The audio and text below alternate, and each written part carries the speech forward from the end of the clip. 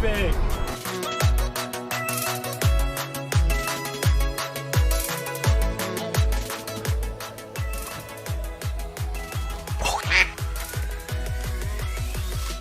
I think that's it. There he is.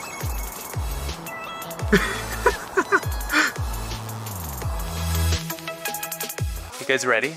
Let's pull it. Ready? 1, 2, 3. Oh. Hey! And JB's on there! 600! 600! Yes! Yay! 600 mile time. That would be just. So here we are, back with the real supercharger.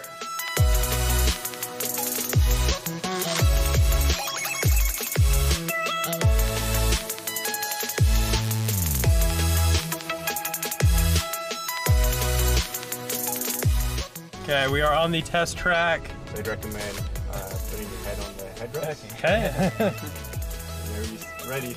Nope. Yep. Oh, there it goes. Oh, that never gets old either.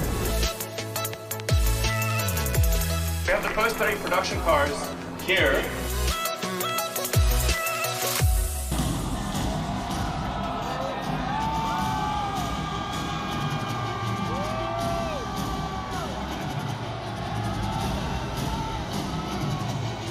Wait, what? Yeah, oh yeah, you watch it. Well, why is he gonna throw it? I don't know, but we're gonna watch it. Yeah. Just use a sledgehammer. What? Well, maybe that was a little too hard.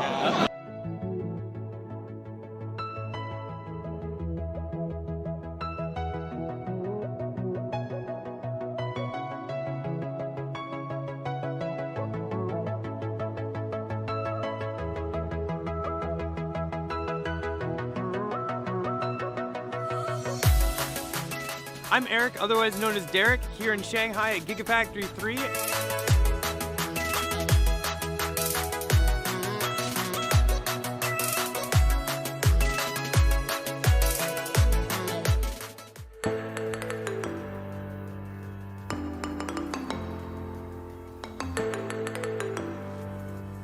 Ballapalooza. It's like tricks. 3, 2, 1.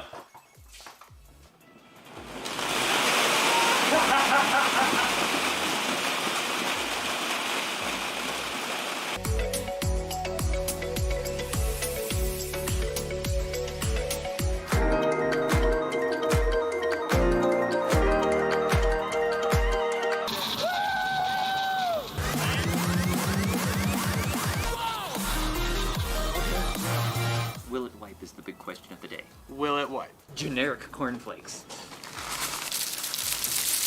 Whoa! It's raining cornflakes! Oh. This is trippy. Look, there's nothing here.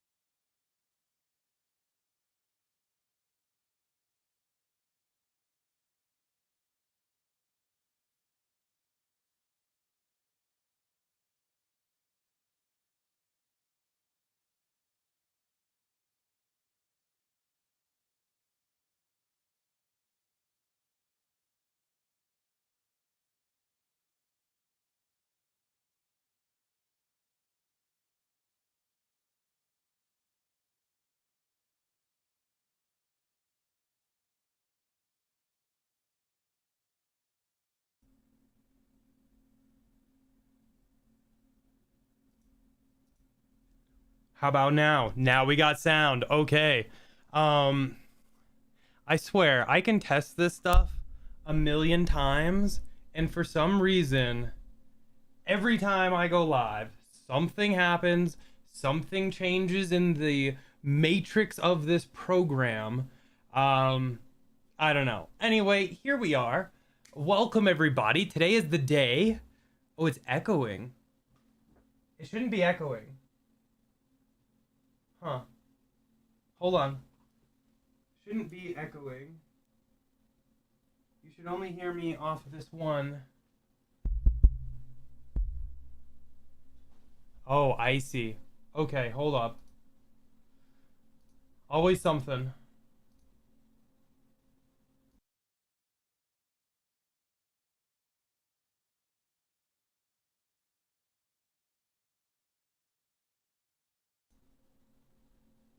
Okay, I'm just gonna restart the real quick.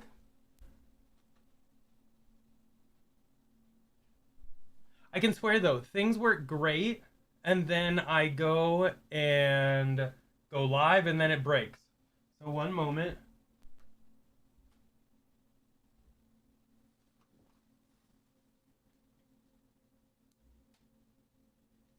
Okay. Now we are good again. Okay. Okay. Sorry about that. Here we are. We are here. Today is the big day. Let's just start all this over again. I can literally do this 10 times before going live, and then I go live, and then something just magically breaks on this system. So anyway, welcome everybody. Hope everyone is glad to be here. Hopefully everyone's still rolling in. It should be a pretty awesome day from what I have seen. Been some leaks so far. We're not gonna get too much into it, because I want things to kind of come to fruition altogether. But if you haven't seen, there's been some Cybertruck leaks already. The third seat in the front is now actually a center console. The yoke is a little different. I'm trying to pull that up real quick, so just bear with me for a second. But real quick, David is not here right now, so we'll get sad faces in chat. He will be with us. Unfortunately, when I thought about this live stream, I didn't realize it's 3 p.m. Central Time, because I'm so used to things being done like California time. So I was like, perfect. That'll be like 4 p.m. our time. Everything will be great. Well, David is in some meetings until 3 p.m. So he will join us like mid-sesh. Sorry, I'm making sure audio is good. He'll join us like a mid-session and everything. But we still have everything else going. I like lost my headphones too. It's been a day. I just got back from work and we're out here. But it should be good. I'm trying to find the Cybertruck stuff. And that was actually posted on Twitter from Soph, which if you don't know Soph, you should, because he's a great guy. I've known him for a very long time, especially with like Tesla racing and everything. So he kind of posted some of this. When you see like the center console, that's definitely different. Bill says the echoing hasn't stopped, but other people in chat said it's not echoing. So I don't know, maybe I'm open on like 2 different screens. That could cause it maybe. I don't know. Oh, Scotty's in chat today too. Welcome. Yeah, a lot of people know echo, so I don't know. Maybe I'm open in like 2 different windows. But over here you have a different steering wheel than we've seen previously. So no longer is it like the yoke. It's a little, I don't know, it's more rectangle-y. But all this is pretty interesting. The screen is in the back seat. Let's see if there's a picture of that. I saw somebody else sent me a picture of the screen. And so they have a screen much like the Refresh S and X. I love reading all these comments though. There's some really funny ones. But this is probably maybe going to be announced as the final design tonight. So that could be interesting. What else? Project Highland. So we're expected to hear something about that. That's going to be more along the lines of the Refresh Model 3. We learned a little bit, and I mean very little today. Let me pull that up real quick too, about the Refresh Model Y, which I've been hearing rumors about for a very long time. And this is like the first official like thing I've seen online. And it's called Project Juniper is its code name, and that is the Refresh Model Y. So I've been hearing a lot about this with information trickling in, but so far nothing official, kind of until Reuters kind of posted about it and Tesla Scope and everything like that. But some new parts. So maybe we'll hear about Project Juniper. another possibility. I think everyone's really looking forward to Cybertruck though. I think that's really what everybody wants over the Model 3 refresh, the Model Y refresh. Everyone wants Cybertruck news, which I don't blame you. I'm in the same position. And I think, I don't know if you guys want to put in chat what you're more excited about or what you think might be happening. Oh yeah, so David Morrison Hiker, he's in chat right now while he takes care of some work. And he also reminded me CCS Magic Dock went live yesterday. So again, I tweeted a bunch about that. The only thing though is I have mixed feelings about the Magic Dock. Biggest issue I see is all the other car manufacturers, especially like I saw Rivian Charging and some others, they're taking the stall to the other side of the supercharger than what Tesla would take. So technically they're blocking that other supercharger stall from a Tesla charger. So they're almost blocking 2 stalls for 1. So hopefully Tesla can somehow fix that, because I love to see Tesla opening it, but I don't think that Tesla owners should be taking the hit on this. I'm glad the audio is now working for you, Bill. So I don't know. I'm really happy to see it, but I hate to see it at the same point. I have very mixed feelings about how this has been rolled out. In a sense, I think Tesla owners are not going to be very happy about this. Some other talk, though, that I saw is some people were saying that all other EV manufacturers really owe it to Tesla because Tesla just increased the value of all other EVs now that they can start charging on the Tesla network, which I also agree with. So it's kind of like a 50-50 split on how I feel about this.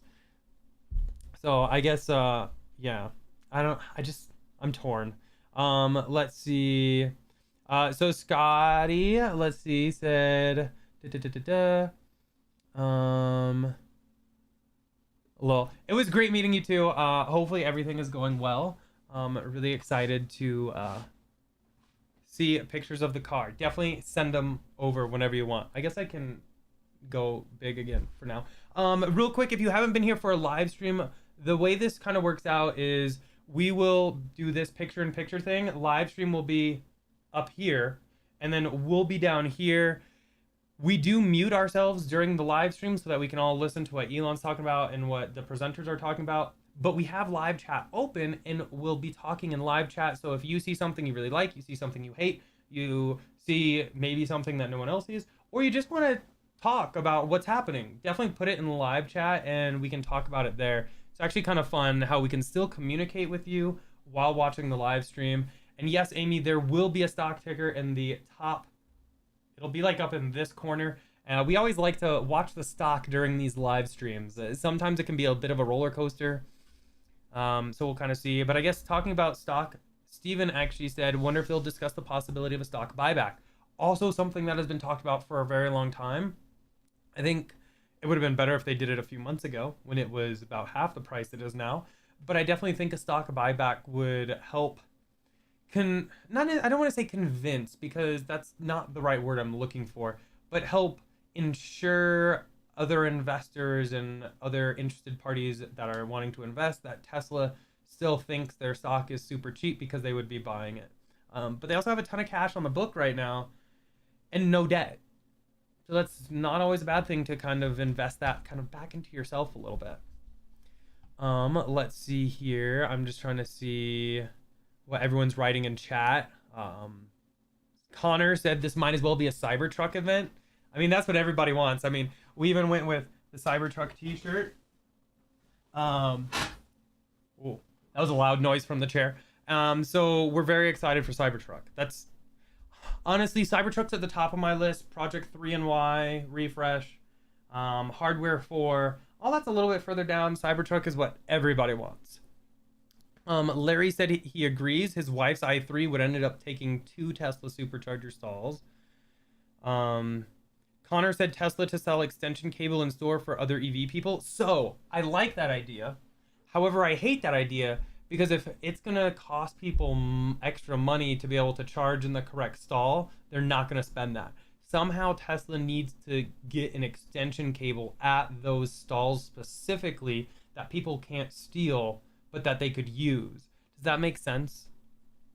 I don't think selling an extension cable is really the right answer. Let's see. Chad said opening Tesla superchargers to non-Tesla just doomed us waiting in lines in Cali and nationwide. So I know there's only a few open so far. I have a feeling these are going to be their test areas, and they're probably going to realize real quick they need to shift things a little bit. Something about a longer cable needs to happen in my eyes. Let's see. Farouk, hopefully I pronounced that correctly, said interested in FSD progress. Agreed, that would be great as well. Jason said looks like Cybertruck is a Model 3 and not a Model X. It appears now the center screen only makes me think it'll be only electric pickup truck, not with ventilated seats. I mean, with the price of the Cybertruck, I'm expecting more Model X and S features than like the 3 and the Y features. So I'm not necessarily opposed to just having the center single screen, but also in the rear they're going to have a screen much like the Refresh S and X. So hopefully they do bring a lot of those creature comforts over. It will be a fairly expensive vehicle. Roger said, why does the stock take a whoop each time there's any Tesla event? Your guess is as good as mine. It's funny though, whenever there's good news, the stock goes down, and whenever there's bad news, the stock goes up. So that's investing for you.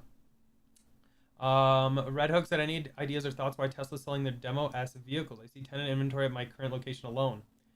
Might find out tonight. Maybe there's going to be a slight refresh. Maybe a hardware 4. Also very likely. I have a feeling tonight they'll announce hardware 4s being put into probably all Model S's and X's being made now, and 3s and Ys coming up very quickly. Let me just put this back on the Investor Day, so as soon as it goes live, I can be aware of that. Let's see. JV said, how did you get a Tesla supercharger and Tesla seats in your office? Well, one, these seats are actually from Model X. Actually, 2 Model X's that were totaled. These are the 3rd row and the second set back there. I actually had a video on that where I made them into like little couch love seats. And then the supercharger, actually, I built my own because Tesla wouldn't sell me one. That's actually in the garage. And then that one right there actually popped up on eBay, and I spent way too much money on it. There's videos out there, though. If you check out some of my more popular videos, they're on there. Let's see. Amy said, I like them being open just because in areas where there aren't chargers, there are Tesla superchargers. However, they need to limit the number of them that are open to other EVs. Yeah, great point as well. I think a lot of these stations, they're just going to open up a few of them, not necessarily all of them.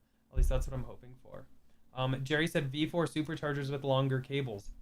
Great idea. Absolutely love that. That's a good way to work around that. Rob said Tesla should develop a retractable hose type reel at the top of the cabinet that holds an extra 10 feet. Exactly, kind of like the charge point chargers have. Another great idea. Obey said, charging has been open here for non-Teslas in the Netherlands. Welcome. For almost a year now, no real issues. All talk in the US was the same here, but it turned out not to be an issue. That would be amazing. I would absolutely love if that's the case. I completely agree, though, with people concerned about it. So, yeah, I get it. Farouk said owners of other EVs should buy their own adapter from Tesla for their EV vehicles to match the Tesla supercharger. So yeah, I can kind of see that, but the way Tesla's doing it is they're putting in there like a magic dock, so it's got the Tesla connector, or you can pull it out with the CCS. So that's kind of how we're at now. Kirk said, what are your thoughts on Galley being refused entry? Okay, so this is one thing. It seems like some of like the big Tesla, not necessarily just investors, but vloggers or influencers, whatever you want to call them, have been denied. I saw Omar isn't getting in. I saw Galley actually was invited, flew out there and told at the door he's uninvited. That's pretty messed up. I don't know their rationale though. I haven't read anything about that, but I did see that. So I'll reach out to him and see, but that's pretty messed up if that's how Tesla's going to play this. I heard only like 275 people are actually there in person. And again, we decided to kind of hang back. Oh, Galley did get in. Cool. I wonder why they did that though. That's kind of weird. We decided to hang back so we could do the live stream because really in person it's cool to view everything in person, but then we can't have a live stream and hang out with you guys, so that's kind of why we did this. And also we're super busy right now. Chagog said I have a welcome, by the way. I haven't seen you in chat lately. Said I have a Model Y 2022 FSD. Why would I ever buy FSD again? They have no loyalty. I would pay for upgrades too. It would be nice if they did something where you could like transfer the license like once. And that's been something that's been talked about a lot. I don't know. It would be nice though, because if you transferred for an upgrade, that means you would be buying a new vehicle, which would be extra income for them. I get it. Trust me, I'm on board with you. The amount I've spent on FSD is ridiculous. So I really agree. Don said, why does Tesla need to solve a problem the other car makers created? $7.8 billion in federal funding. That's a good answer. Well, that's really like the big thing is allowing other EVs to charge at Tesla superchargers opens Tesla up to get some of that $7.8 billion in federal charging allowance. So that would be kind of nice. Scotty said, love the car. FSD showed up today, so it's perfect now. Absolutely love that. Yes, we are not a Bitcoin scam live stream. We never will push crypto. So if you ever see my face associated with crypto, it's a scam. It's not what we're about here. We like to talk about Tesla, and I've turned down all those crypto offers, and I probably get 5 a day in the email. I just don't want to do that. I purchased 16 Teslas. What do I need to do to get on the VIP list? I mean, same. To be able to get invited, though, you have to link your shares on the Tesla IR page. They recently tweeted about it. So check that out, because if you don't link your shares, you don't stand a chance to be put in the lottery to be invited. Gerg said actual stock analyzers are there, so not much the influencers. I heard that somebody asked, and only like 50 or so of the invitees are actually institutional. That's what I've heard. I don't know for sure, though. Again, that's hearsay. Oh, Jason said, reminding everybody to look in the app at the Charge Your Non-Tesla tab. You will see the Magic Dock supercharger location. So let me pull that up real quick. Whoa, people are blowing up my phone. Ooh. I gotta be careful what I show you guys on this app. Yeah. Let me make sure nothing's there. So yeah, if you slide all the way over, it says charge your non-Tesla, and that's how you can click on that, and it will show you locations. Unfortunately, there's nothing in Colorado yet, but hopefully soon. Where are we? Don said, I'm referring to the length of the cable. I'm okay with them opening the stalls. Oh, yep, agreed. Kevin said, did you see the Optimus tweets today? Something is coming. I didn't, actually. What was the Optimus tweet? I've been like really busy in meetings like at work all morning, so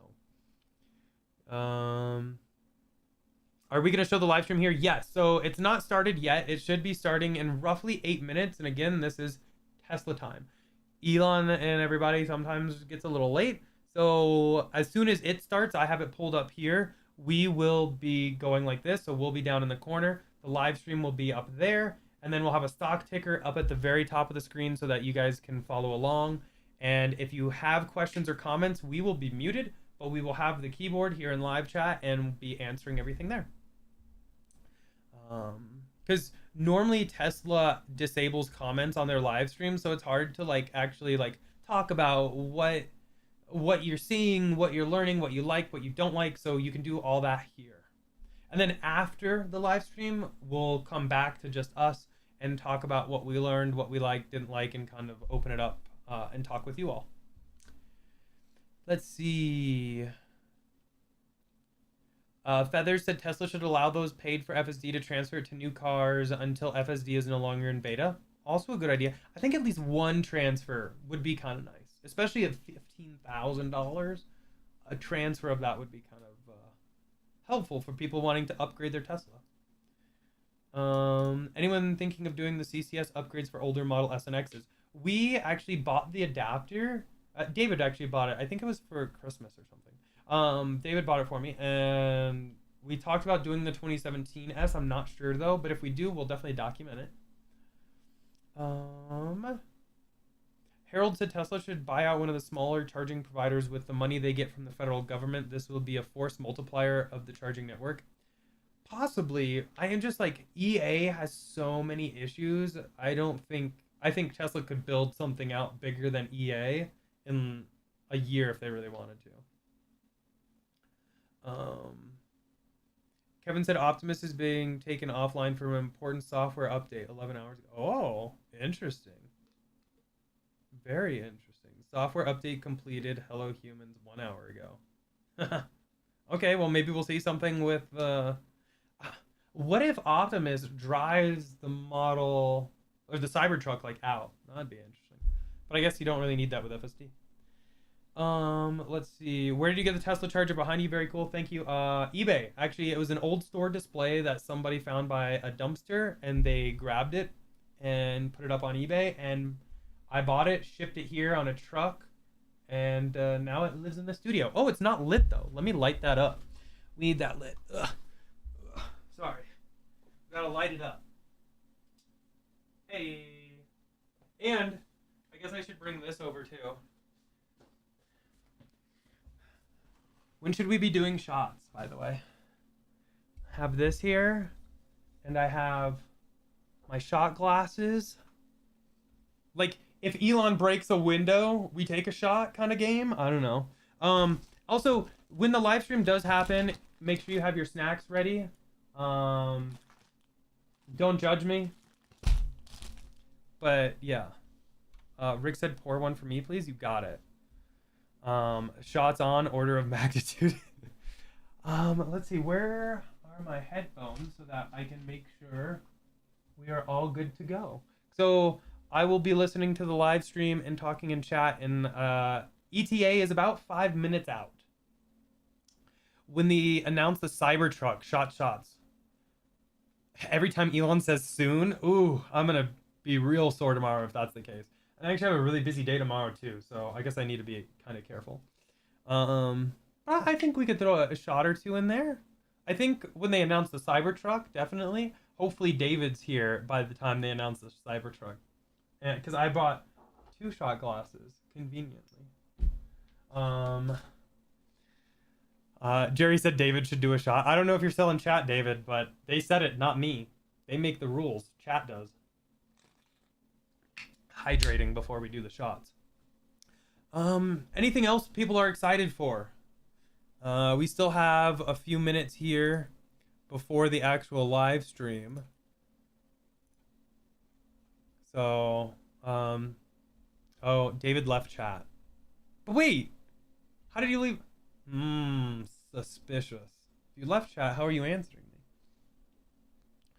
me? Anything anybody has? What is the number one thing everybody wants to see? Is it Cybertruck? Or do we have some people here that are just diehard refresh Model 3 and Y fans? Maybe you just want all the hardware 4 data and information. Oh, $25,000 car. Thank you, Jay. I totally forgot about that. That's another thing that some people have suggested. I don't think that this would be the right place to announce the $25,000 car. Personally, I think that should be its own event and stuff like that.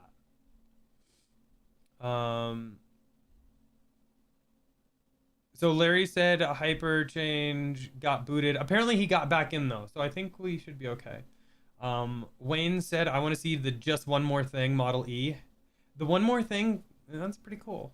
I do like that. V11 release. Dobie says, I want to see it all. I mean, I'm on board. So the live stream is on a loading screen right now, but it's copyright music, so we need to wait. As soon as someone starts talking, we'll definitely switch over to that. So we will be doing that as soon as they start talking. Let me grab my headphone here so that I can be prepared. Unknown said Roadster news. Yeah, so Tesla is live, but it is just copyright music. Here, we can do this, and I can mute it. And then as soon as they like start talking and presenting, we'll switch over to that. So hopefully very, very soon. But this is definitely copyright music, so we would just get taken down if we went with this. Oh yeah, Steven actually also brought up the Mexico factory. Maybe that'll build the $25,000 Tesla. Also a very good idea. I agree on that. That would be very cool as well. So let's see here. Let's just get this ready to go. As soon as they start presenting, we will put their audio on and I will be muted, just FYI. And we have the Tesla tequila here. We've got a nice half bottle here. Somebody said this animation, Cybertruck silhouette or other car? I mean, it's a good question. Normally Tesla likes to hide stuff. What do we see? What is that? The loading screen is a door stamp. Oh, okay. So it's like the door maybe of the Cybertruck? I could see that. But what do we think this means? What does it mean? A door panel. Okay, so we're getting a lot of doors. I don't know. Tesla likes to hide things, so if they launch a new model, shots, I'll do that. I'll match that. You bet. Doorway to the future from Amy. Headlights of the new car. That's an interesting idea. Okay. So instead of just like the under eyebrow, it would be around the entire thing. Good thought. Robotaxi. I could see that potentially too. I like the headlights of the new car idea, actually. Someone said the Magic Dock. I think the Magic Dock is more cubic. Joey said it's a SIM card. SD card from Gerg. Oh yeah, so there's the body. Oh, wait. What is that the body of? That looks like a Model Y body, right? Yeah, that's a Is that a Model Y body? Hold up. I don't know if that's a Model Y body. I didn't think that rear bumper piece goes up so far. Let me pull up a Model Y side profile. I need to get this alcohol out of here. Let me look that up real quick. Model Y.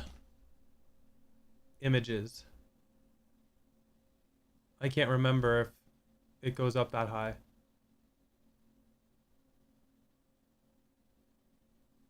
I don't think that's Model Y, guys.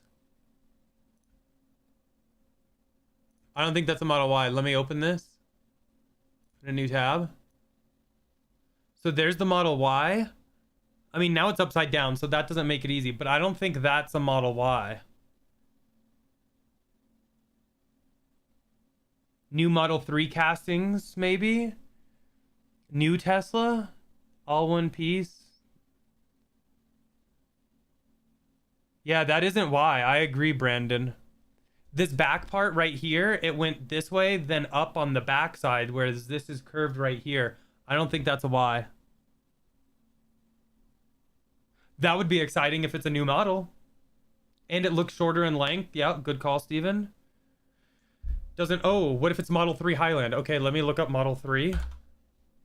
And we'll compare the back end of that. I need to open this too. Wow. So much to do, so little time to do it.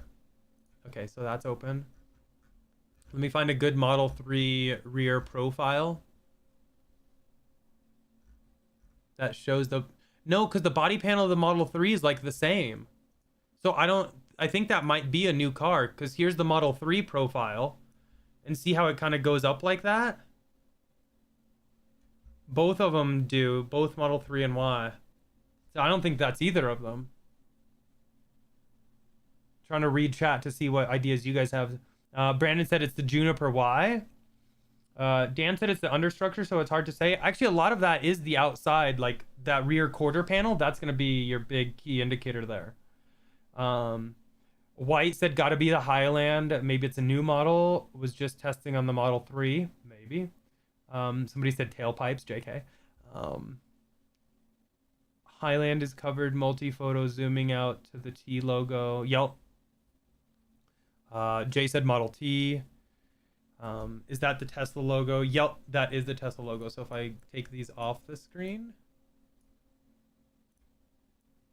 you will see the Tesla logo built by bodies of the car. I don't think that was a 3 or a Y, to be honest. What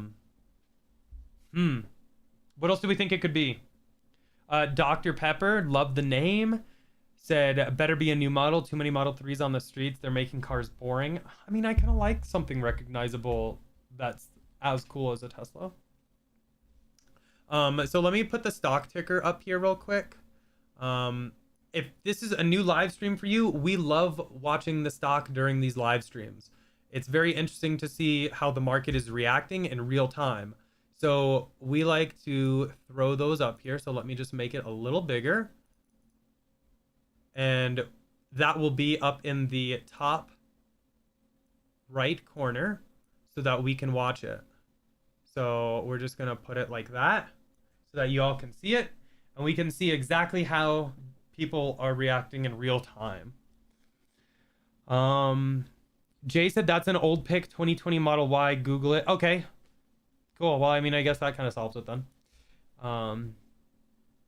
T looks like cyber-like model. Oh, too tall for a 3. I definitely agree there. I think it had more to do with the Y. Robert's too sexy for his shirt.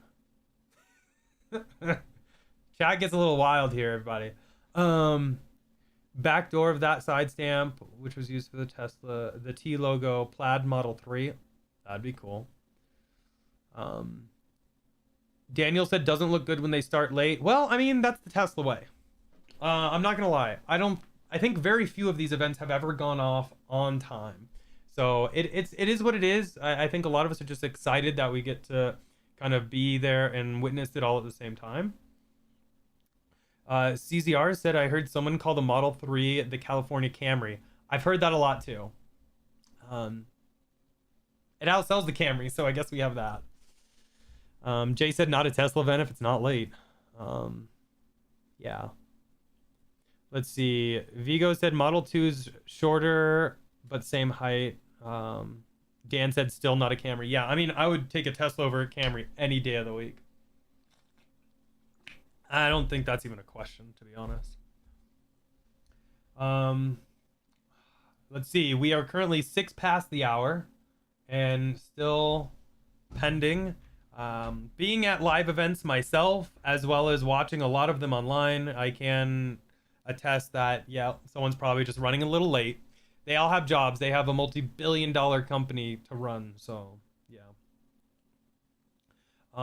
White said, coming to California, it's the new Camry. I go to California quite often, and I'll actually be there in less than a month. So, stopping by. Let's see.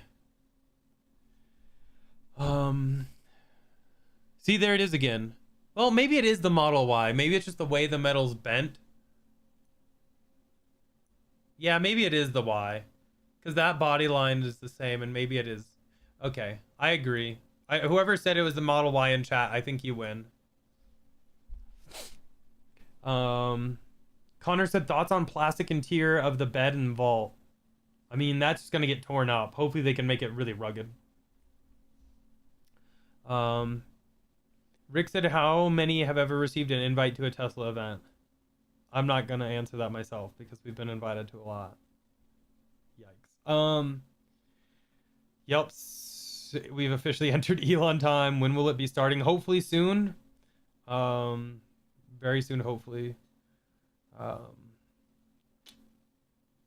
Henry said, I bet it's representing the amount of Ys sold. Ooh. Yeah, I mean, if each one of those is like 10 side panels deep, maybe. Gally was invited and denied an entry per Dan. Yep, but he got in. A bunch of people wrote in chat that he got in, so we're good. Jay said the Model Y picture is from the Drive website in 2020, so we officially know it's the Model Y now. Thank you for confirming that.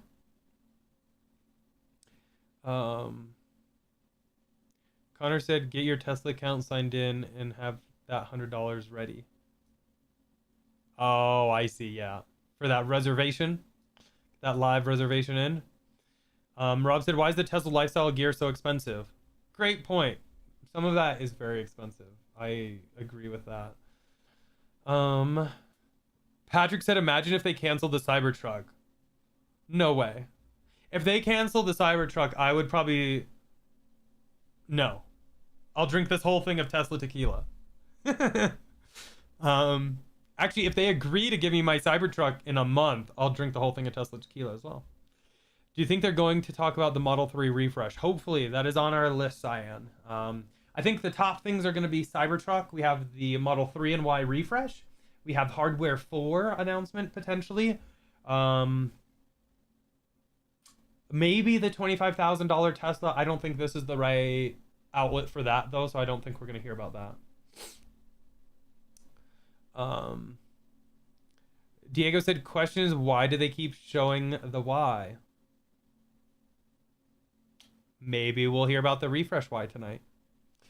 Lensfair said, where's the live stream? Right here. It's actually, I mean, you're kind of looking at it. We're just waiting for someone to actually start talking. Oh, where's the live stream? Sorry, my bad. It's actually in Austin. But we are here in the studio. Jay said, if at all there is a new car, will you be reserving one? You bet. DMC said, look at the rear door. It goes into the wheel well. We'll look at that. Rye Gem said, do you think Tesla has competition? More so nowadays than they did a while back. But competition is actually a really good thing. I'm a huge competition fan because it just helps breed innovation and helps keep everybody to keep innovating and keep doing what's best for the customer, because then obviously more competition, you need to keep that customer base there. Felix said they're talking about the Giga plant in Mexico. Also a good thing if they did that. I keep forgetting that one. That's huge if they do. Mando, welcome to chat, said, not sure if it was mentioned, but did everyone see the makeshift wheel on display of the Cybertruck? Not a yoke or conventional steering wheel. Yeah, I actually had that pulled up. Let me pull that back up real quick and we can kind of talk about that. And there are also some pictures that have already been leaked a little bit. Of the... Sorry, I'm trying to do like 3 things at once here. Rear seats of the Cybertruck, they actually have the screen like the Refresh S and X do. But there's the yoke. I mean, it's not yoke-ish. It looks more standard steering wheel with a flattened top and bottom.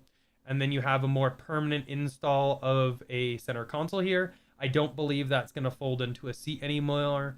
So I think the 6-seater Cybertruck is not going to happen. I think we're only going to see the 5-seater, which for me is okay. I'm not too concerned with that extra seat, but I know some people could really use a 6-seater. I say that owning a Model X, though, 6-seater. So it's funny how that works out. Let's see. Production Cybertruck on display sure looks like it to me. I don't think it's necessarily... I think it might be what's going to be production. Any thoughts on Hardware 4? Yes. Hopefully we get that announcement today, too. Travis said, if they do make a Model 2, would they have a performance version at some point? Most likely. They tend to do that with their lineup. Sometimes the performance version actually comes out before the non-performance version, just because it's a little bit higher price, a little bit higher margin vehicle. So maybe they'll do that. Let's see. Someone said the animation is a new at Disneyland ride. I mean, that would be interesting if Tesla went with like Disneyland and made some kind of ride. That'd be kind of cool. Let's see. Oh, chat just jumped. A bunch of you guys are here, so love seeing that. Tesla Cybertruck yoke is more centered.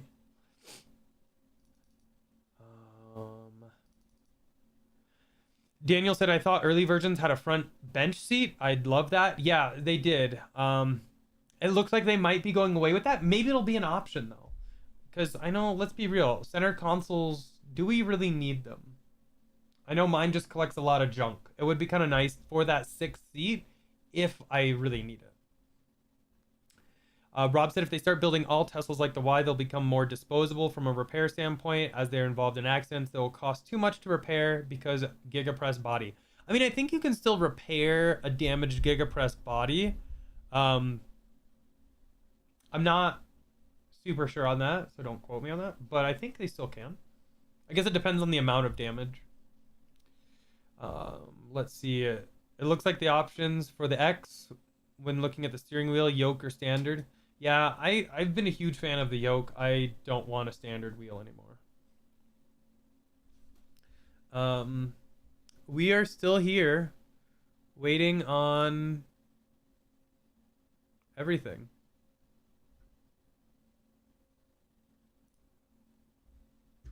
So I'm just going to refresh this, make sure we're still... Yeah, okay. So we're just watching this until they decide to actually do their live stream. Let's see. Garrett said he liked the 6-seater. I agree. The 6-seater was nice. Focus for the presentation seems to be on production ramp up, most likely due to the advancement in implementing the Gigapress in their factories. That would be a good topic to discuss for sure. Dobie said this will probably never happen, but would love if Tesla would make bench seats for the front seats. Agreed. Diego said, did you say rear screen for the Cybertruck? I did. So much like the S and the X, the Cybertruck will... Okay, I say that, but we don't know the actual production yet.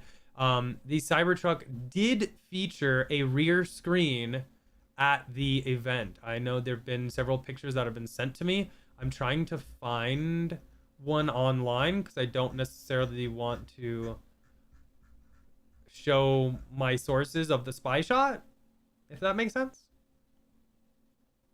Let me look here and see. I thought I liked one on Twitter. Let me see if I can find that for you guys real quick and we can pull it up and talk about it. Let's see. Ryan said it'd be nice if Hardware 4 had vehicle to grid or vehicle V to L. I love that idea too. Let's see. Creighton said, do you think there'll be any S or X price drops? If V4 is coming out, probably not. Or like Hardware 4, probably not. Okay, here's actually a picture of that rear screen on the Cybertruck for you guys. And this is by a user that I follow, Chanso Bayon. Hopefully I'm pronouncing that right. And so that is actually a screen right there. So, yep, screen for second row passenger, at least confirmed in this potential prototype. Dr. Pepper said he's going to announce Tesla diesel and gasoline. Just watch. No, not going to happen. New humanoid robot today? Maybe. I don't know. No light bar on top of the Cybertruck windshield. What would those gaps by the cameras be for? Also a good point. Let's see. I think Cybertruck would be cool as a center driver like semi, then staggered seating, but didn't ask me. That would be an interesting thought. That'd be kind of weird though. Not gonna lie. That rear screen's not even usable. Could be helpful though with kiddos. Elon tweeted that he's running late. Nice. Okay. Let's see. Let's pull that up.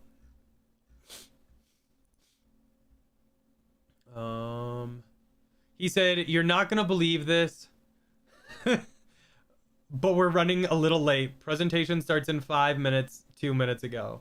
So TBD. Hopefully only 3 minutes remaining. Fingers crossed. Let's see. Is that a SIM card on the screen now? We actually think, based on everybody in chat, we think that might be like the door stamp outline. Lol. Did I see Tesla Daily's walk around video? No, I have it in my hopefully to watch later, but I've been slammed in meetings most of the morning, so I did not see it yet. Elon late? No way. Traffic. 5 minutes. Josh said I expected center drive on launch, since Elon also had a McLaren F1 back in the day with 3 seats. Maybe for like the Roadster that would make a bit more sense, but like more like a family vehicle, probably not.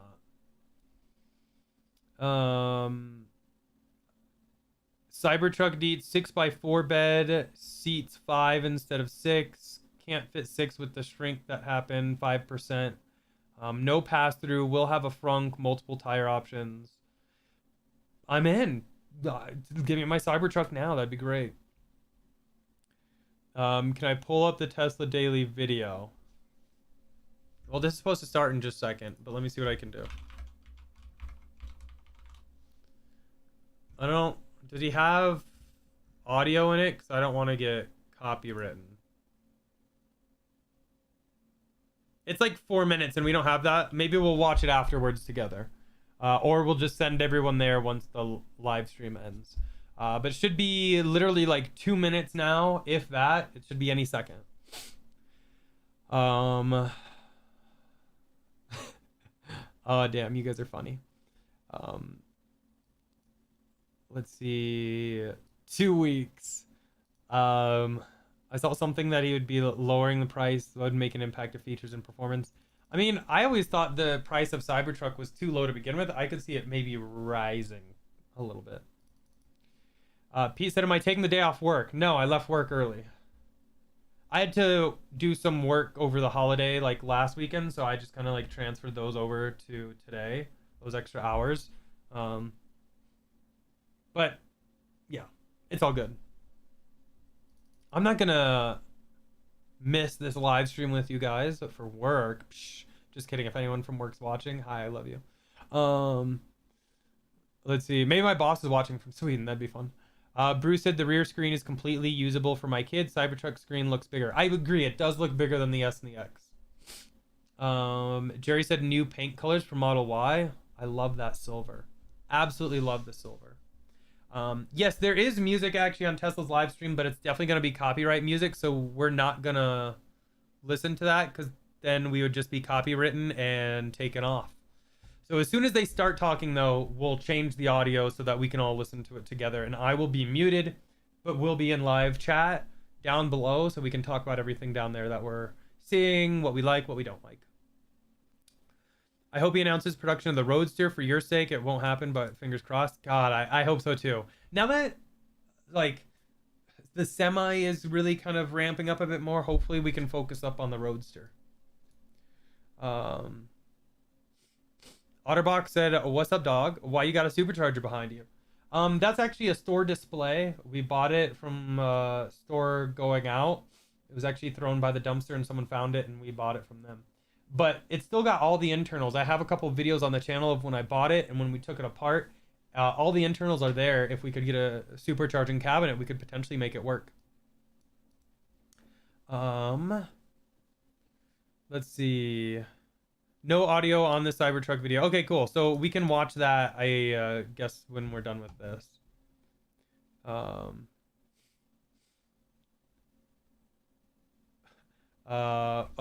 Sorry, I accidentally clicked out and lost the stock price. There it is. Thank you for the reminder, Helmuth. It's always cool to watch the stock price and see what the market's actually thinking of it in real time. Let's see.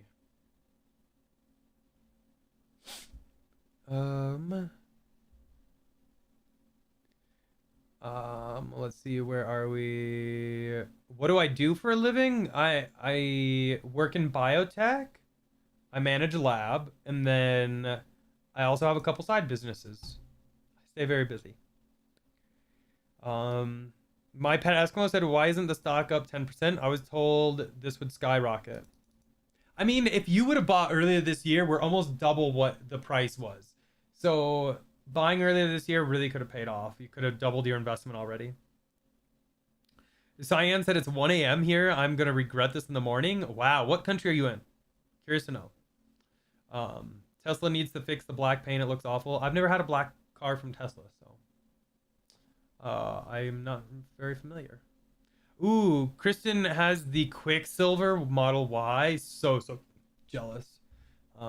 Amy said, did someone say a new red color? I don't think anyone did, Amy, but now that you mention it, why are we waiting? Because it's not a true Tesla event if we're not a little late. How do I think the stock price will react?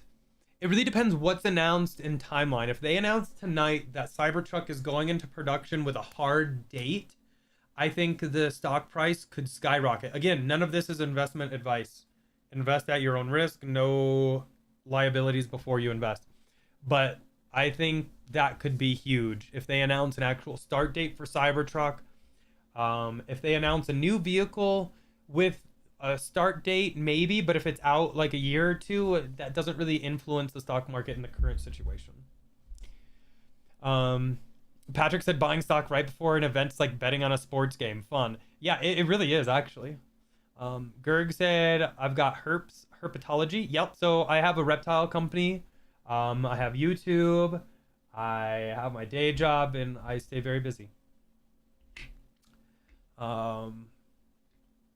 Kevin said, it is said that the Model Q is only for the China market. I mean, we'll have to see, but if they come out with a car for the market in China, I'm going to buy one and import it to the US. Hands down. We've flown to China before to get rims from Tesla. We will go get a car and ship it. I don't know if David's watching still, but if he is, we're doing it. Let's see. Chris said you helped me with buy my first Tesla P85 about 5 years ago with your website on used Teslas. It was so helpful. Thank you so much, Chris. Really appreciate that. I think is this the same Chris I was talking to on Instagram earlier? I think it is. If so, glad you could make it to chat. I really appreciate it.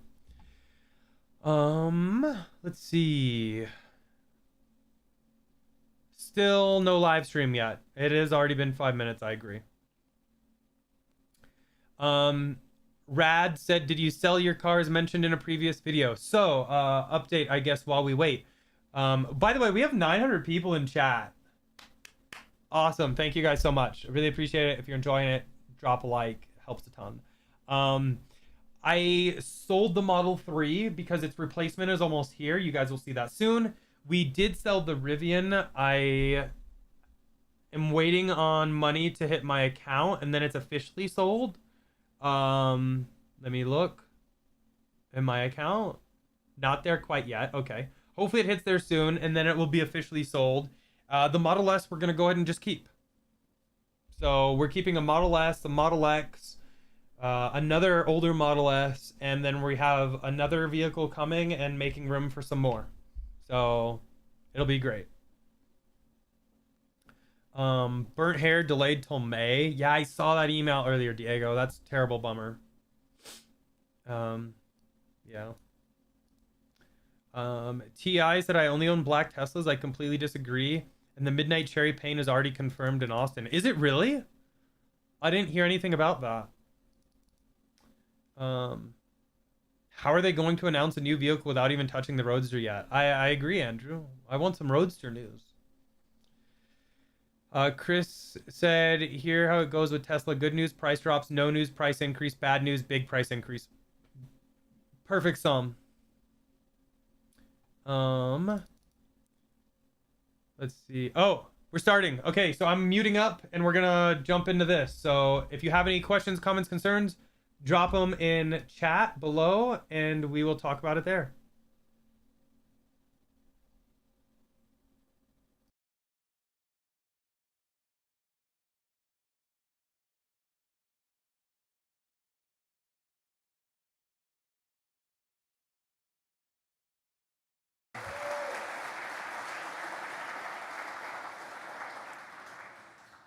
For those of you here in the audience at our global headquarters in Austin, Texas, we welcome you. Thank you for being here and thank you for traveling in. For those joining us virtually, thank you for being a part of the day today. So as we reflect back on the history of the company, there's been distinct phases of product advancement, technology innovation, and rapid volume growth. The most recent of which has been the global expansion and localization of the Model Y program. And so today, we want to talk about the future. We don't want to talk about this quarter or next quarter. We want to go further out into the future. And we've divided today's presentation into 3 parts. The first of which, we're going to go macro. What does it take to convert Earth to sustainable energy generation and use? The second, we want to talk about Tesla's contribution to that global need. And we're going to go function by function through the company, and you'll meet our entire leadership team, and we're going to get into the details of what those teams are doing as part of the broader goal. And then in the third part, we're going to bring it back up and talk about what this all means for the company as a whole. So before we get started, statements made in this presentation are forward-looking statements that are subject to risks and uncertainties. More details can be found in our written materials. So with that, let's get started. Part 1, Elon Musk and Drew Baglino.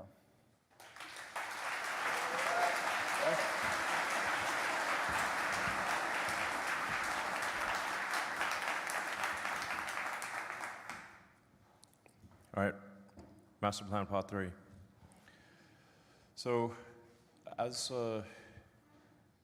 Zach was mentioning, the thing that I think is we wanted to convey, probably more importantly than anything else that we talk about here, is that there is a clear path to a sustainable energy Earth.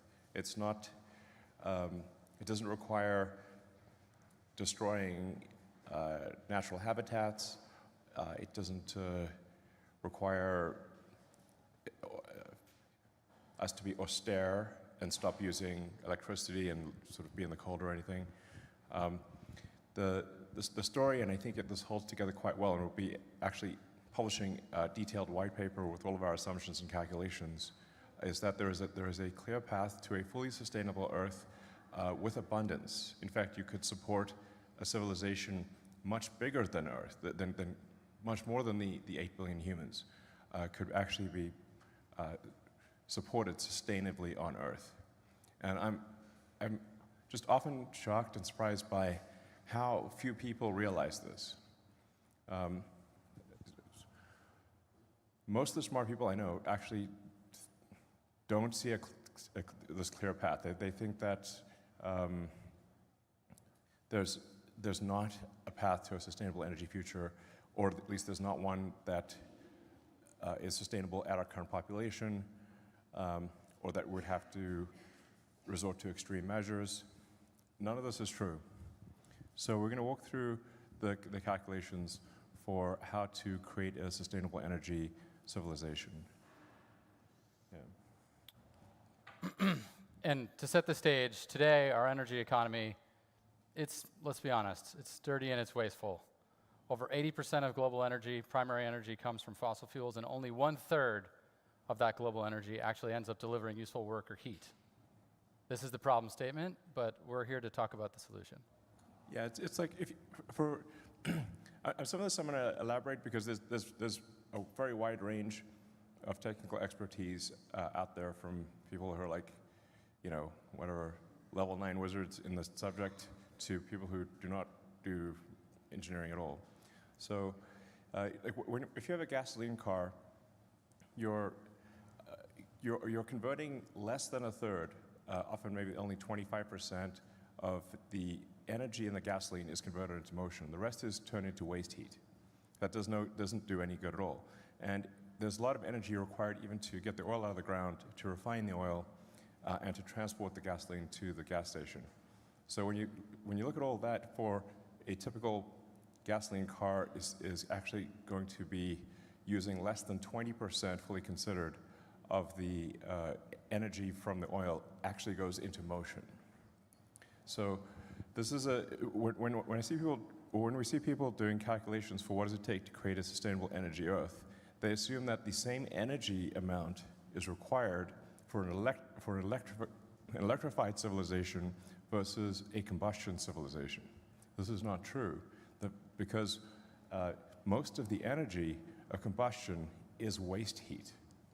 And even to get the fuel to combust in the first place and get it to the end use, there's a lot lost along the way. I mean, this is the primary energy consumption, 165 petawatt hours a year. Petawatt hour is a trillion kilowatt hours, so it's a large amount of energy. But the nice thing about electrified economy, there's a better way, we're going to talk about it, is that through end-use efficiency and through efficiency along every step of the way, actually the total energy use halves. So this is one of the most enabling aspects of electrifying everything, is that the sustainable energy economy is that much easier to accomplish. It's actually half the problem statement of the fossil fuel economy. Yeah, and we're being conservative here, so it could be better than half, but we're trying to have assumptions that are reasonable, not overly optimistic, in fact, slightly pessimistic. So it's really better than half, but just say it's easy to make the argument that we need half as much energy with an electric economy versus a combustion economy. Yep. So how the master plan works? You want to talk yeah. about it? So the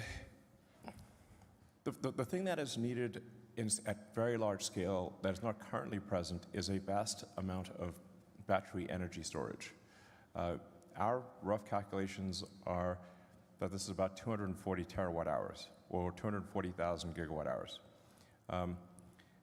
This is a lot of batteries, but it is actually a very achievable amount. We'll go into details on that.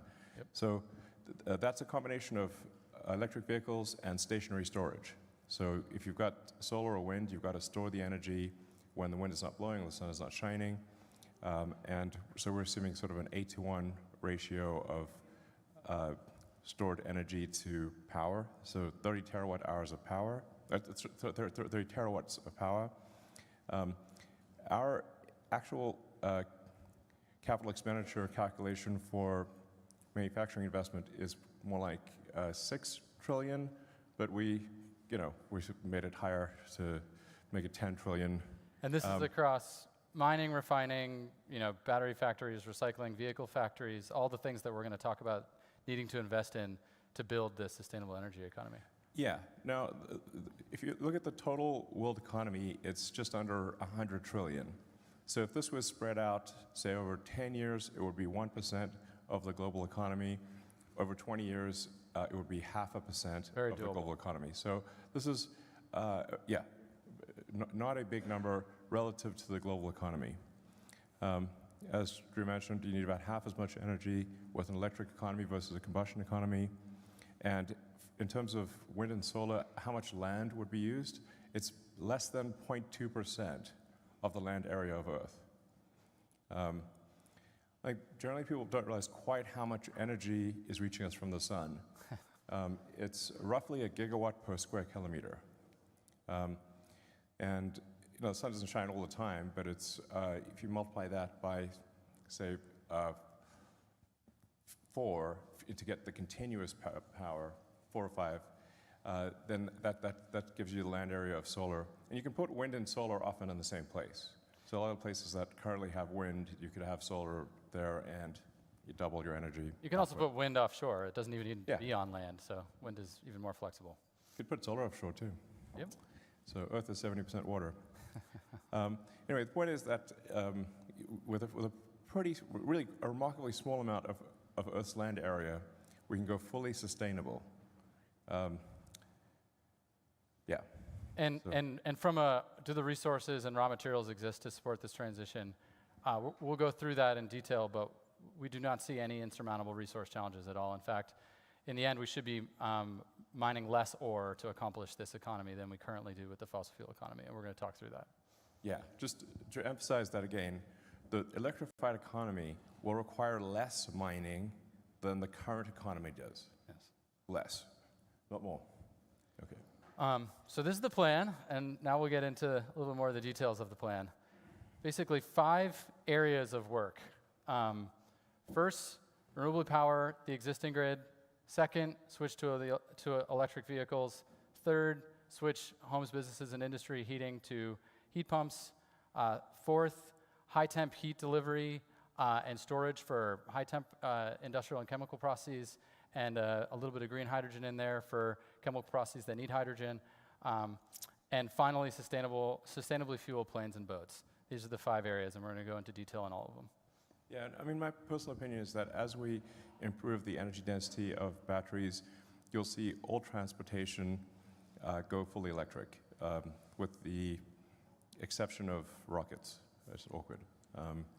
But you can make the fuel with CO2 and water. So you can make methane with CO2 and water. So And in you fact, can do that with just electricity. So. Yes, exactly. So, in fact, on Mars, if we hopefully get there at some point, the atmosphere is CO2, and there's water ice throughout Mars. So you can take the CO2 and H2O and turn that into CH4, which is methane, and oxygen. So ultimately, even rockets can be electrified. So first, repowering the existing grid with renewables. And this is going to be a consistent theme. You'll see our estimates for the number of terawatt hours, terawatts, and trillions of investment at the bottom of the page. You know, this is already actively occurring in front of us. 60% of the generation added to the US grid was solar in 2022. And actually, on a year-on-year basis, solar deployment is growing 50% year-on-year as of 2022. So this is a serious upswing. And if we continue this trend, this is going to be behind us before we even know it. Yeah. Second, switching to electric vehicles. Again, 21% reduction in fossil fuel use by doing this alone. Obviously, Tesla is heavily engaged in this activity, along with many others.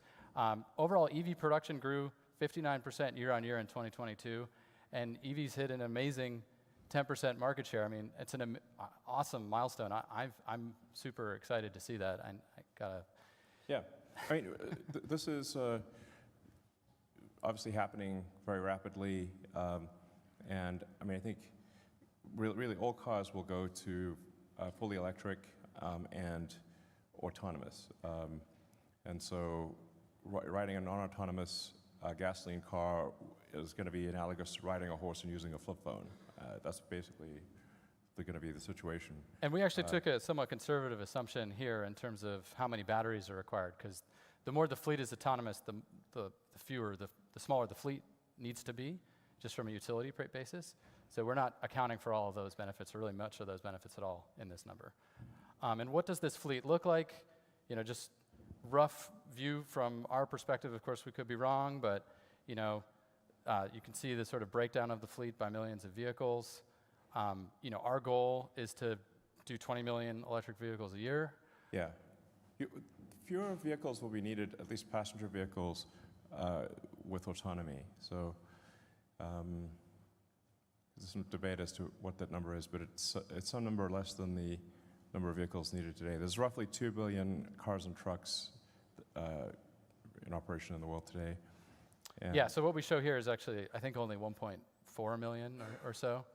So we're represent 1.4 billion, I mean, or so. So a smaller fleet, and you know the numbers here in this presentation are around 85 million vehicles a year produced. Just to give you a sense of how we're thinking about this. Again, we're going to put all these assumptions up online and encourage people's thoughts. Yeah. So we're basically heading rapidly towards an electric or autonomous future. Exciting. Yeah. And one of the reasons why EVs are so enabling is this end-use efficiency point. Tesla Model 3, it's 4 times more efficient from the well to wheel than a Toyota Corolla. And that's all about the efficiency of getting the electricity into the car in a sustainable energy economy, and then how efficient the car is in transferring that stored energy to motion on the road. When compared to the engine in the Toyota Corolla and all the extraction, refining, transmission, distribution of the gasoline to the Toyota Corolla. And just for, this is a fun reference, Model 3 can drive over a mile on the energy it takes to boil a pot of water for pasta, and then it can drive another mile on the energy it took to cook the pasta. And that pasta is 1 pound, and Model 3 is like 4,000 pounds. Just to give you a sense of just like, it really doesn't use a lot of energy to move a Model 3, that 4,000 pound object, down the road. Also, heat is a lot more energy than motion. Yeah. Yeah. But people, you know, you just boil a pot of Awesomeize, you don't even think about it. You know, it's just interesting how efficient these cars are. Next, switching to heat pumps in homes, businesses, and industry. You know, right now heat pumps meet 10% of building heating needs. Install rates growing 10% year on year. It really needs to accelerate. Heat pumps can serve, you know, heat applications up to 200 C in businesses and industry. And from an investment perspective, as you can see on this page, this is actually the lowest hanging fruit in terms of displacing fossil fuels. You might be saying, well, what exactly is a heat pump? So heat pumps don't move heat, don't create heat, they move heat. When you think about like the natural gas furnace in your house, like it is generating heat itself, but what the heat pump is doing is actually moving heat from outside of your house into your house. They're just an air conditioner or a refrigerator in reverse. So we're surrounded by heat pumps. There's like, you know, they're all over this factory. They're in your house. And all this really is about bringing them to displace all the fossil fuel heating in all of the homes, business, and in the industry that we can. And from an end-use efficiency perspective, there's a three times reduction in the total energy required to heat these buildings. So a real obvious thing to do. Yeah, heat pumps. They're in our cars, yeah, now as default. And at some point, we might make a heat pump for our home. So yeah, maybe. Next, a little bit more detail on electrifying high-temp sort of industrial chemical processes. So over 50% of industrial heat is greater than 400 C. You know, cement, steel, fertilizers, chemicals, plastics, metals refining all need like 1500 C. So we need a solution here. Ultimately, it's purpose-built equipment that enables electrification. You know, carbon graphite is stable up to 2800 C. There's other options in the 1500 C range, like silicon carbide, other materials. So the idea here is you create and store heat when renewable power is available. If this is a sustainable energy economy, you know, renewable energy is intermittent. Peak of the day, you've got more generation than you need. You make a bunch of heat then, and then you transfer that heat into the industrial process 24 hours a day using the stored heat you created when the sun or the wind was blowing. That's the concept here. And then on the hydrogen side, we also need green hydrogen to decarbonize metals and chemical refining processes. This is things like ammonia, making steel. You know, there's roughly 120 million tons of hydrogen sourced from fossil fuel today to do these things. And hydrogen can also directly replace coal, which is currently used in a ton of steel production, through a process called directly reducing iron. You can replace blast furnaces with a hydrogen-reducing direct reduced iron furnace. And this is the way to eliminate fossil fuels from these aspects of the economy and the CO2 associated with them. yeah, so I mean, some of this, there's like room to disagree, but some amount of hydrogen is needed for industrial processes. My personal opinion is that hydrogen will not be used meaningfully in transport, and shouldn't be.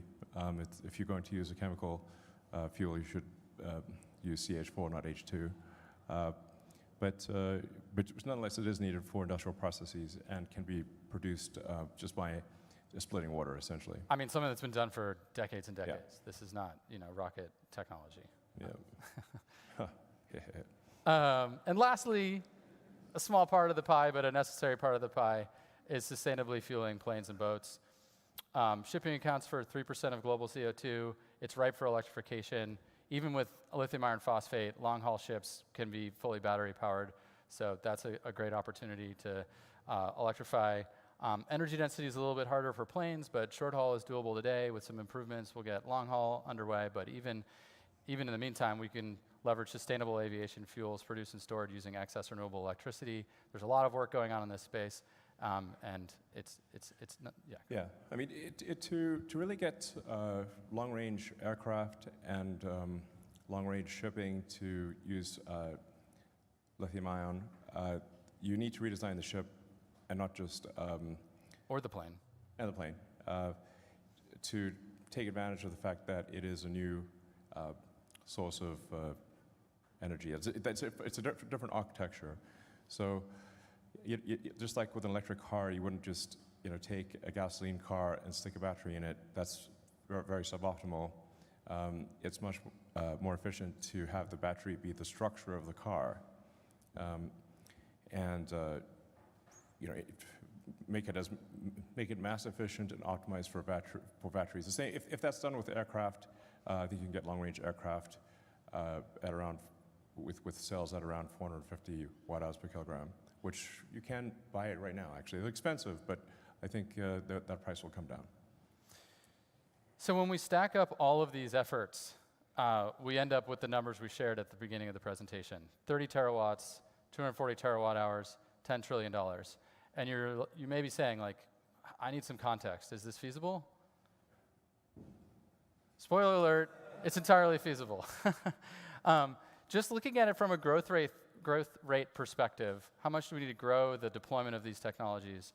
We're talking about only a 3x growth rate in solar and wind deployment. Solar is already growing at a breakneck pace, as is wind. This gap is going to be closed really quickly. When we look at the electric vehicles, they have to grow 11x. Well, they grew 60% year on year last year. That growth rate is also going to close that gap is going to close pretty quickly as well. And lastly, storage. Tesla's energy storage business has grown at 65% CAGR since 2016. The global, energy storage business is accelerating pace as well. I mean, all these gaps are going to close, especially as this momentum of the transition to sustainable energy accelerates. And of course, our goal on this page is 20 million EVs per year and 1 terawatt hour of stationary storage per year, basically as soon as we can. And then, what about this investment? How do I have a reference point on this investment? Elon mentioned it's 10% of, 1 year's world GDP. Another way of thinking about it is how does it compare to what we're investing, like what we invested last year in the fossil fuel infrastructure? And it's 60% of that investment. So actually, building this sustainable energy economy is less than extending the fossil fuel economy from a year-over-year investment basis. So very doable. When we look towards, does this fit on the planet? Absolutely. Less than 0.2% of land.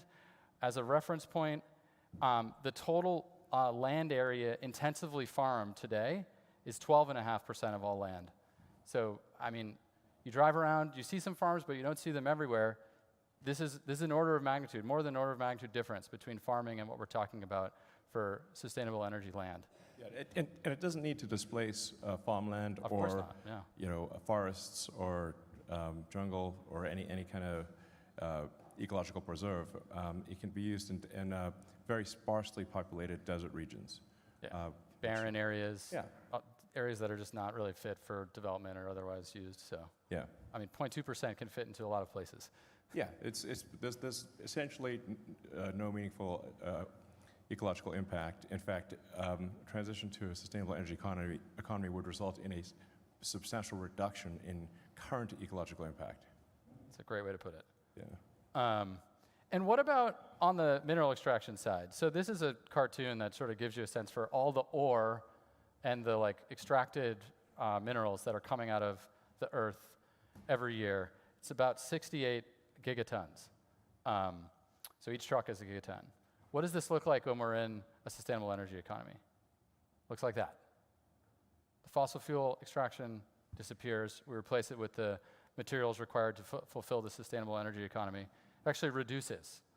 Now, it's not to say that we don't need to continue to explore, bring on mining and refining for the sort of specific materials for the sustainable energy economy. We do. But the investment and mass flows are all very achievable, just looking at what is already happening on the planet. Like, this is nothing out of scale of what has been done and is already being done. And then when we calculate it on a sort of, element by element basis, the resources are there to support the transition. This is cumulative demand to move in the sustainable energy economy direction until 2050 relative to USGS resources today.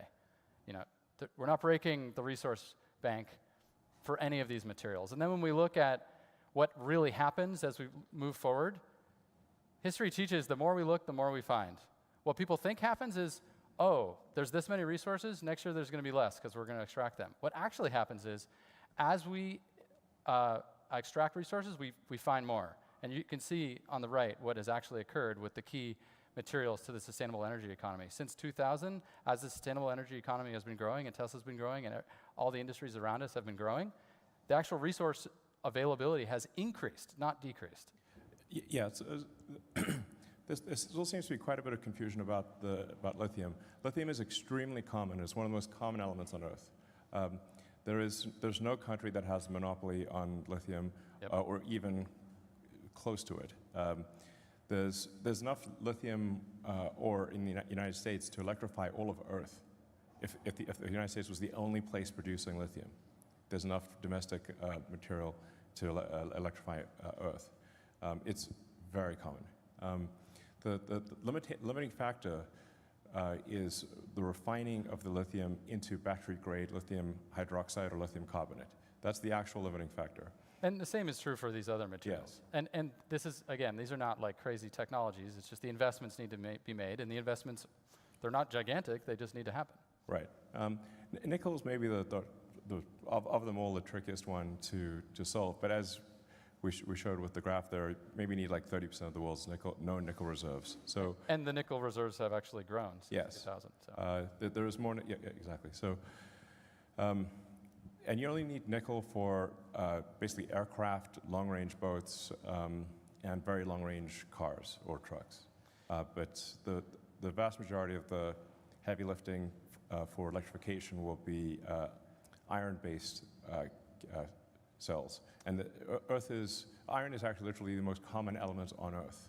So, a little trivia point: if you say like, what is Earth made of? By mass, it is made of iron more than anything else, and second, oxygen, and then everything else after that. So basically, we're a muddy rust ball, is what Earth is. So an iron cathode is sort of, you're definitely not going to run out of iron. There's so much iron, it's insane. So that's yeah. So. Yeah, and ultimately, this resource extraction, we go through this effort, we build these batteries, and then we recycle these batteries. So ultimately, we're doing this to build this sustainable energy economy, but the maintenance amount of ore that we require is really an order of magnitude or more, less, because of recycling. So in the end, a sustainable energy economy is within our reach, and we should accelerate it. Yeah, I mean, so this is really the main message of today.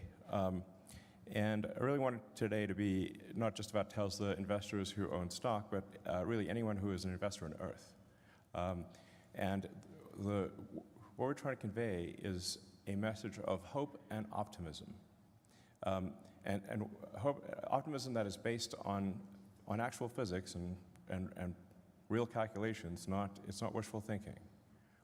Earth can and will move to a sustainable energy economy, and will do so in your lifetime. Thank you. Yes. Thank you.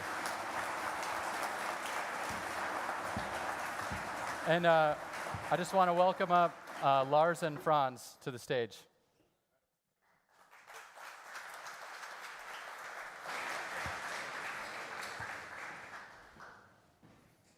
Hi. Hi, I'm Franz. I lead design at Tesla. And I'm Lars. I've been doing vehicles with Franz for almost 13 years now. So I joined Tesla in 2008 to vertically integrate design into the company. It didn't exist before. It was a pretty small team. It was tasked with designing the most beautiful, innovative, and well-engineered vehicles on the planet. No small task in 2008. There was not a lot going on in the EV sector then. Since then, we focused on constant improvement in cost, efficiency, innovation, things that you'll continue to hear about today, while continuing to design the most desirable cars. Today, we produce cars differently than we did 10 years ago. But the end result is always an exciting, futuristic, and desirable set of vehicles. Back then, we only had a handful of designers and engineers like myself, but we had a great vision to radically change transportation. So back in 2008, where we were designing Model S, we didn't have a factory. In fact, we had a really small engineering team and a tiny design team. But that allowed design to lead all the conversations. It let us innovate forward-thinking ideas, like how do you fit 7 people into a sedan? Or how do you make door handles disappear into the doors? or putting a huge touchscreen into the center of the vehicle, something that had never been done before. And then we won Motor Trend Car of the Year. Yes, and we won Motor Trend Car of the Year in 2013. Our first, great award, first car. Pretty good start. Kind of a home run, I think. But that whole process resulted in a linear process that you see on the screen. We designed first, then we engineered, and then we figured out how to manufacture it. Yeah, I mean, I think that's really important. When we were designing the car together, we didn't even know where we were going to build it. And so we came up with... I didn't even know Lars when we were designing. That's true. So once we got Fremont, we were very fortunate, and we figured out the manufacturing solutions sort of like we were flying a plane and putting the wings and building the engine at the same time. So we knew we had to do better. Yeah, we knew we had to be better in order to scale. And as part of the master plan that you've read, Model 3 needed to be a smaller, more efficient, and more affordable version of Model S, but it had to be equally great. It had to have all the things that people loved in their Model S or Model X, but be much more affordable. And so we approached the process a little bit differently than the first time around. Now we had teams that we all worked together, so we were able to combine design, engineering, and manufacturing process all at the same time. But somewhere along the way, we changed the manufacturing process to be fully automated. And so we leaned into this whole new way of manufacturing a car, but we had already engineered it. So things didn't quite go as well as planned. It was an amazing product, but it landed us in production hell. Many of us who lived through that carry those battle scars. It was a great idea, but it wasn't the right timing. Like Franz said, automating something that we designed to be built manually is super hard. And we have many, many failed examples of that at the Fremont factory that we ripped out. But some of them eventually still work. This is one I actually worked on with a small team of engineers. It's still running today. And some of the engineers that came by said we couldn't do it, are no longer with the company, but it's running, and it's running faster than ever. So we kind of self-imposed constraints on the design when we were doing it to be built manually, and we really didn't think about it. But despite all that, Model 3 is the best-selling EV ever. Yeah, and Model Y, which is derived from Model 3, is about to pass that. But we knew we had to improve the process further. And with Cybertruck, we designed a vehicle around a vision that actually started with the manufacturing process. And in this case, the materials dictated the design. Forming full hard stainless steel isn't rocket science, but it sure isn't easy. And it limited the way we could do it. Yeah, absolutely. It really forced us to think about designing something in a way that you couldn't normally stamp panels. You couldn't form them in a traditional way. So you ended up with very linear bending processes that are just not in automotive kind of language of manufacturing today. But it actually created a very efficient process and one of the most dynamic designs ever, I believe. It's definitely something that's going to change the road landscape. Hopefully you guys saw it down there and you experienced it. It's definitely real. Those are real trucks. We're on our way to build them. But what that stainless steel opportunity did for us, it has let us rethink the factory footprint. We don't stamp those. That's a huge part of it. We don't even paint them. So our footprint got smaller, and we started to think about innovative ways to take those constraints and make great products. But that constraint didn't really change the end result of the truck. It's a super dynamic truck, and it has all the functionality you would expect out of any of the other competitive trucks. And the best thing about it, it's coming this year.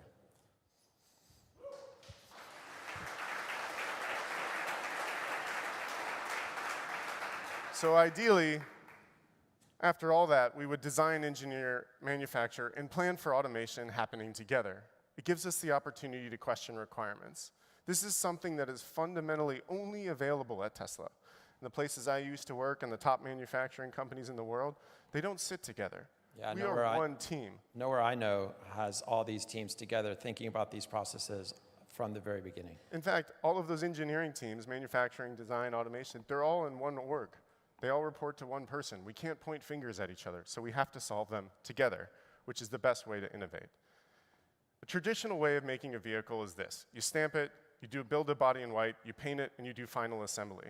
And what's interesting is these shops are dictated by the organizational structures that exist. And they're dictated by the boundaries that exist in the factories that are laid out. If something goes wrong in final assembly, you block the whole line, and you end up with buffering in between. This is at the tail end of its manufacturing optimization. Henry Ford first invented this assembly line in 1922. It's been 100 years, and it's really hard to make a change after 100 years. And when you watch it happen, it's actually really silly to a guy like me. You take all these stamp panels, you put them together, then you put them in a framing station, you build a body that looks something like a car, you put the doors on, and then you paint them. Once you get the color, you take the doors off, and then you start putting the interior inside the car. It comes in through the openings that already exist. I wish it went in like this big piece like this, but there's actually people coming in and out of the car. There's awkward movements. Then we lift the car up, we put stuff from underneath it, we put it down, then we put the seats in the car, and finally we close it all out with glass and we bring those doors that went away for a trip and we put them back in the car. Most of the time, we're doing this with a big giant car and moving it and doing really nothing to it at all. What's funny, though, in this kind of whole process is that just recently Toyota just called this an engineering work of art. True. The Model Y. That was humbling, but at Tesla, it's not good enough. If we're going to scale the way we want to do, we have to rethink manufacturing again. As part of the master plan, we have to make another step change in cost. We started this on Model Y when we made these huge Giga castings, and we deleted hundreds of parts. We simplified assembly with the Model Y structural battery, where we decided the floor should be a part of the car. The battery is the floor. We put the seats and the interior on the battery, and we bring it up through a big open hole, and we assemble it. And this allowed us to do things in parallel, fully rethinking the process and reducing the final assembly line by about 10%. And we thought, maybe we could do this other places. Yeah, I mean, in a way, the constraints become part of the solution rather than a problem. So when you think about what I'm trying to say, I really want to hammer this home. When you have a car that's about 5 meters long, and you have people working around it like we did in Model 3, and we change that to this process where we take different parts of the car, and we can do more at the same time, like we did with the Model Y structural battery pack. What you see here is us doing that on the front part of the vehicle, or the rear part of the vehicle. That means we can get more people working on the car, or robots, working on it at the same time. That means we have better operator density, less time doing nothing. I call that space-time efficiency. It has nothing to do with quantum mechanics. We can have that conversation later. But we get 44% more operator density, which means more work, less time walking back to the station, 30% improvement in space-time efficiency. And because we're not building it in and out of the car with those slow movements of those robots I showed you from production hell, when we go to automate it, it's going to be a lot easier. In the end, that will probably look something like this, where we balance parallel and series manufacturing in a way where we only do things that are necessary, with a much shorter final line, blocking a lot less of the entire rest of the factory, so we can optimize material flow using the best practices. And what that means, it's going to look something like this, where we build all the sides of the cars independently, we only paint what we need to, and then we assemble the parts of the car once and only once. We put them where they need to go. The interior is attached from a bottom-up or a top-down strategy, so there's more access for those robots and people. We aren't moving heavy objects around and doing nothing to it, and it means we're doing more work on the car more of the time. And then, when we take all of these tested sub-assemblies and we put them together, we finally assemble the car only one time, putting the sides on with all of their parts to a front and rear that was already assembled, carrying the floor in with the seats, and finally boxing it out with the doors one time, just like Cybertruck. So in the end, you get the same car, but it's not going to be a Model Y. Yeah, this is not. Yeah. This is a Model Y for illustration, not the next-gen vehicle. In the end, what does that mean? To increase the scale and adoption of electric vehicles on the orders of magnitude that we just showed you, we have to make constraints part of the solution. It leads us to greater than 40% reduction in footprint, which means we can build factories faster, with less CapEx and more output per unit. Faster, less CapEx, more output per unit dollar. Zach's going to go into more details on this later, but it also means through this innovation and some of what my other engineering colleagues are going to talk to you about in the future, we'll reduce costs as much as 50%. This is the 2-for-1 concept you hear me and Elon talking about on earnings calls. Yeah, so I think our track record proves that we can deliver the best cars, and we deliver the best cars in spite of, because of these constraints. And I'd love to really show you what I mean and unveil the next-gen car. But you're going to have to trust me on that until a later date. And I promise we'll always be delivering exciting, compelling, and desirable vehicles, like as we always have. Have we ever not? We always do. But what else is Tesla known for? Speed. So with that, I want to bring on Colin, who's in charge of making our cars go fast.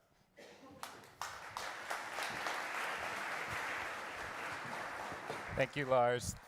Thank you, Franz. My name is Colin Campbell, and I have the real privilege of leading powertrain engineering here at Tesla. We make the fastest cars that you can buy for the money, whether they're electric or gas. And the Model S Plaid that we're looking at here, it has more than 1,000 horsepower, and pound per pound, the motors in that car are as powerful as jet engines. Our cars are super fun. People absolutely love driving in them. And the other thing that you probably all know about our powertrains is that they're efficient. Our cars go 25 to 30% further than other EVs in our class for the same amount of efficiency. But at Tesla, efficiency means more than just reducing how much energy the cars use. It's about how we develop, how we manufacture, how we refine, and how we scale the powertrain.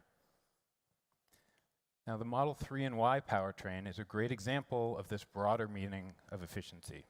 So since we launched it back in 2017, we've continuously improved that powertrain and the factory that builds it.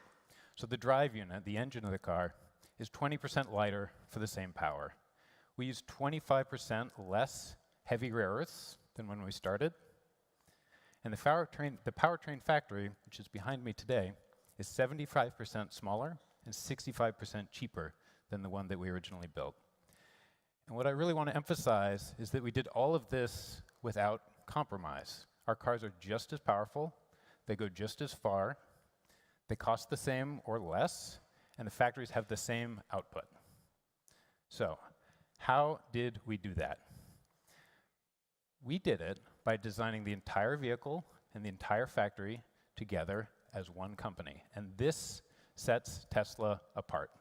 We have small and highly capable teams, and to make a critical decision, we can have the battery cell chemists, the mechanical engineers, the manufacturing engineers, the supply chain team, the automation designers, the software programmers, all in one room, working together in real time. And that allows us to make decisions that are best for the whole car and to make them really fast. And that approach is unlike traditional automotive engineering, which is really fractured. And if you were to go buy like a premium German electric car, the engineers who designed the drive inverter in that car, they did not work for that car company. They worked for a contractor.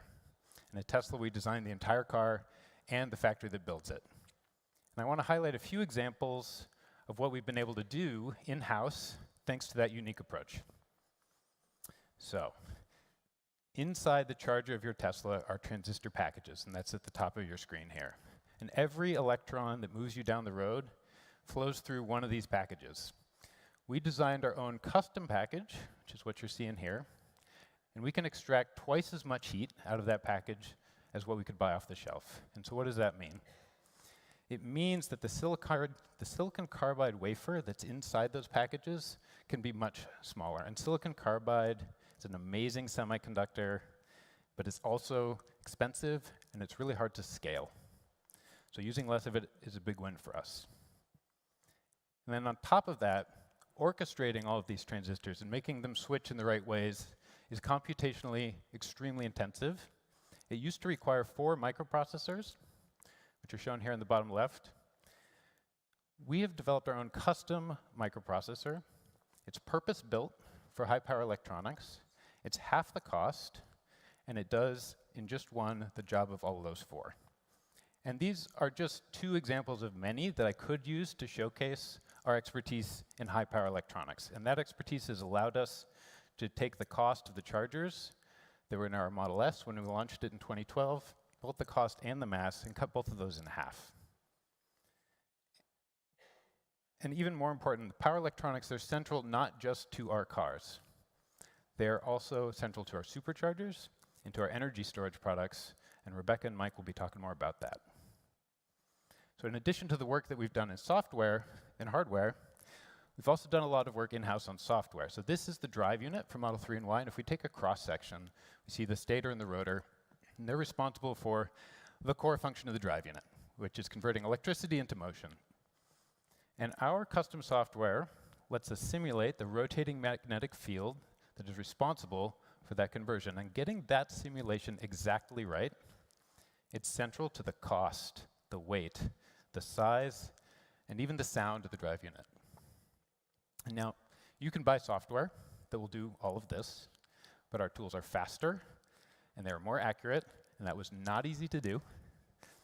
And that allows us to quickly iterate through millions of possible drive unit designs to find the best one. I want to highlight one more area where Tesla really excels because we integrate work that is often farmed out. So when you are making a new product, it's not enough to think about the product itself. You have to think about how you're going to make it at scale. So at Tesla, our powertrain and our powertrain manufacturing equipment is both designed under one roof. The engineers who are designing the motor, they are in the same room as the engineers who are designing the machine that's going to put that motor together. And that collaboration pushes us from day one to design products that are not only high performance, but are really easy to assemble. So, all of this expertise that we have in the powertrain team, in hardware, in software, in manufacturing, it's going to have a major impact on our next platform. In our next powertrain, so those silicon carbide transistors that I mentioned that are key component but expensive, we figured out a way to use 75% less without compromising the performance or the efficiency of the car. And of course, we know that battery cell supply is one of the constraints on the scalability of EVs right now. Our new powertrain is compatible with any battery chemistry. And that will give us great flexibility in battery sourcing. If we want to make EVs more accessible to people, they have to be cheaper. We've reduced the drive unit cost to about $1,000. And we don't think any other automaker is even close to that number. Finally, the bigger a factory is, the longer it takes to build. If we can build the same number of cars from a smaller factory, we are going to be able to scale EV production faster. Our next powertrain factory is 50% smaller than the one that's behind me today, even though it has the same capacity. All of these improvements, I think, are going to be transformative for the adoption of EVs and our ability to scale them. There's one more thing that I want to highlight. So I talked about how we had reduced the amount of rare earth in our powertrains. And as the world transitions to clean energy, the demand for rare earth is really increasing dramatically. And not only is it going to be a little hard to meet that demand, but mining that rare earth, it has environmental and health risks. So we want to do even better than this. We have designed our next drive unit, which uses a permanent magnet motor, to not use any rare earth materials at all. So how does all this fit into the master plan? We can make lower cost products that are still efficient and compelling, and we can make them at scale. We're going to use less of constrained commodities, silicon carbide, rare earths. We're going to build them all in compact and high output factories that are easy for us to build quickly. We're going to make that easy to scale powertrains all the way up to the levels that Drew and Elon mentioned at the beginning. And this achievement, like all of the achievements that I mentioned today, it's only possible because of the incredible people on our powertrain teams. They are absolutely committed to the cause of sustainable energy, and that is why we can do what no other company can do. Thank you.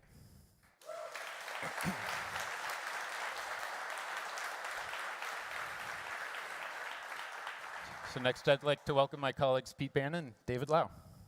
Thanks, Colin.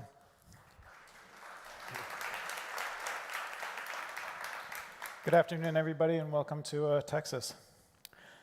Pictured here is the low-voltage system of a Model S from 2012.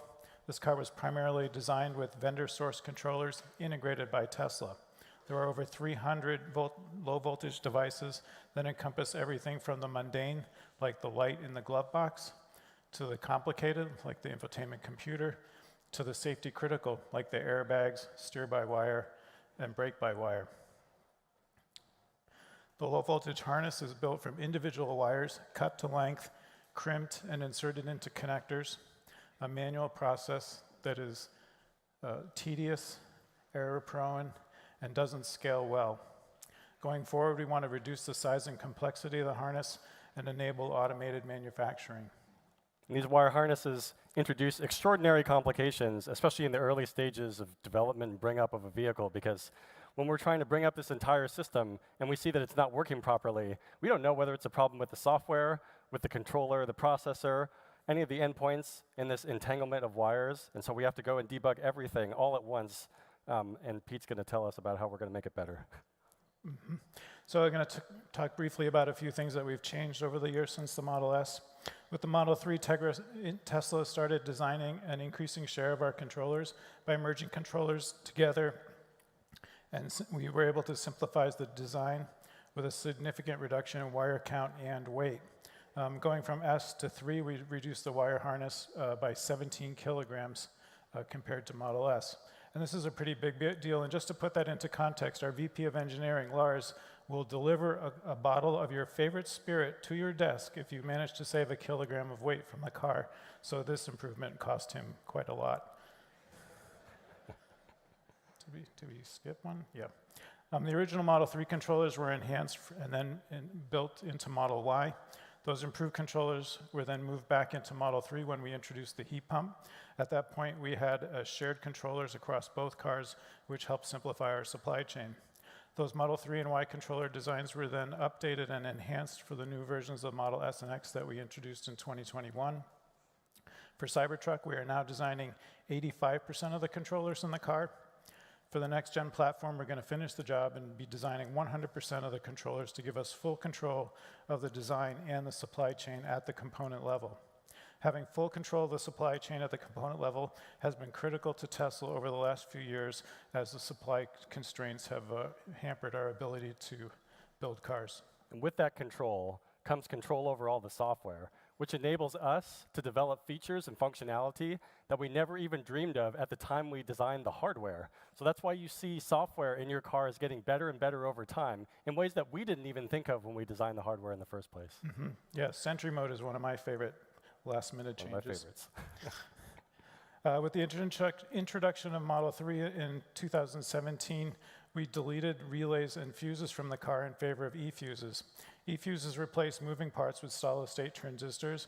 They provide fine-grained control of the power system to software and allow software to do advanced things like load shedding in the car under adverse conditions.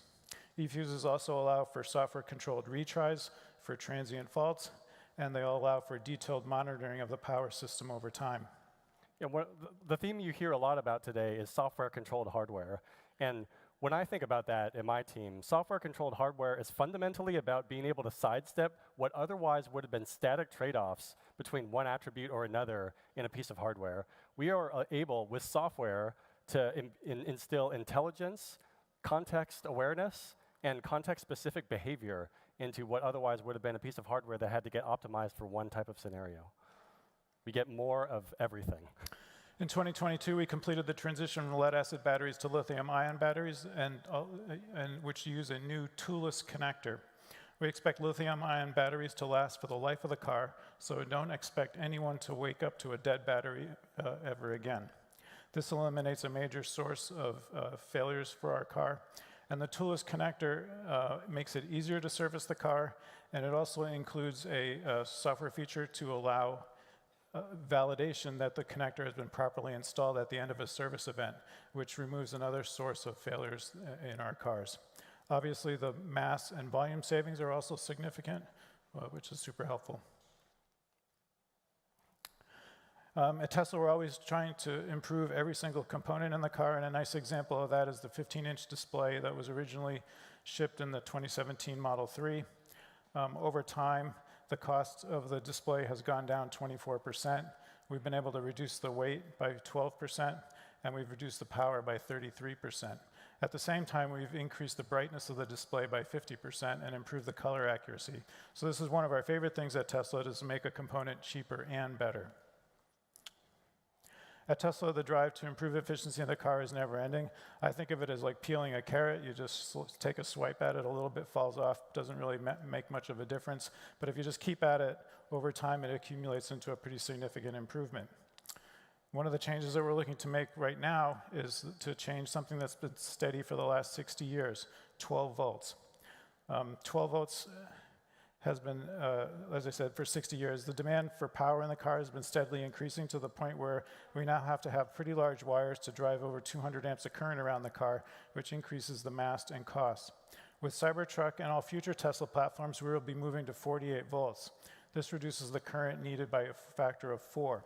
And since power loss in the harness is resistance times the square of the current, a 4x reduction in current leads to a 16x reduction in lost power while distributing energy in the car. That allows for smaller wires, smaller E-fuses, and smaller controllers. It also allows us to make those heat sinks smaller, or in many cases, remove it completely, all benefiting the car in terms of mass and weight. 48 volts is the future for low voltage design at Tesla, and likely the rest of the industry in due course. We welcome and encourage other OEMs and the entire supplier network to join us on this evolution. You bet. The number of wires in the car is driven by the number of endpoints that need to be powered and controlled. In the past, centralized control has led for wires spanning the entire car. For Cybertruck design, we have moved to a local controller where the wire is connected to the nearest controller, and those controllers are connected over Ethernet. Wires are routed to the nearest controller where the data is converted into a network packet for transmission to the correct location in the car. To be effective, the network must be reliable, have low latency, and low jitter, and these are all attributes that we've been able to achieve with the current design. The design has eliminated most of the cross-car wires in Cybertruck, and with the next-gen platform, we're going to finish the job and eliminate all of them. This consolidated vehicle network allows us also to make a whole lot more dynamic changes on the fly to how components in the vehicle talk to each other, rather than the traditional approach of separate CAN buses that are spread throughout the vehicle. Yeah, and fixed in hardware. And one of the nice things is that you can see the entire vehicle through a single connection, which wasn't possible in the past for debug. For the next-gen platform, we're looking to optimize the controller design across the entire car and across all of the organizations, not just for a given subsystem. Simplifying the wire harness will enable automation. 48 volts will allow us to reduce the size, mass, and cost of the low-voltage system. And it's one of the key things to enabling us to scale production of the low-voltage systems for the Master Plan 3. David? Cool. So I joined Tesla in 2012, and even in those very early days of the Model S, we already had the ability to update software over the air in all of the controllers throughout the entire vehicle, at a time when other cars were just starting to update software in only their infotainment units. And furthermore, we've had sophisticated, anonymized data logging and telemetry capabilities that allow us to understand how the fleet is doing, what customers are doing with it, and how it's responding in the field to that usage. These two capabilities combined, OTA updates and data insights, give us the ability to iterate quickly on our software and to maximize the amount that we learn and proceed and the progress that we make in every one of those iterations. We've used these capabilities to inform countless design decisions in both software and hardware. Yeah, one example is that we were able to monitor and track the use of the sunroof in our cars and found that our customers never use their sunroof, so we made this easy decision to remove it. Very barely, yeah. We haven't had sunroofs for a while. As another example, we are able to use our collision data to design our crash safety systems for what happens in the real world, far beyond what regulatory and consumer ratings tests prescribe.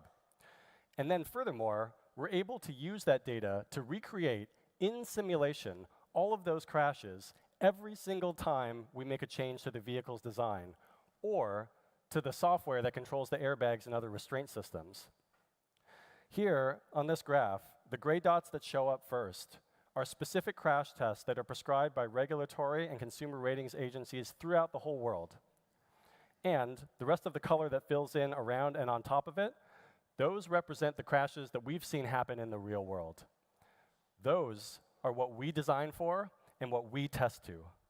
Right. And last year, this data was used to change the algorithm for seatbelt tensioning to reduce injuries in the field, which was OTA to all of our cars.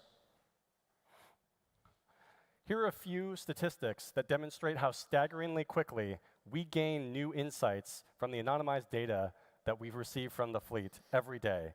Every day, 123 million miles driven, 1.9 million charge sessions, and those rates are only increasing as we deliver more and more cars into the world. As another example, we've analyzed patterns in the way the fleet drives and charges to optimally size battery packs for our next generations of vehicles. And you'll hear lots of other examples throughout the rest of the day about how we're using data to inform decisions in the product and in manufacturing. So you've heard a lot from Pete, Colin, and others about how important vertical integration is for us in hardware, but it's especially important for us in software.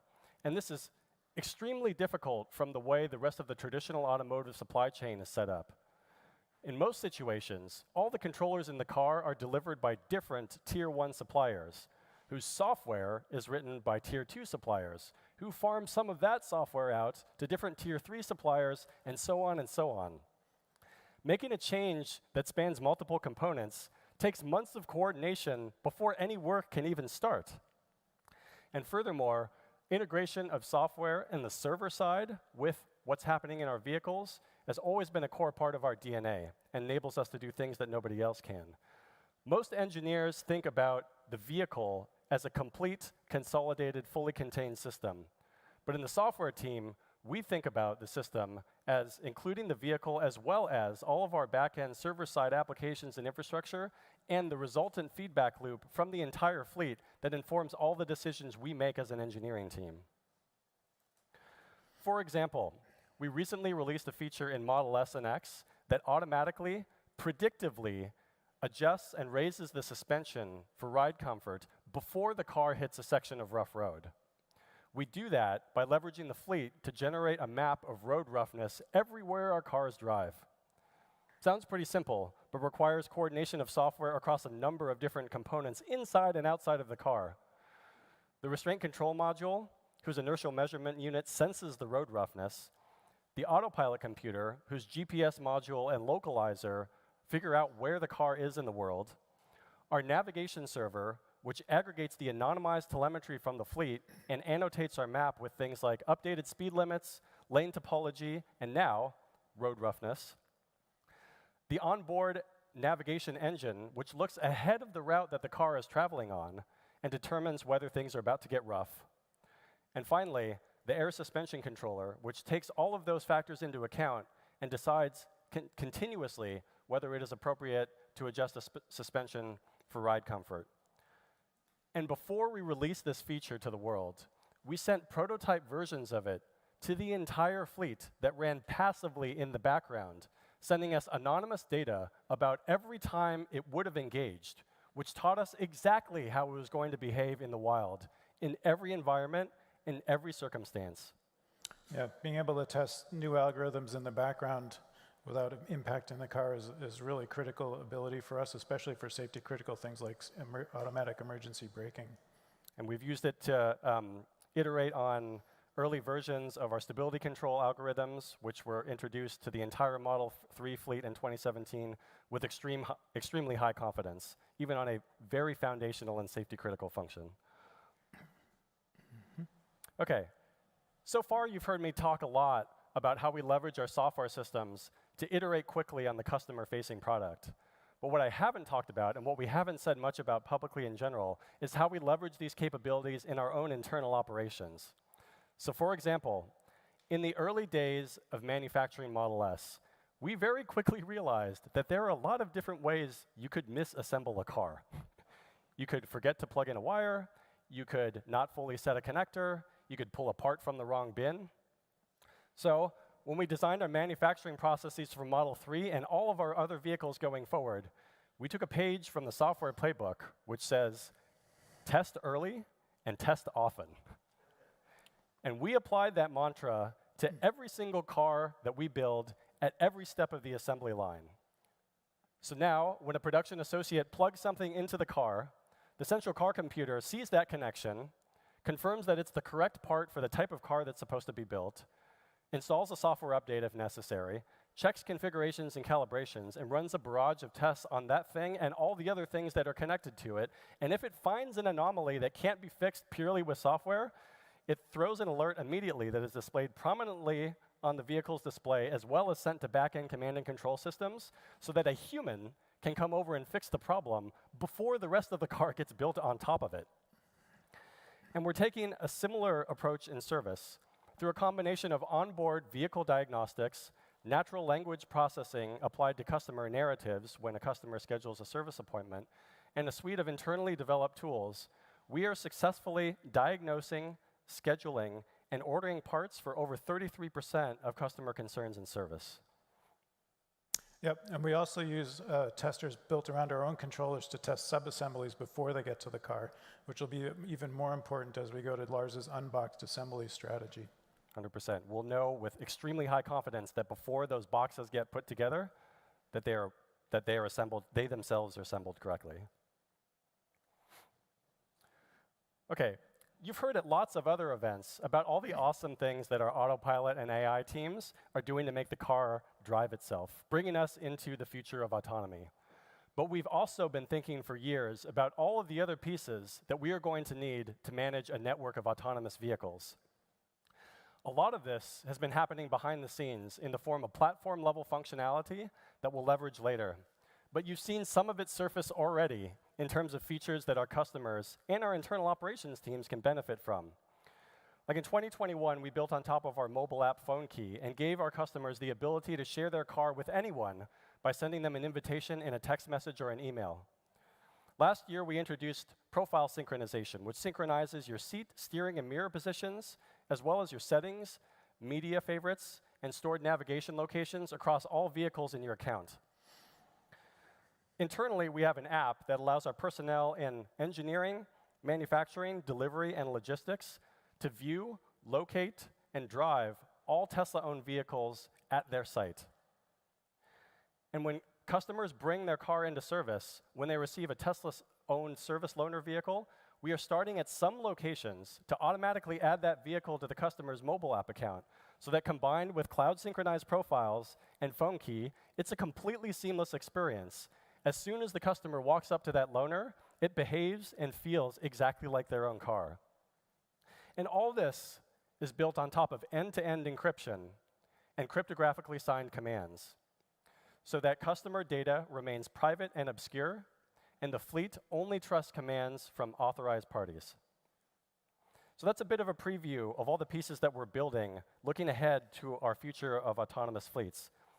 Synchronization, permissions management, security, and privacy. And that has been a whirlwind tour through some of the things that we're doing behind the scenes to enable the efficiency, cost reduction, and speed that we are going to need for our next phase of growth and for the next phase of the master plan. And so now, to tell us about the latest in full self-driving, I'd like to introduce Ashok.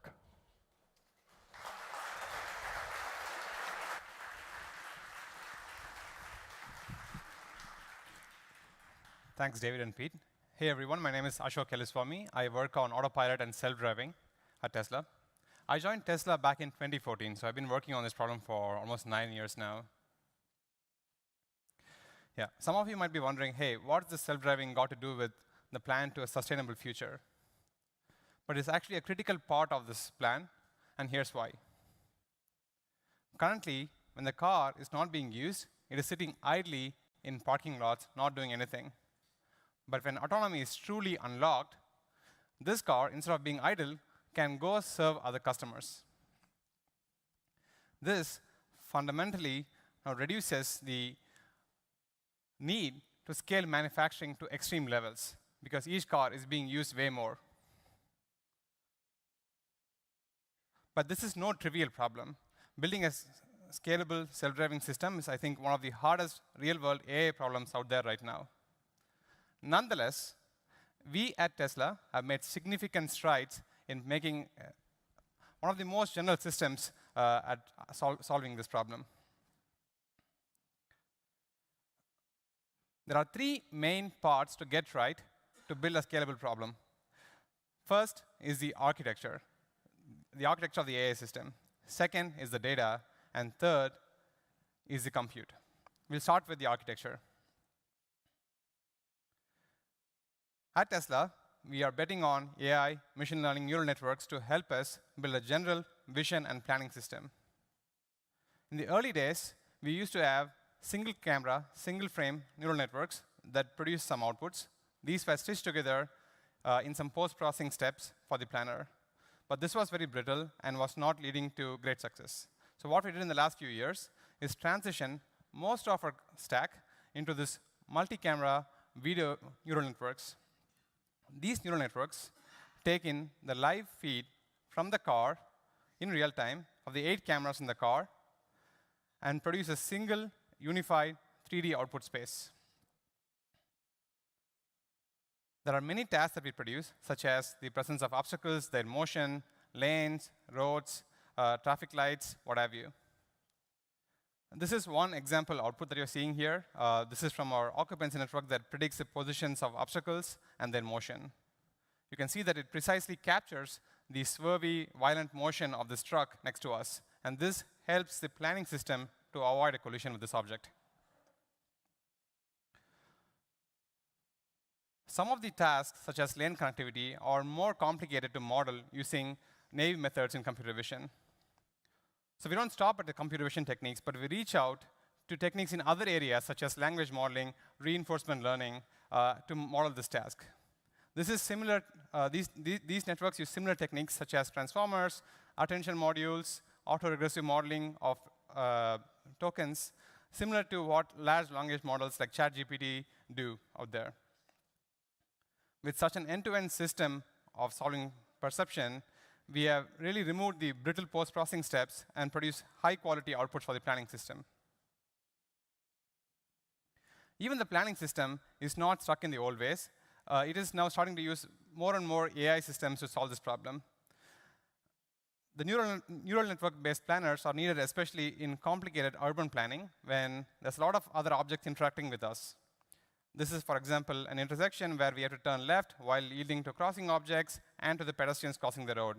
We have to do this both safely and smoothly while respecting everyone's right of way and preferences. If this was done naively, each configuration would take 10 milliseconds of compute, and there are easily thousands of configurations to reason about. This would not be feasible using traditional compute. But using AI, we have packaged all of this into a 50 millisecond compute budget so it can run in real time. The second big piece of this puzzle is the data. This is where Tesla has a unique advantage because it can tap into the fleet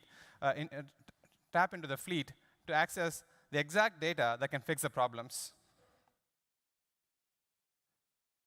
But raw data is not sufficient. In order to train these networks, you need labeled data. You need labels to supervise the networks. And if you only depended on the human labelers, this data would be too tiny to train these large multi-camera video modules. We need lots and lots of data to train these networks.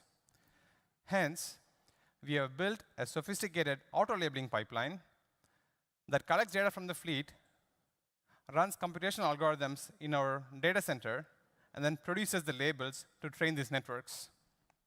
Here, you are seeing a 3D reconstruction that is happening by collecting various clips from different cars in the fleet and assembling them, all of them together into a single unified representation of the world around the car. You can see all the lanes, the road boundaries, curb, crosswalks, even the text on the road being accurately reconstructed by these algorithms.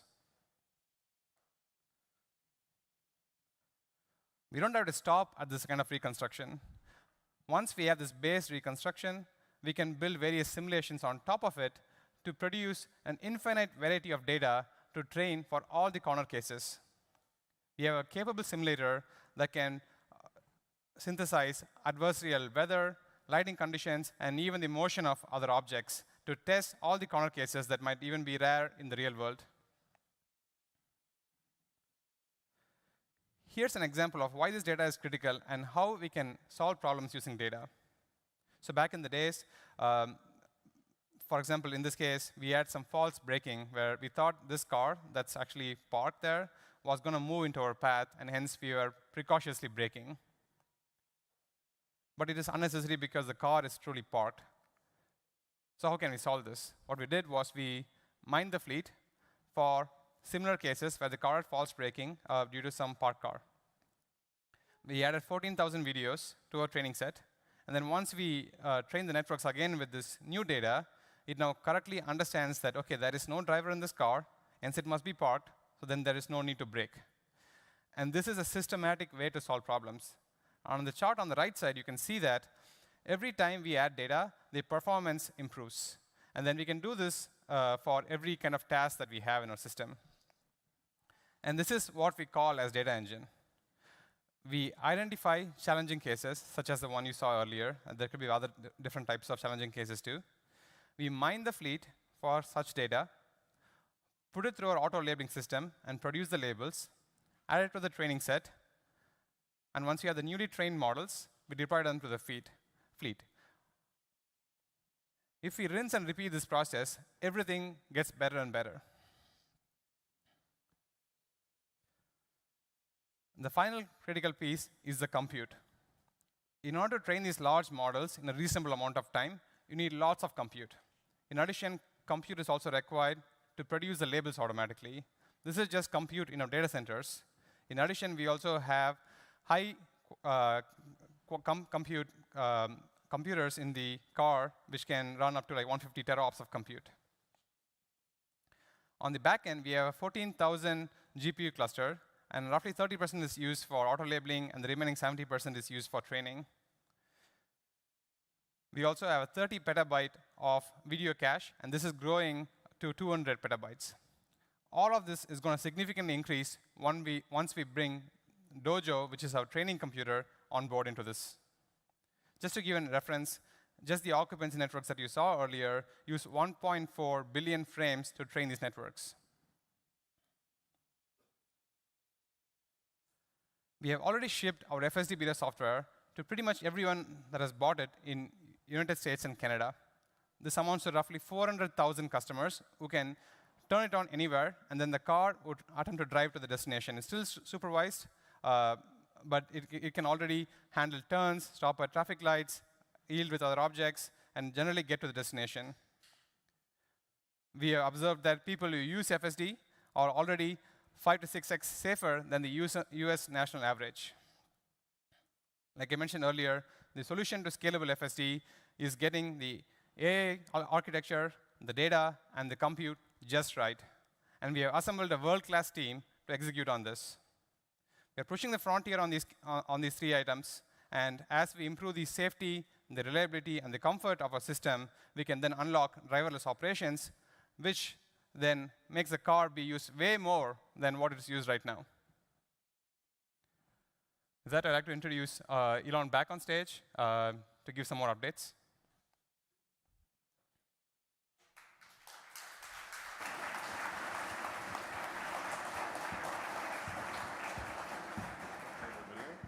Yeah, this is the next slide is video.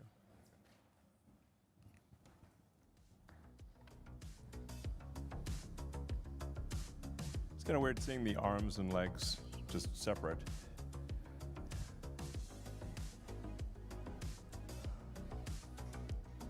We have a whole lab full of arms and legs.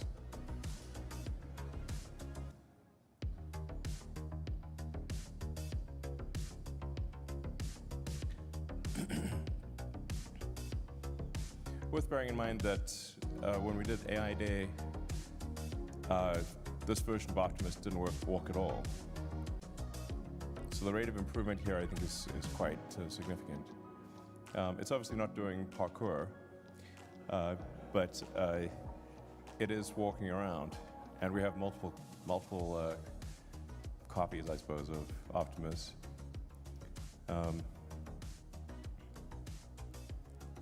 The thing that I think Tesla brings to the table that others don't have is that we have the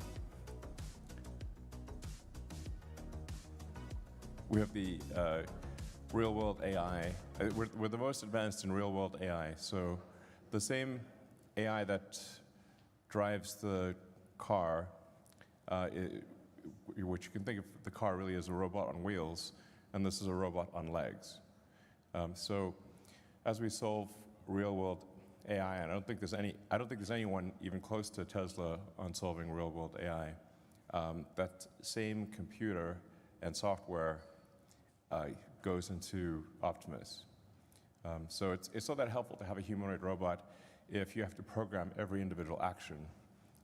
It needs to be able to walk around autonomously and solve tasks. You should be able to instruct it in simple things by showing visually what the robot needs to do, or just telling it what to do. So I think that's a key advantage that we have. And then we also are good at designing things for manufacturing and then manufacturing itself. So the actuators in Optimus are all custom designed Tesla actuators. So we designed the electric motor, the gearbox, the power electronics, obviously the battery pack, and everything else that goes into Optimus. We were quite surprised to find how little was available off the shelf. Because there's a vast number of electric motors, gearboxes and whatnot, that are available in the world. And we found none of them were useful in a humanoid robot, literally none. So you have to custom design the actuators for a humanoid robot. And so the same team that designed the groundbreaking electric motors that are in the Model S Plaid designed the actuators in the robot. So, I mean, for practical purposes, what this means is that we should be able to bring an actual product to market at scale that is useful far faster than anyone else. And assuming that the things I'm saying are true, or at least you can put it, I think they are true. It's just a question of the timing. You start getting into interesting questions of what's the ratio of humans to humanoid robots? I think it might be greater than 1-to-1. Because you could sort of see a home use for robots, certainly industrial uses for robots, humanoid robots. I think we might exceed a 1-to-1 ratio of humanoid robots to humans. It's not even clear what an economy means at that point. Since an economy is output per person times persons, but if output is much higher and there's no limit on persons, then what's the actual limit on the economy? We're still pretty far from Kardashev scales here, but we're getting there. So anyway, it's probably the least understood or appreciated part of what we're doing at Tesla, but will probably be worth significantly more than the car side of things long term. So charging. I think Rebecca's next for talking about charging. Charge.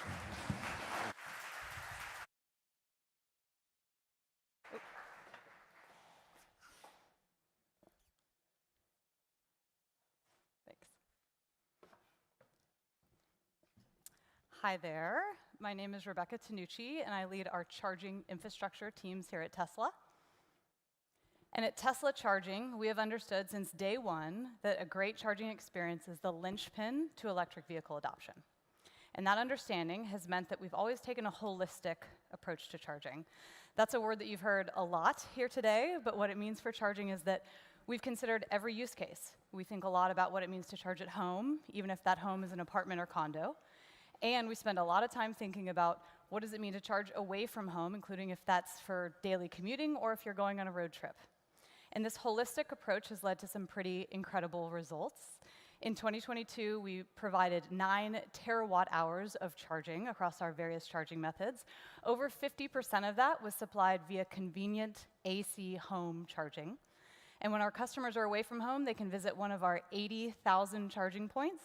That includes 40,000 of our beloved superchargers. Now, getting here has meant that we've spent 10 years building charging infrastructure when basically no one else in the industry would do it. And while we certainly have a lot of areas that we want to improve, those 10 years have afforded us the opportunity to get pretty good at charging. First, we have the industry's lowest deployment costs. Our costs are often 20%, if not 70% lower than alternatives, and that goes for both our supercharging hardware and deployments and our AC charging product lines. A lot of reasons that we're able to achieve this, you've heard a lot of them here today. We're vertically integrated. We manufacture and engineer all of our own charging equipment. We share components across our different product lines. And on the supercharger side, we also install and operate all of our own sites. And that's led us to be pretty obsessed with finding new ways to innovate around installation. As an example, we have recently extended our excellence in manufacturing to how we build supercharger sites. We are pre-building 4-post supercharger units at our factory in New York. We load them on a truck, we truck them to site, and then we crane them into position. This method saves us 15% on our deployment costs, and we can install a site in a matter of days. Once we install a site, we also operate it really efficiently. Over the last few years, we've been able to cut our per kilowatt hour cost by 40%. Again, a lot of reasons for this, but one at the top of the list is we've focused on increasing our site utilization. Site utilization is just how many sessions or kilowatt hours can we push through a site or a post. And basically doing that allows us to spread our cost over more sessions, thus lower cost per kilowatt hour. But of course, that's easier said than done, because when we push up site efficiency, of course, the risk is that we have a poor customer experience and we have wait time at our sites. This is where Trip Planner comes in. Trip Planner is our in-vehicle routing or navigation system. Other electric vehicle manufacturers, well, some of them have vehicle-side data. Other infrastructure providers have site data, but at Tesla, we have both. And what that allows us to do is to use Trip Planner to route vehicles towards available sites and away from congested sites so we can balance our utilization without risking wait time. And the results speak for themselves. Over the last few years, we've been able to drive up site utilization by 30%. That means lower per kilowatt hour cost, while also cutting our wait time in half. And we think this can get even better. Today, we're feeding Trip Planner with real-time site information and information about vehicles currently at sites. Going forward, we'll be moving that to projecting site occupancy based on the understanding of what vehicles are currently routing to those sites.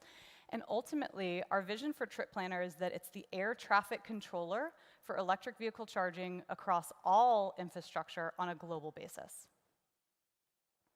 And the last thing we focused on to get here is quicker charge times. We're really proud of what we've been able to accomplish here. We've shaved off 30% of our charge time, average supercharging site time, visit time, over the last few years. This has taken improvements on the hardware side, with our software, on our vehicles, and on our infrastructure, and we're really excited to continue pushing this trend down. Looking forward, the job does not get any easier. As you heard earlier, we aspire to a fully electrified global fleet. That fleet, from an industry standpoint, needs 9 petawatt hours of charging on an annual basis. And while Tesla charging certainly doesn't have to supply all of that, it does require that, for our part, we have a few new focuses in order to scale. First, if you want a fully electrified global fleet, all of those vehicles have to have a great and reliable charging experience. So, as many of you know, recently we have started opening up our networks on a global basis. Over 50% of our superchargers in Europe are currently open to other electric vehicles. We've also opened up in Asia Pacific with our first sites in Australia. And just yesterday, we opened our first 10 supercharger sites here in North America and the US to other electric vehicles. We've also invested a lot to be able to make this a really easy experience for our new customers. All you have to do is sign into our Tesla app to unlock a post and start charging. We've also, on physical site changes, we've also added hardware to our sites. They're called Magic Docks. And basically, that is installed in areas where we have different charging standards, and they allow for other electric vehicles to come to our site without having to bring their own adapters or hardware. We've also just started installing our 4th generation supercharger posts. Those are being installed in Europe first. And while it's not a big mention, not a big thing to mention, they do have longer charging cables so that we can more easily reach the charge ports of different vehicles. The second thing we need to make sure we do when we talk about scaling all of this charging infrastructure is we need to make sure that it's powered from renewable sources. We're very proud that over the last 2 years, we've procured enough renewable energy to offset the amount of charging we've provided to customers. But as we look forward and we talk about this fully electrified fleet on a global basis, we really want to make sure that the demand for charging more closely follows when renewable sources are available. Now, this chart is on an aggregate basis for the US, and it varies based on what your renewable generation sources are locally. But basically, what this shows is we want to kind of move that charging curve, and for solar and wind in this example, it means more daytime charging. And we think the best way to go towards daytime charging is to install AC charging that is convenient and low cost everywhere vehicles are typically parked throughout the day. So that's really the plan. While supercharging and home charging definitely stay a big part of the puzzle, our teams are currently scaling to install AC charging everywhere vehicles charge during the day so we can power them from renewable sources. So summing it up, while we've spent 10 years installing infrastructure that is low cost, it's efficient, and it provides a great customer experience, we're really just getting started when we talk about supporting Master Plan Part 3. We've got to scale capacity on an industry-wide basis to 9 petawatt hours on an annual basis. We've got to open up to non-Teslas and make the charging experience for everybody really great. And we've got to power all of this via renewable sources. And one more thing, yes, we've got to scale our infrastructure, and yes, we want to power it via renewable sources, but we're Tesla, so we also want to make sure that we're continuing to focus on providing really incredible charging experiences. With that, I want to welcome up our leaders of supply chain, Roshan and Karn, to talk a little bit about that topic.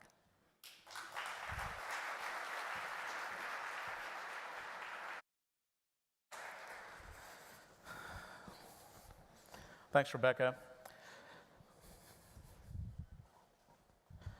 Hi, my name is Karn, and my team leads supply chain for electronics, powertrain, and battery at Tesla. And we've also got responsibility for indirect purchasing, construction procurement, and warehousing and distribution. Hi, my name is Roshan. I've been with Tesla for over 14 years. My team manages vehicle commodities, solar, logistics, planning, and capital equipment. 10 years, forgot that. So today we wanted to provide you a quick overview of Tesla's supply chain and what really separates us from the typical automotive supply chain. As you've seen in presentations prior from Pete and Drew and some others, Tesla designs a lot of the subcomponents that go into our vehicles. So we're not buying things that are off the shelf from suppliers. So supply chain is not purely a commercial relationship as it is in most other companies. We actually have an arm within supply chain called Supply Industrialization Engineering. And the burden of taking a drawing, a design from concept and turning it into thousands of products produced at the right cost and at the right yield falls with this group. Of course, they work very closely with design engineering. But really, the level of detail that our engineers get involved in terms of building the capability of the suppliers is pretty detailed.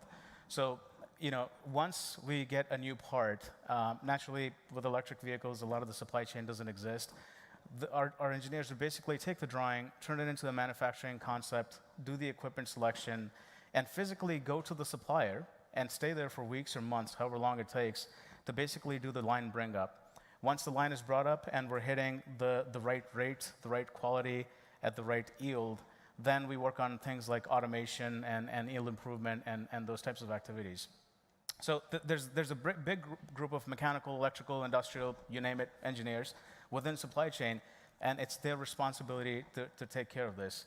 Now, this is a huge strategic advantage because we manage every detail of our supply chain, because we're so integrated with our partners that we know about issues before they happen. It's almost live. We've got dashboards, we've got connections, and across the 10,000 or so factories across the world that are making our components, we have a pretty good view of the health of those suppliers, and this has been a key asset in how we've been able to kind of manage things through a lot of different issues over the past couple of years. So, supply chain is a game of perfection. Perfection is a passing grade. It's like if one part doesn't show up, that line goes down, and our CEO finds out about it in less than 20 minutes. Tesla is very different than Apple. They outsource manufacturing, we do it in-house. So supply chain is kind of right in the middle. And perfection is increasingly elusive and very expensive if you kind of look at all the issues we've had to encounter over the past year. And today we're just going to talk about how we got through the past, and then what are we going to do going forward, and how are we going to get there. So let me draw your attention to this slide. On the left, you'll see a portfolio, our existing portfolio of products. Right at the top, you've got the S and X platform. In the middle, you've got the 3 and Y. I think everyone's more than familiar with those. And then the Tesla Energy platform, which is a very high rate of growth for us. And you see, don't forget the solar and supercharger. And solar and supercharger. Thank you, Roshan. And you'll see a reduction and then we basically got the tier 1 and tier 2 parts. This might be boring, but a tier 1 supplier is any supplier that builds and supplies parts directly for consumption in our 5 factories. And our tier 2 supplier basically does the same thing for a tier 1 supplier. So they are the supplier to our supplier. And depending on the supply chain of any one of these products, this can actually go down to the tier 6 level. So for example, if you're talking about the battery cell, we really get involved with the mines of like where we're procuring the lithium, the cobalt, and all that sort of stuff because we're procuring such high volumes of it. So you'll see a reduction in the number of parts on the S and X platform to the 3 and Y platform. And this is because of the great work our design engineers have done of making the car simpler and easier to manufacture. In parallel, we actually had a similar strategy in supply chain. We had cast a wide net to a lot of suppliers for the S and X platform. There was a lot of suppliers that we invited to partner with us. And we used that platform as sort of a filter to see which suppliers have the technical, financial, and cultural capabilities to match us, right? Who do we invite to the party when we really scale things up?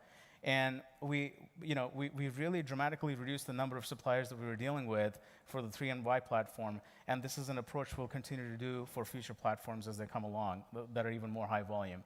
So this has really been our approach. It's made things a lot easier, and we could figure out the suppliers that were capable of moving at our pace, and then the ones that didn't have the desire to or the capability to. You need both desire and capability. Secondly, the complexity on the tier 2 level is very high, right? These are the suppliers to our suppliers, and there are a lot of components. So think about silicon, think about resistors, capacitors, diodes, all the little assemblies. All the raw materials. Raw materials, that's even further down. Yeah. But all these little sub-assemblies that have to come into Tesla, the complexity is immense. So even though at the tier 1 level we're talking about 8,000 parts total, it seems like a lot, but it's not a lot. The management of the tier 2 is really where we excel, and I'd like to illustrate that with an example. Meet the car computer. Very innocent sounding name, and it's anything but. This is an absolute monster to manage. So I think you've all seen the picture on the left of the Autopilot board. That's the top of the Autopilot board. The Autopilot board also has a bottom, and the bottom is populated heavily with components. On the other side of the heatsink, you've got the MCU, the multimedia cluster board. This board is equally complex. It's also double-sided, 8-layered. And these boards, these computers run so hot at peak operation that they have to be liquid-cooled through a heatsink. So this assembly requires taking those 2 boards and then bonding them to a heatsink that's hermetically sealed as an assembly, of course, flashing the software and all that sort of stuff. And then that's one part number that comes to Tesla. So this is an example of one tier 1 part number. That's a very complex assembly to manage at the tier 2 level. And there's more than 7,000 components here. There's as we stand here, a component's being assembled onto a car computer every 1.4 milliseconds. The line that builds this computer is the length of a football field. So it's quite complicated. And initially, when we first started building this board, due to the complexity of it, we had to rely heavily on labor. But once we dialed in the quality, the rates, and the yield, we started focusing on making this more efficient. The only way to control cost is by removing labor. The first step is removing labor. The second step is fully automating. The third step is turning off the lights and letting the factory run, ideally. And that's going to be the goal for us here. So 95%, but our work is not done. We're going to be going a lot further than this. So this illustrates the point that a part is not a part. A part has a lot of complexity underneath it. Supply chain is a game of multiple tiers. And what's made us successful is our involvement in all the details with our supply engineers that are Tesla employees. They're Tesla supply engineers. So they're like on our payroll that go and ramp up these capabilities at our suppliers. And then just managing each and every attribute of it. 7,000 a day through the chip shortage, through the pandemic, through all the other stuff that we had to deal with, was very difficult to manage, but because we had all the details, we were able to pull this off. Of course, supply chain is not just about parts, it's also about logistics and a lot of other things, so I'll hand it off to Roshan for sharing some stats. Yeah, so talking about inbound complexity, just over the course of just last year, we moved about 16 million pallets from our suppliers to our factories. Just to visualize that, if you put those pallets side by side, it could cover the half the circumference of the Earth.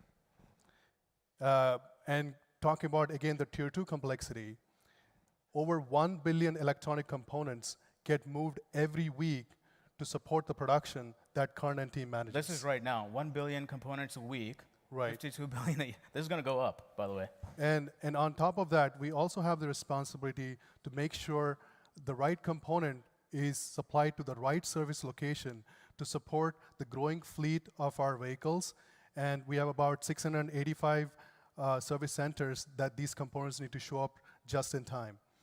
And then we've also been, as a result of pandemic and even before that, we're working on dual sourcing and triple sourcing some of our critical components.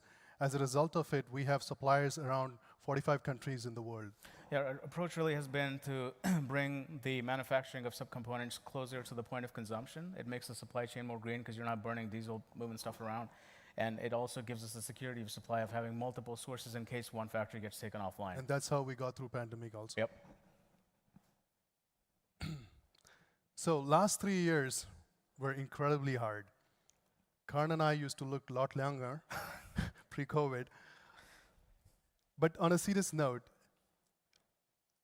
pandemic really changed the game of supply chain management. We were just not being a regular supply chain person. We were rolling up our sleeves and negotiating with state governments, city managers, mayors to help kickstart our suppliers to restart their operations. There are some really inspiring stories where our supply chain team really fought hard to make sure that the factories don't go down. And it's also a testament to the resilience of our supply partners.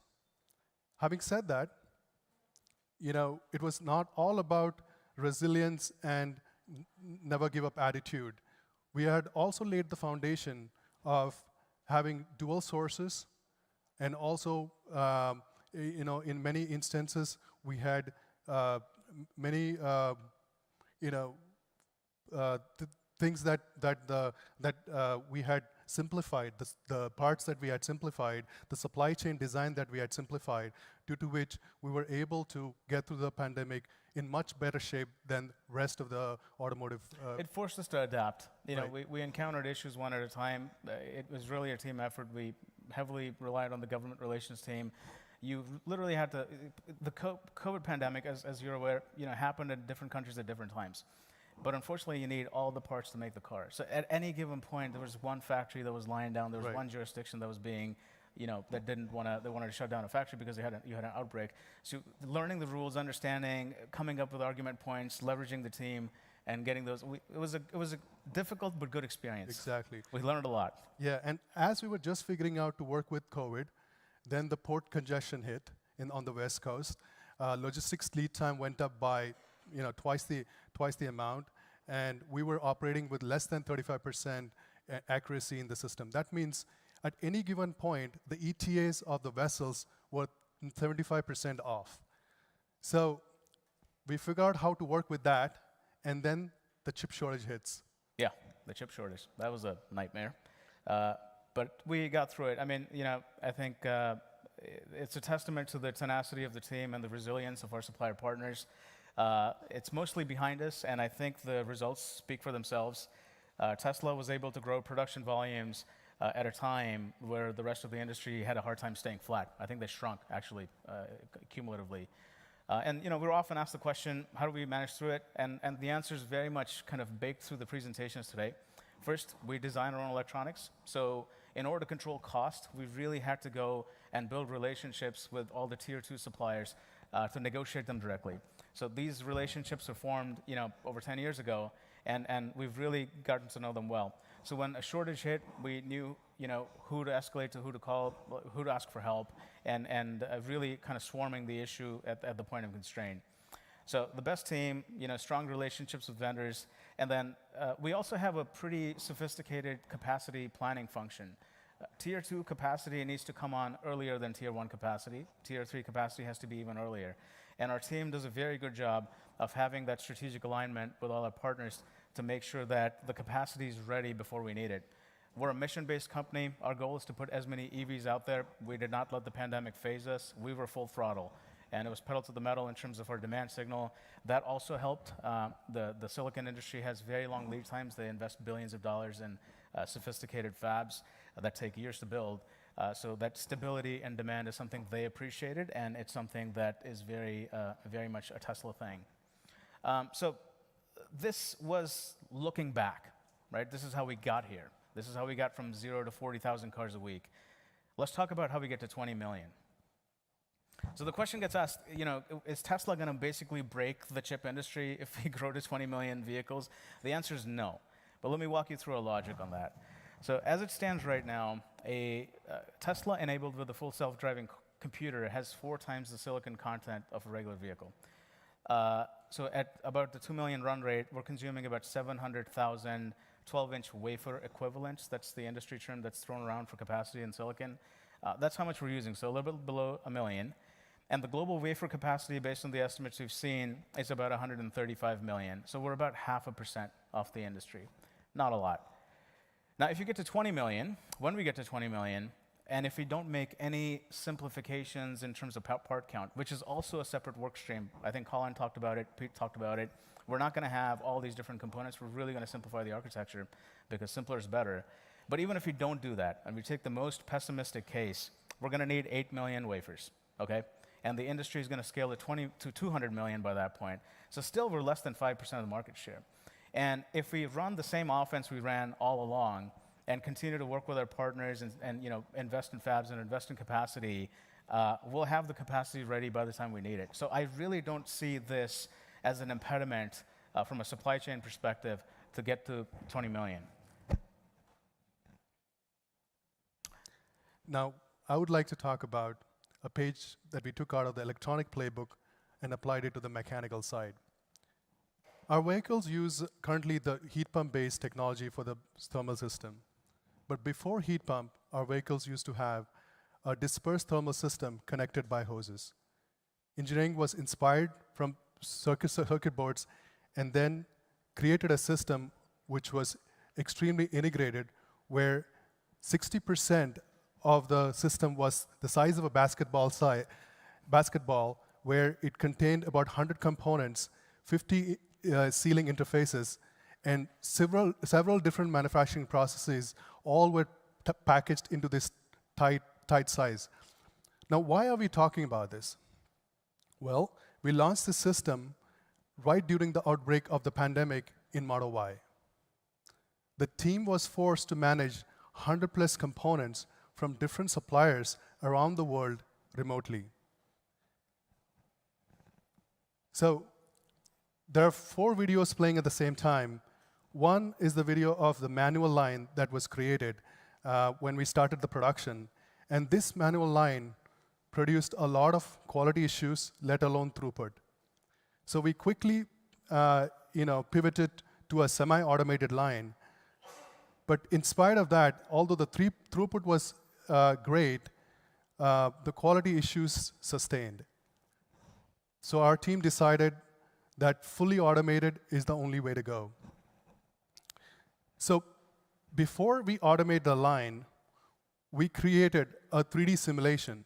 Now, not many companies or teams have this capability, where at this point, now when a part gets spec'd, we have the ability to create a 3D simulation of all the complex subassemblies that would be involved in making the part, and tell the suppliers exactly what equipment to purchase, what to test, and create an end-to-end line in simulation. And that's what we did here. So with the help of the simulation, we had a very detailed subassembly cell, which was juxtaposed with the supplier's factory layout. And then we, after a back and forth of iteration and optimizing the processes, we implemented this fully automated line in less than 8 months. And the results were remarkable. 99% reduction in labor force.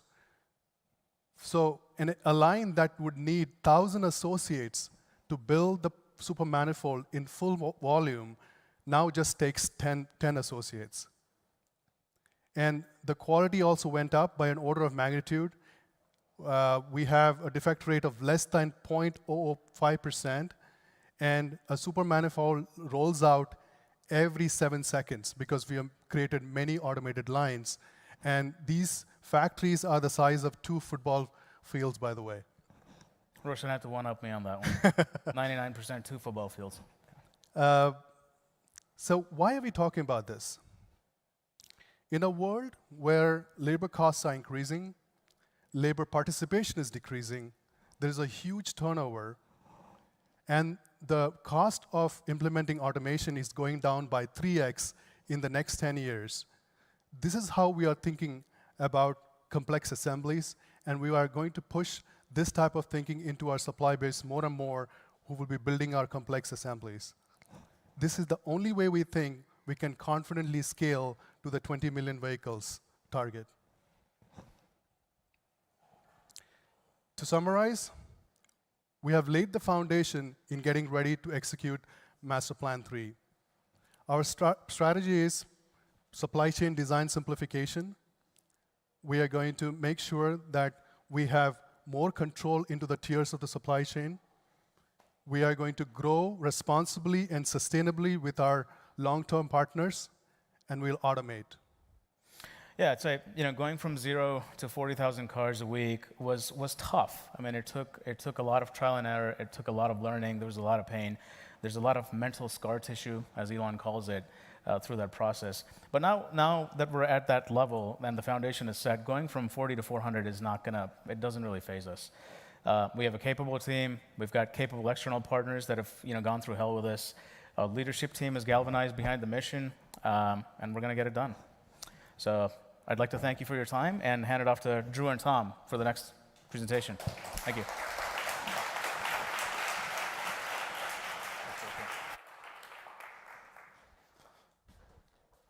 Hi, everyone. My name is Tom Drew. I'm now responsible for global production and sales and delivery service.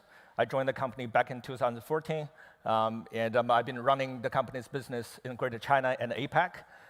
Today, I'm representing all the Gigafactories and talk about how we can make more cars and faster. So right now, we have 4 vehicle factories on 3 continents to serve our markets. The total number of manufacturing employees is over 65,000. This is also including our amazing team in Reno. They are making powertrains, battery packs, and drive unit for our vehicle factories. The total installed capacity in all these vehicle factories about 2 million cars a year. That said, we're always looking for opportunity to grow more capacity from the existing footprint. So you expect this number will grow over time. to build more factories is the start to building more cars, and we're certainly the expert of it. This is the before and after image showing you the progress we made back in 2019 when we built a Gigafactory in Shanghai. So in 9.5 months' time, we built a greenfield project to establish the vehicle factory. And 3 months later, we started to deliver our first customer vehicle. People always ask me, how Tesla can build a factory that fast. Really, we learned from our Fremont factory a lot. We talked to the survivor from the production hell and tried to avoid all the mistakes we made.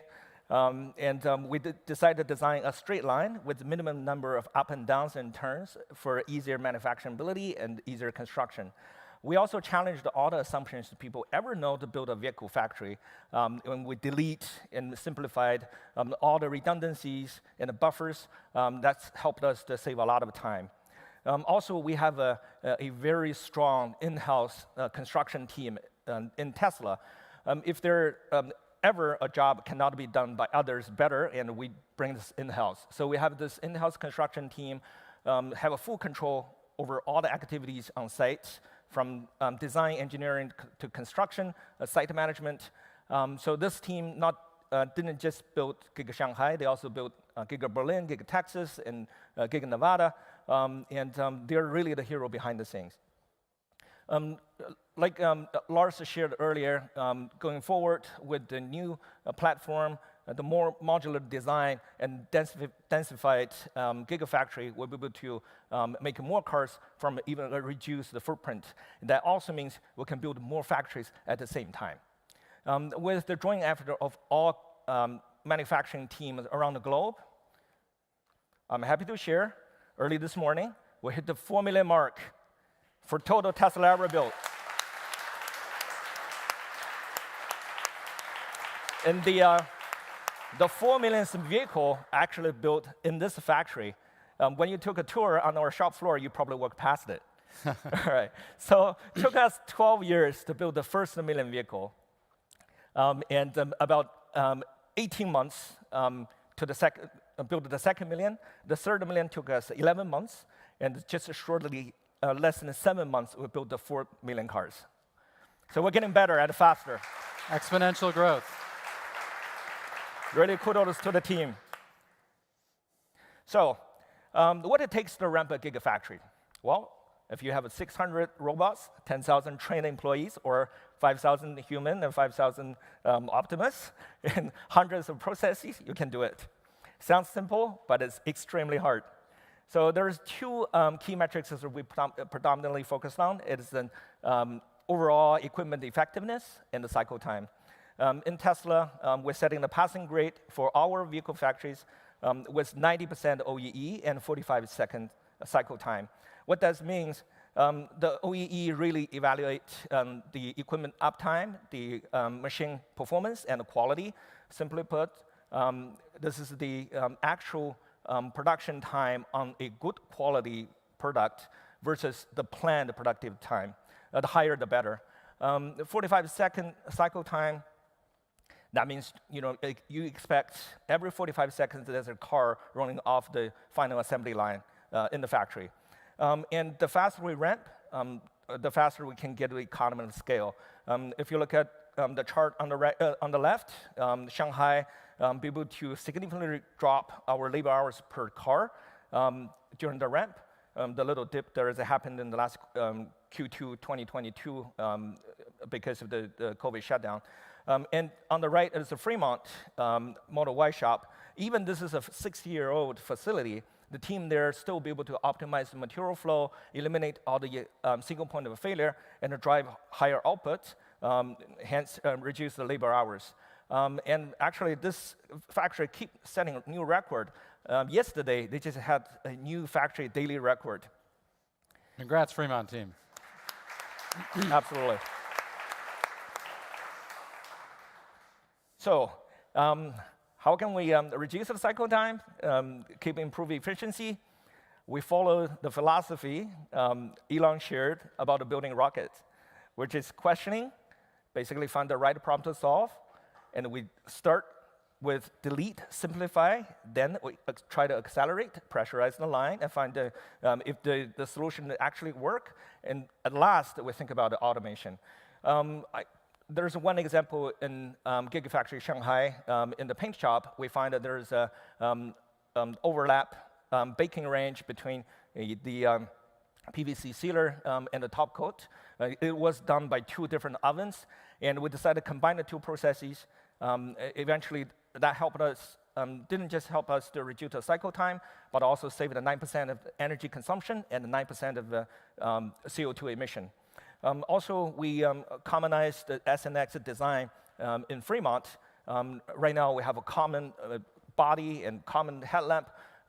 We eliminated about 40 parts and reduced about 10% of the cycle time.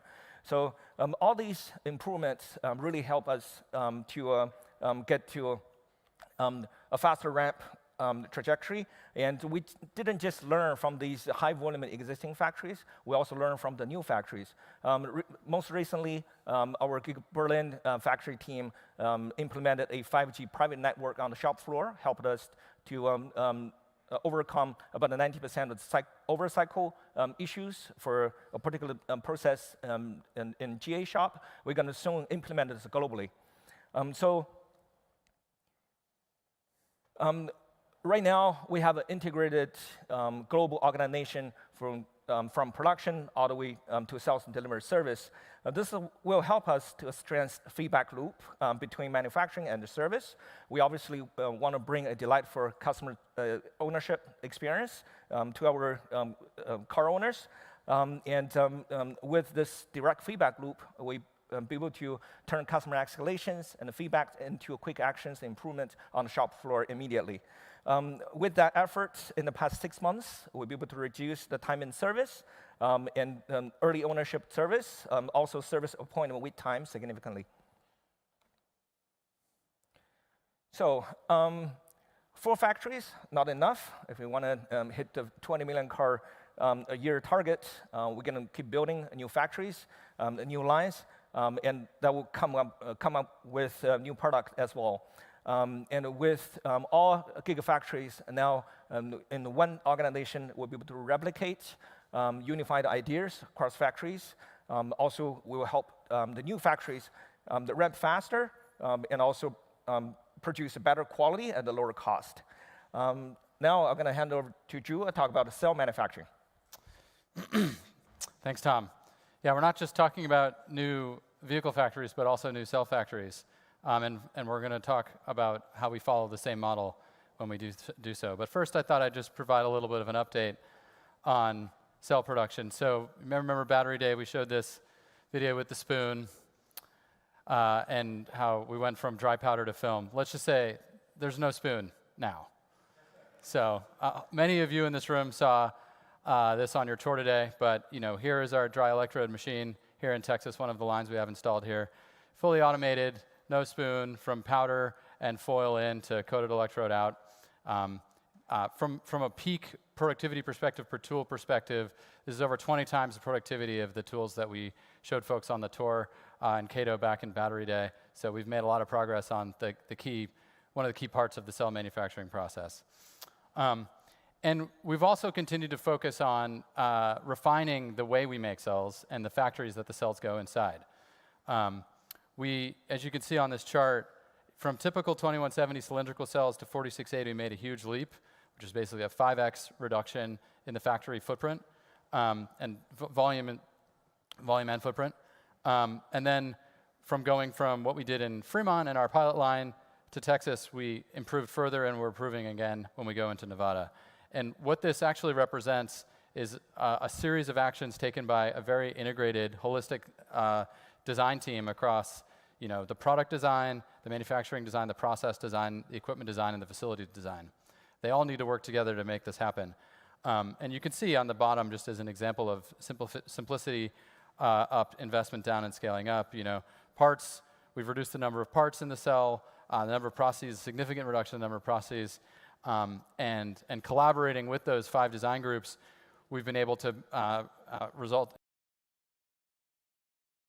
times smaller volumetrically which means it's faster to get built. It's much lower capex per gigawatt hour output, and we can go and scale, to our objectives of, 240 total terawatt hours, 1 terawatt hour a year of stationary storage and 20 million vehicles a year,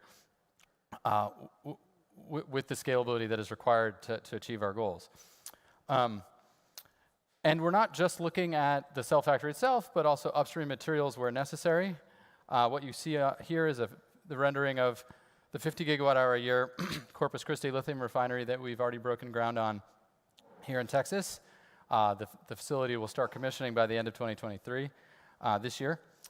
This is a good example of something where we're basically talking about breaking ground and starting commissioning within 10 months, and with actual production within 12 months. That's the target, similar to what we did in Shanghai.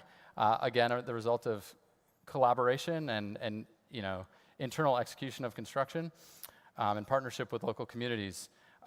This site is 30 minutes from the Corpus Christi port. It's located directly on rail. The process route we're taking is a direct soda ash leach of the input material, which means there's no acid roasting. We don't have any of the sort of waste products associated with an acid roasting step. We're designed to consume lithium spodumene, which is a very commonly traded lithium rock, but it is flexible to other feeds from primary and secondary sources. And similarly, we're working on our cathode facility here in Texas. Maybe you've seen it as you're driving around, which is a 60 gigawatt hour a year cathode facility behind the main building here. 10-month build time there as well. The equipment's being installed for the first line as we speak, and we'll be commissioning starting next quarter. So we are doing this where we need to. Our plan is not to do it always. There are lots of competent companies out there. But we are also trying to sort of accelerate the pace of the industry by trying some new things that are a little bit more scalable, and de-risking certain innovations that improve productivity in terms of capex per gigawatt hour and things like that. And with that, I think that sums up our efforts on the factory side. Mike, you want to come up and we'll talk about energy? All right.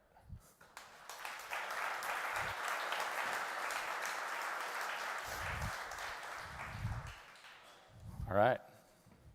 Take it away. All right. Here, you can.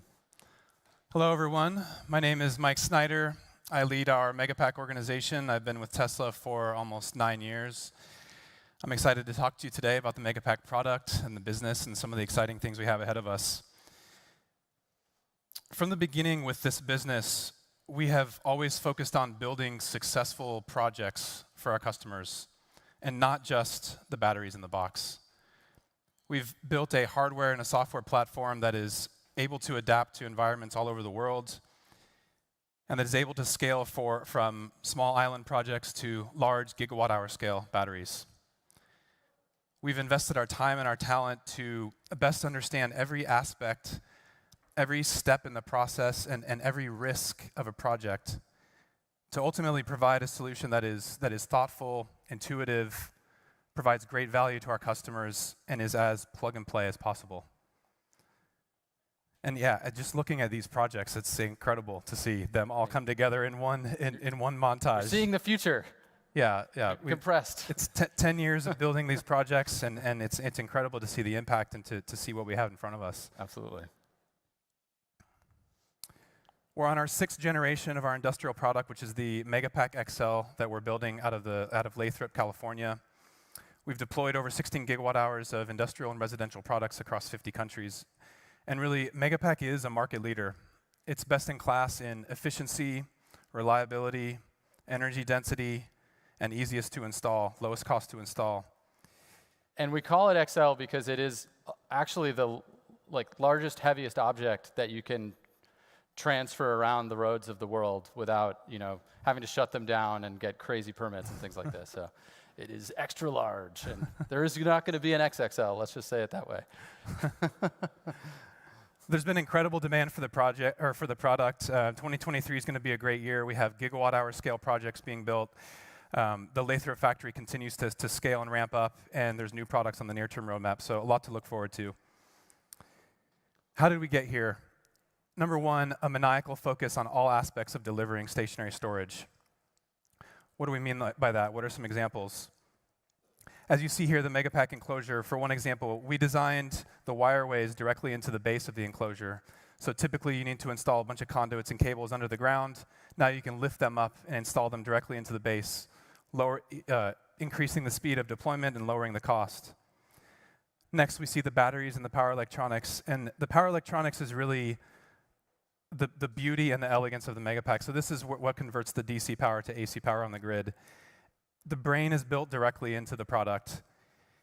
It is able to connect to any grid in the world right out of the box.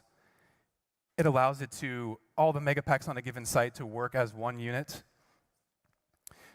And really, it's what makes it what it is. I think it's the most incredible feature of the Megapack.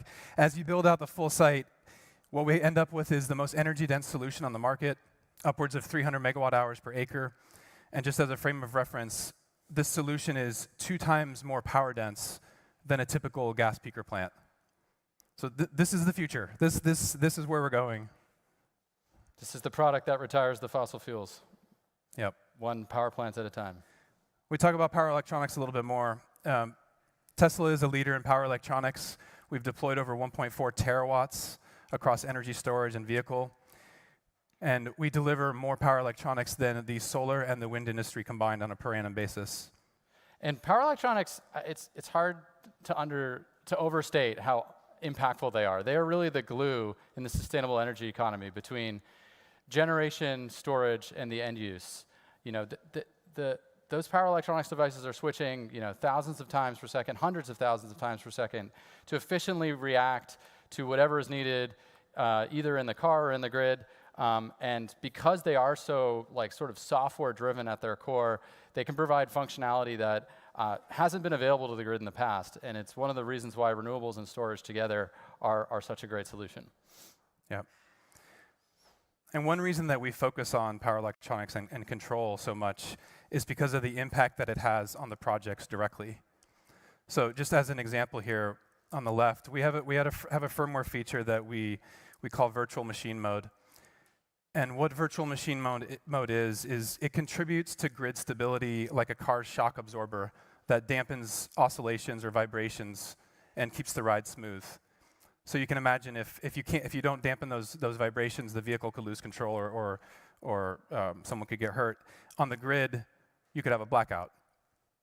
We have one grid operator that's utilizing virtual machine mode and said they will not operate their grid at 100% renewables unless they have this feature, unless they have virtual machine mode working.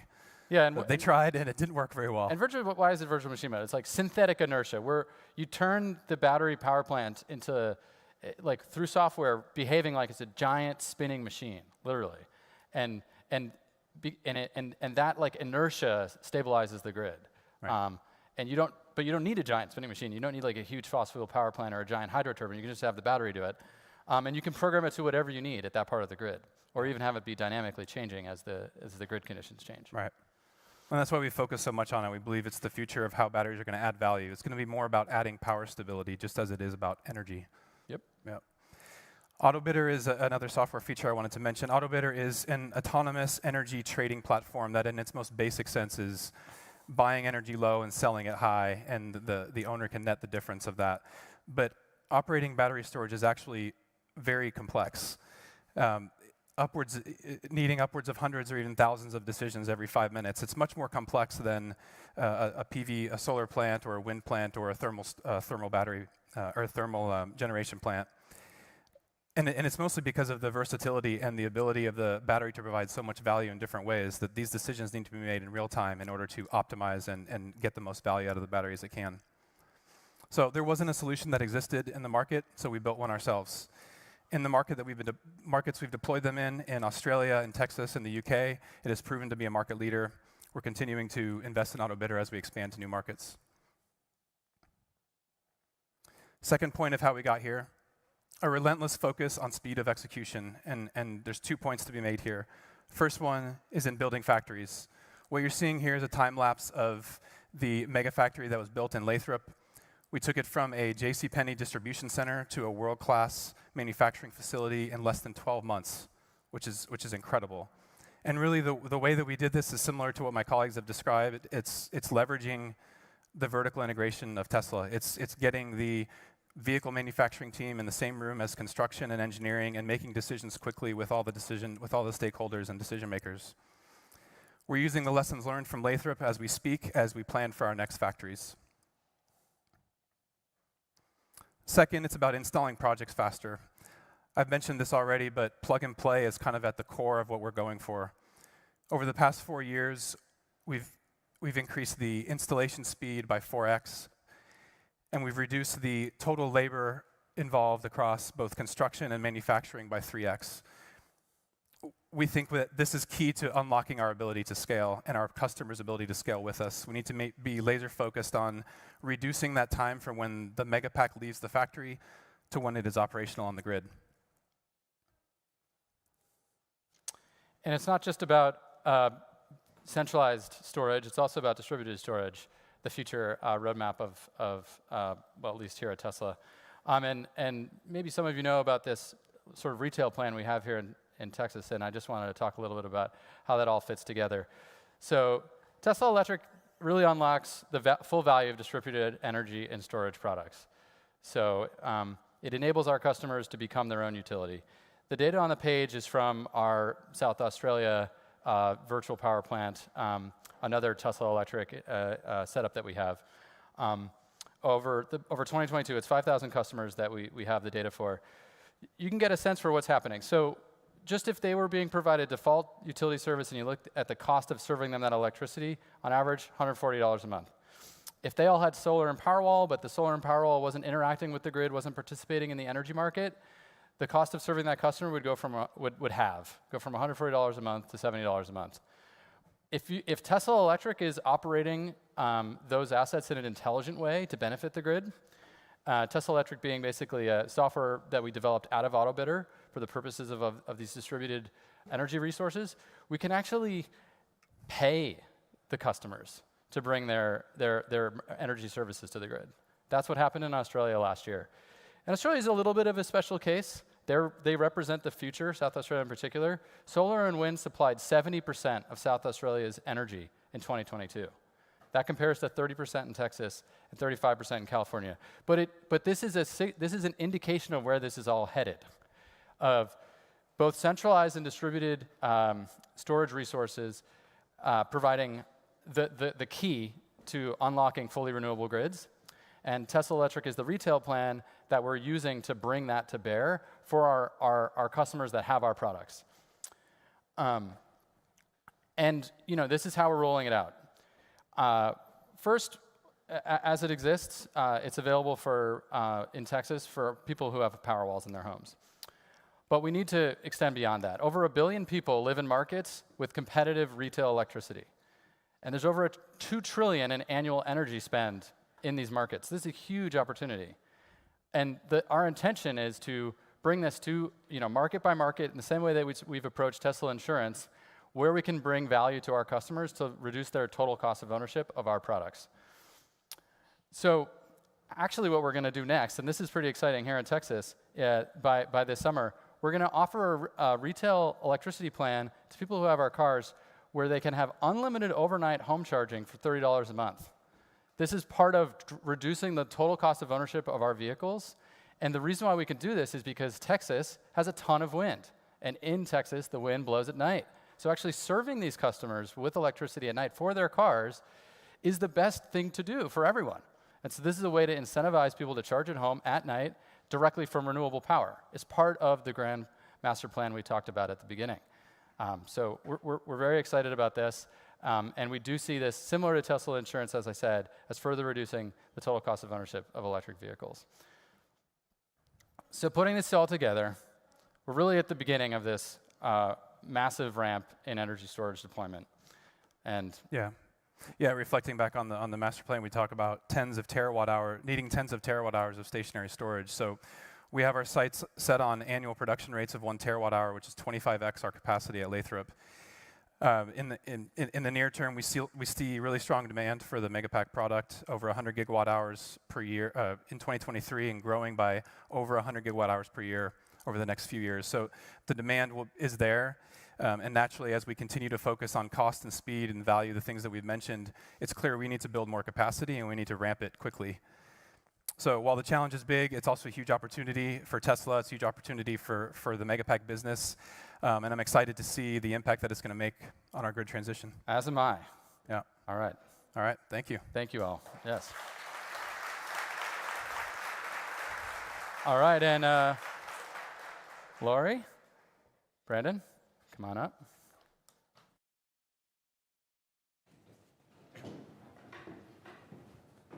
Hi, I'm Brandon with the legal team. Thank you, not just for coming, but being investors. Now, we have an active and engaged board and management team. We've met with you, and today is the culmination of that. We've heard you, which is why we're excited to share this Investor Day with you. Now, you will hear more from our board at the appropriate time, but for now, I'm excited to introduce Lori Shelby, who's going to discuss sustainability and our employees. Lori? Thank you, Brandon.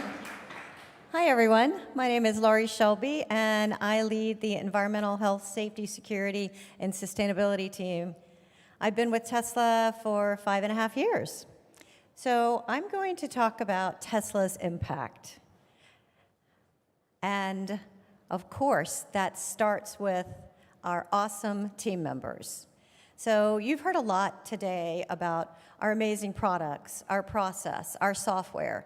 You've seen lots of numbers and lots of graphs. You've also heard a common theme, and that common theme is that Tesla's team is what drives our success and makes a difference. Whether you're in our factories, in our sales, service, and delivery centers, our warehouses, or in the field, you can see and you can feel the collaboration that's happening. And you also can see the pride that everyone has in working for Tesla. So before I go on, I want to give a big shout out and a thank you for our Tesla team globally. So let's.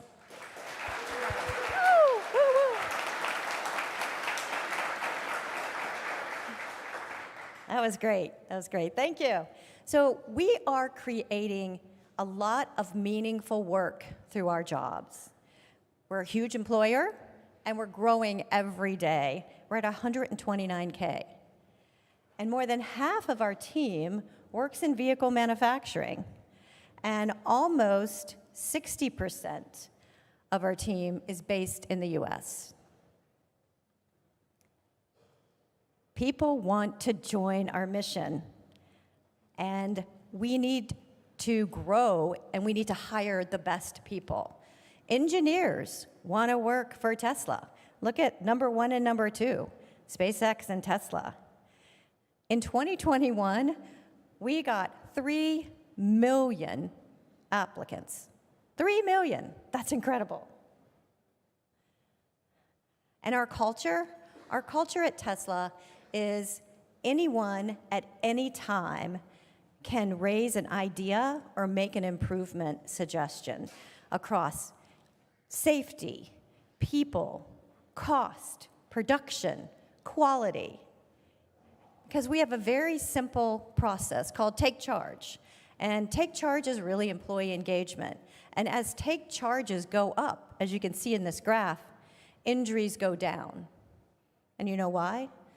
People who do the work. The people who do the work know how to improve the work. Sustainability is everything. It's our mission. You've heard about it all day, part of our master plan. But at Tesla, we don't just tick boxes to meet a requirement. We really focus on the impact that our products and our software will deliver. In 2021, our customers avoided 8.4 million metric tons of greenhouse gas. That's equivalent to taking 1.7 million ICE vehicles off the road for a full year. Yes, yes. We're also focusing on doing really good work and driving sustainability into our operations. We have year-over-year reduction in our water use, in our waste, and we're growing and building a renewable energy program within our operations, just like supercharging, as you heard. So it's not just about our products, it's the way we make our products, both phases. Tesla, our company, is solving both sides of the clean energy equation. We've got the clean generation, the clean storage. We also have zero emission transport. As this slide shows, from 2012 to 2021, our products generated more energy that was consumed by all Tesla vehicles and our factories. It's amazing. Yeah, I like the claps. Yeah, I'll take claps. So, our vehicles use less emissions than gas-powered vehicles. Even in the worst case scenario, 100% coal grid, the Model 3 has less emissions than the average ICE car. And we're only gonna get better. You heard about that today. Every product we make is more efficient. Every factory we build is more sustainable. So it's only gonna get better and better. So as we build our zero emission future, we've been talking with our stakeholders, with our shareholders, about how do we improve our reporting framework. And we are aligning with the TCDF. So TCFD. So we're aligning with the TCFD, which I know many of you have been asking us about. I also want you to stay tuned because there's going to be much more coming in our impact report. So thank you all. And up next is Zach Kirkhorn.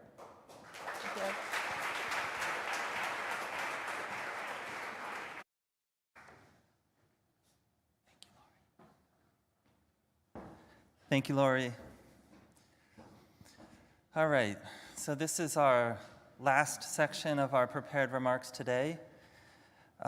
We'll kind of take what we've discussed today and summarize it at the corporate level for our financials. Maybe before I jump into the details here, we've never done an investor day as a company. We've never brought our leadership team out and asked them to talk about the things that they're working on. So, I feel very fortunate to be able to work alongside this group of people and support their teams. And I also just want to thank them, they're in a room in the back listening to this, for all of the work that they put into today and getting the company to where it is today. So thank you to the Tesla team.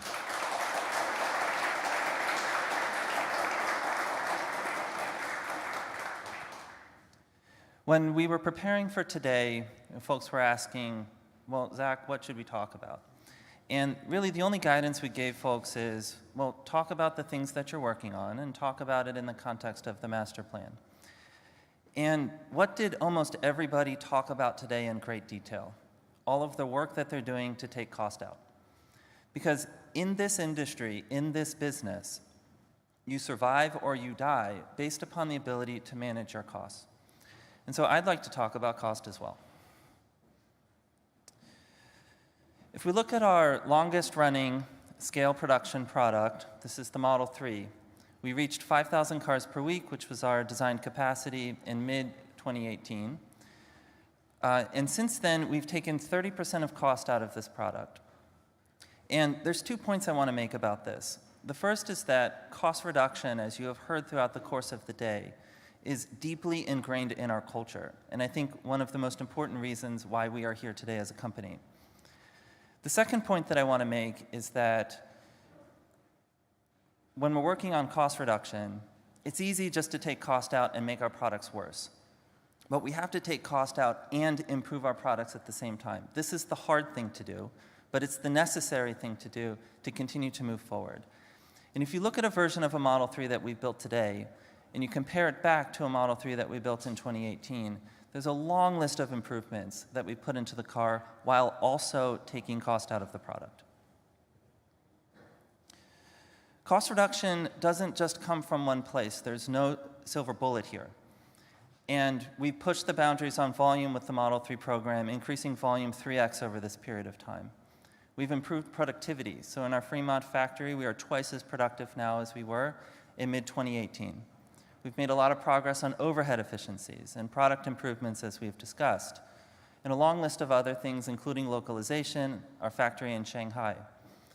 And as we ramp up volume and as we find efficiencies, we work with our suppliers to do the same.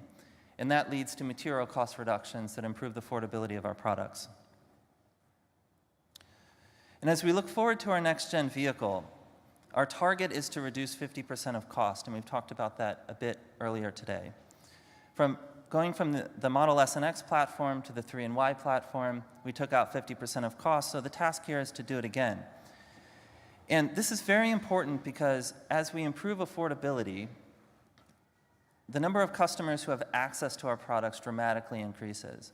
And as we link this back to our master plan, it enables an exponential growth in our volume with linear reductions in the cost of our products.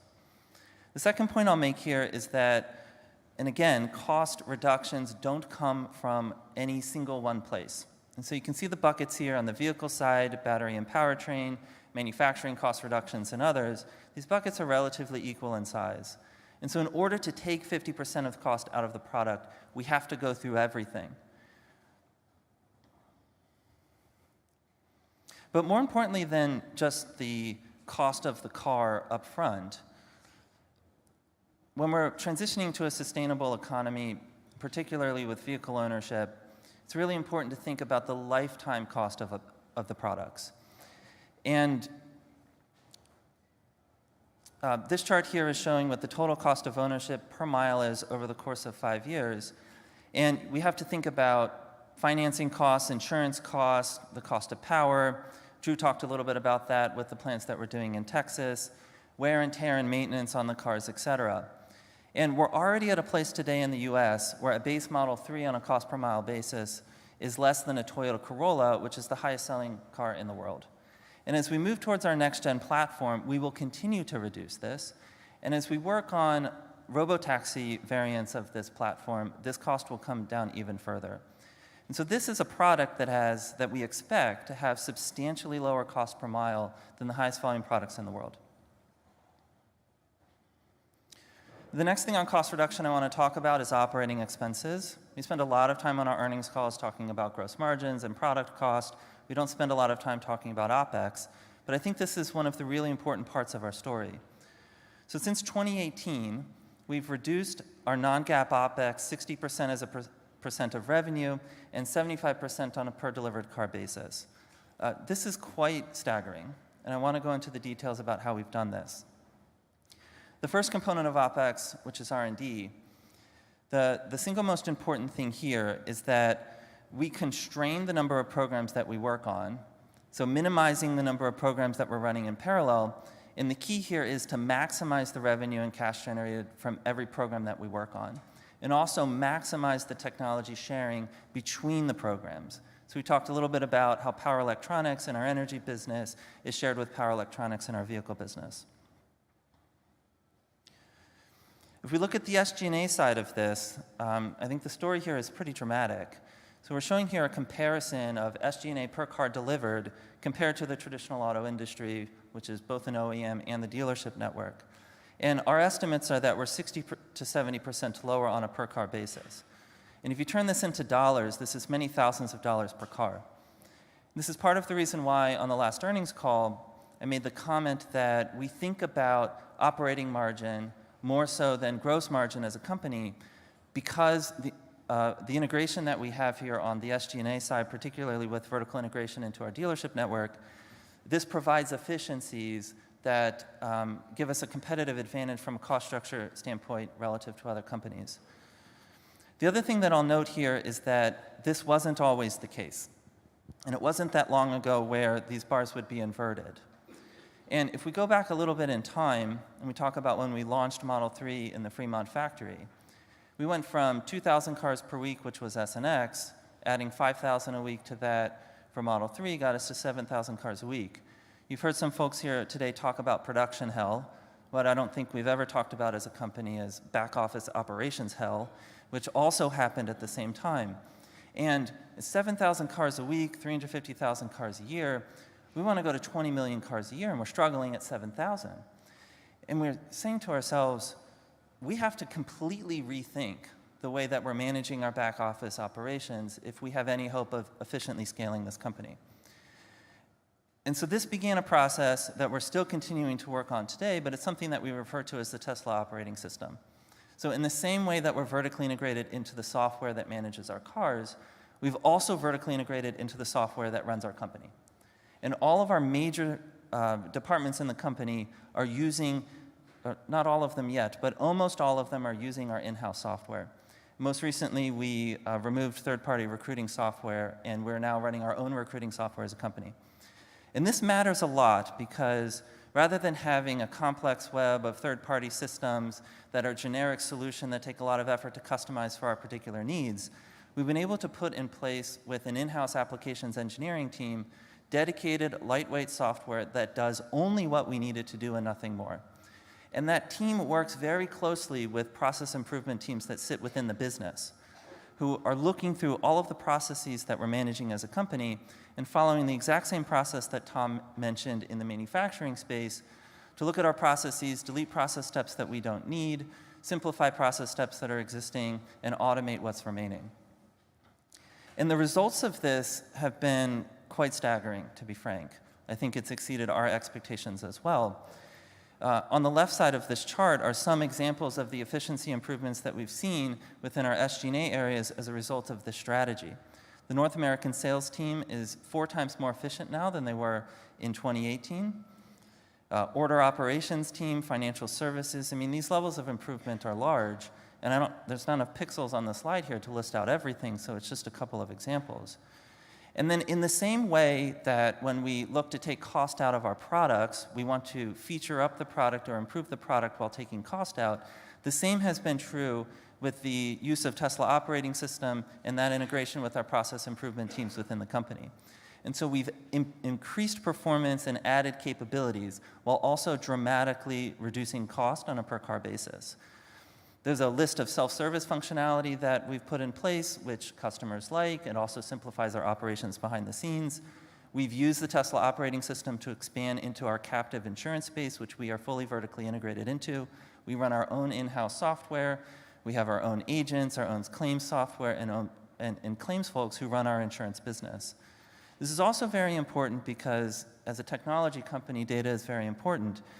And we use these systems and the access to the data in those systems to pull out extremely granular and targeted reporting that enables us to see every aspect of our business in real time so we can make adjustments to our operations as needed.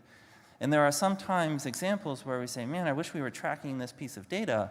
Well, you know, it's a Teams meeting away from the applications engineering team to make a request, and then we can start tracking that data and make those changes. And so the feedback loop associated with process improvement inside the company is pretty astounding. The last thing I'll just mention here, which is something I'm personally quite proud of, we've made a lot of progress in our close processes within the finance team, getting our 10Q and 10K filed.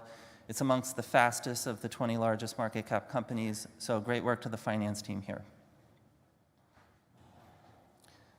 So all of this work on cost reduction is extremely important because we have a lot of money to spend ahead of us to achieve our goals within the master plan. So we've mentioned over the course of the day today 20 million annual vehicle production as our target, 1 terawatt hour of annual energy storage production, and then expanding cell production, service, and charging in line with the growth of those other businesses. And so we've estimated what we think the total cost to get there will be, and there's certainly error bars around these numbers as we continue to progress and innovate. But of this, we've spent about $28 billion of that so far in the history of the company. And maybe this total investment looks large. I actually think it's quite small relative to our ambitions. And if you look at our 2022 operating cash flows and you just say, well, let's assume some modest growth to that, maybe not all that much, if you're being conservative, but the ability to pay for this level of investment from the forecast that we have is very achievable for us. I'm often asked about capital allocation. I think our strategy here is very straightforward. I touched upon it a little bit in our last slide, but just to be explicit about it, obviously the priority here is to ensure that we're using capital to run the day-to-day operations of the business. This is a working capital intensive business, and this has to be managed very carefully. And so, over the course of a quarter, there can be multi-billion-dollar swings in our cash balance up and down, just depending upon the timing of when we build and deliver cars. So we obviously have to have money set aside for that. Downside protection is another really important area where we have money set aside for that. And over the last couple of years, throughout the pandemic, I think this just highlights why being ready for downside protection is important. Preserving daily operations is the engine that then generates cash that allows us to reinvest into the growth of the business.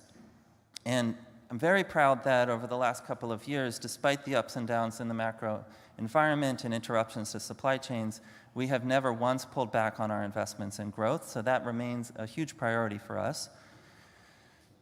We do then, after investing in growth, we look at opportunistic ways to spend our cash. These are more financially oriented, where if a return exceeds a hurdle, then we can place cash in that. This is part of our story of cost reduction in the Fremont factory. And then on the excess side, this is where the board meets on a regular basis and they're thinking about what our cash flow projections are looking forward and whether it makes sense to do buybacks or dividends. So to wrap up the finance portion of the presentation today, a couple of key messages I just want to leave you all with here is that we use innovation at an intense level to drive costs down and improve the efficiency of the business. And the reason this is so important is it allows us to improve product affordability. And this is particularly the case when we move to our next generation platform. Improving affordability allows us to comfortably make investments that grow volume. That volume generates cash that then allows us to make more investments. And as we integrate that going forward, it's our belief as a leadership team here at Tesla that we're going to achieve unprecedented scale in the manufacturing space. And this is what's ultimately required to accelerate the world's transition to sustainable energy. So with that, this completes the prepared portion of today. We're going to take a short break, and then we'll resume with a live Q&A.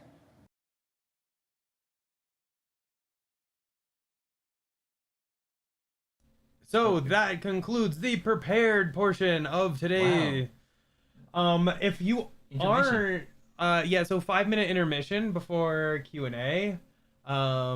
Wow. I guess this is why they call it day at the end, because it's going to be a long... I will say this. This is our second longest live stream, I believe. So, yeah. Longest being the 30-something, 35, 37 hours in a Model 3. Who remembers that? I don't know, though. Yeah. I saw a lot of people were complaining, but I thought there was a lot of interesting stuff in here, too. I mean, I thought it was definitely much better than that last one we saw. I think it was the AI day, or was there a battery day? I don't remember, but there was one that was just way too technical. And this one has a lot of cool stuff. I mean, they're definitely showing that they have a lot. They've cut costs. They've come a long way. Become a lot more efficient. And to me, that's good news, because they're only going to be getting better. Yeah. And if you look at other vehicle manufacturers and energy products, I'm sure they have nothing even close to this. Yeah, I'm going to switch it to the picture-in-picture so at least you guys can see what's happening. I just need to mute the audio quick so I don't get copyright. Okay.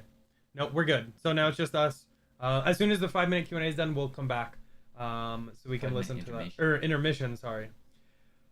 So Rob said, throw me some sandwiches. I got ding-dongs and I got Twinkies. Which one would you like?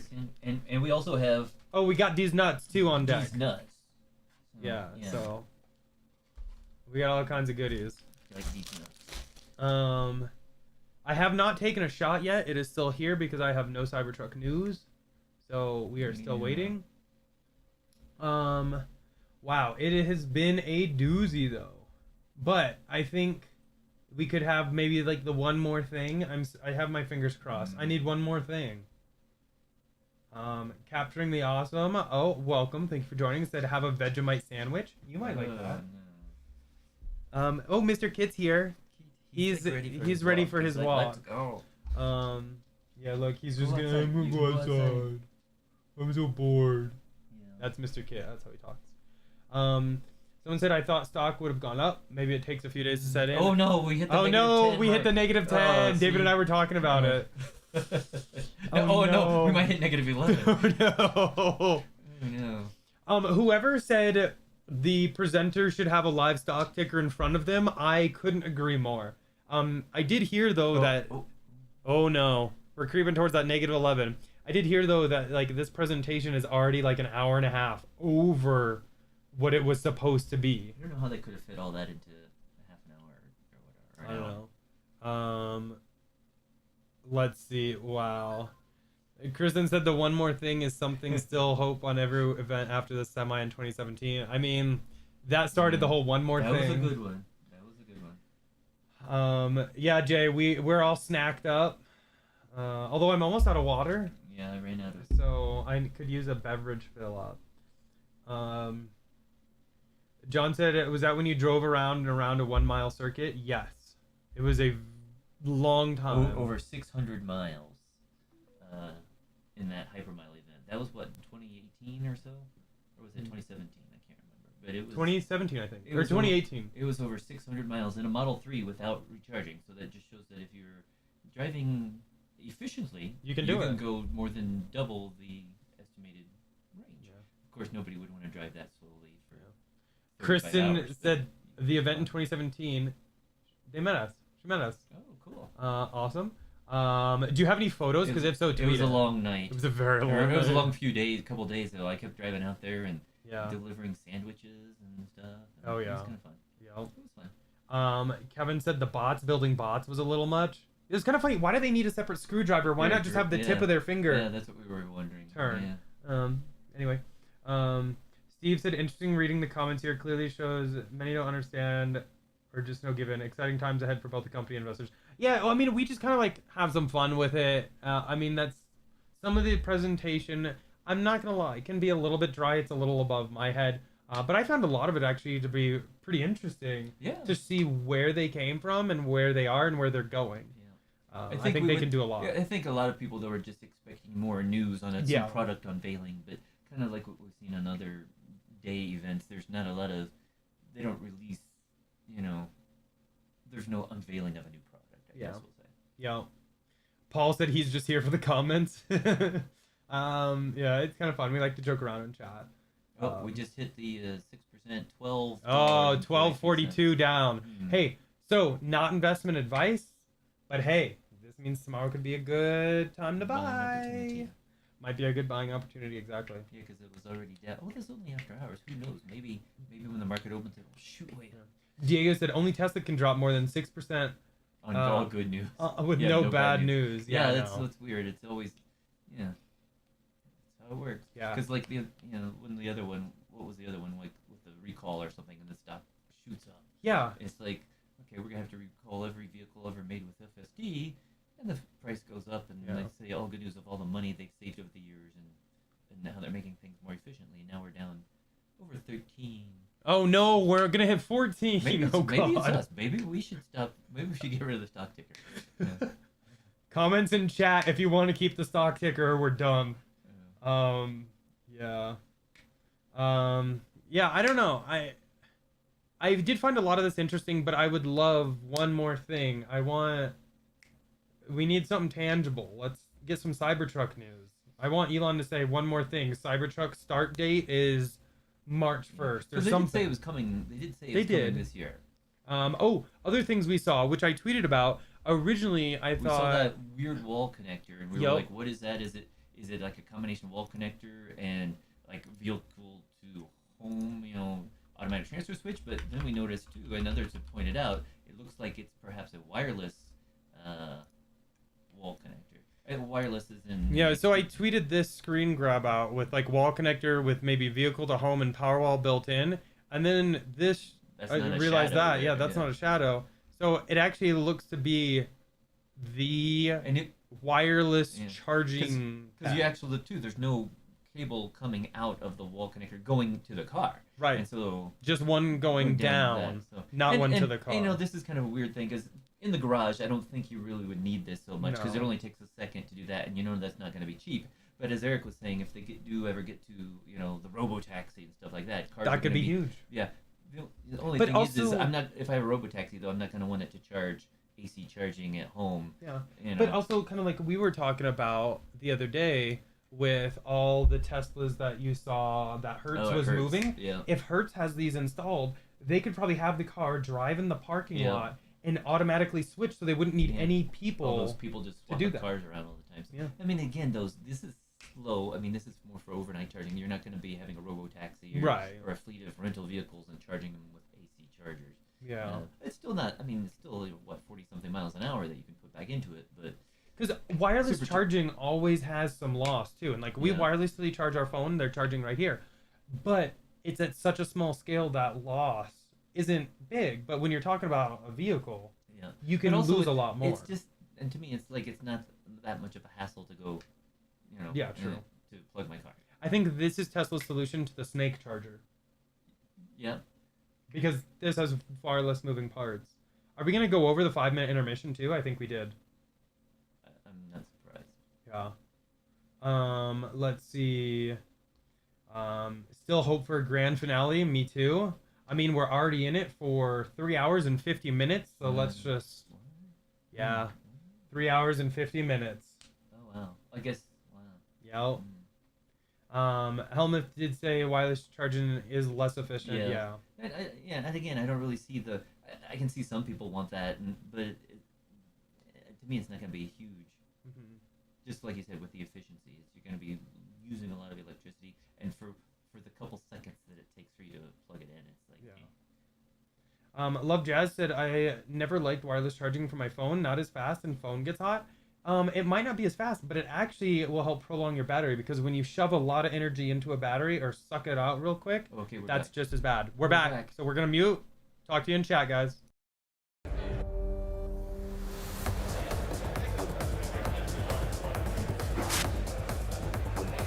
Do the mic.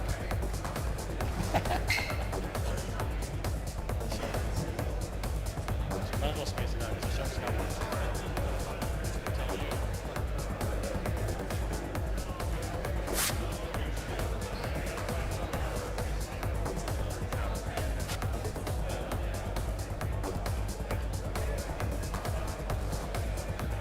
Oh, I can talk.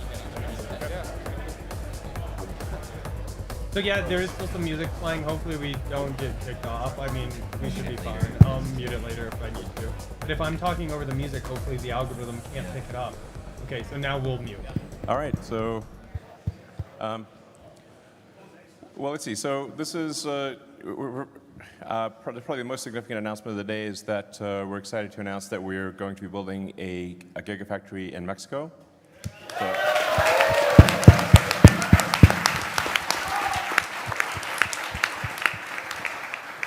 So, yeah, and we'll have obviously a grand opening and, groundbreaking and whatnot. But we're excited to announce that the next Tesla Gigafactory will be in Mexico near Monterrey.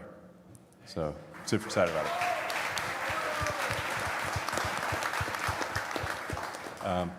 Now, I do want to emphasize we will continue to expand production at all of our existing factories, so including California, Nevada, here in Texas, obviously, and Berlin, Shanghai. So we intend to increase production at all factories, so the Giga Mexico would be supplemental to the output of all the other factories. So this is not, to be clear, moving output from anywhere to anywhere. It is simply about expanding total global output. Yeah, so it's going to be good. So, peanut gallery. Anyway, so I think that's, we're quite excited to announce that. In fact, I believe the governor is here. It's hard to see. Welcome.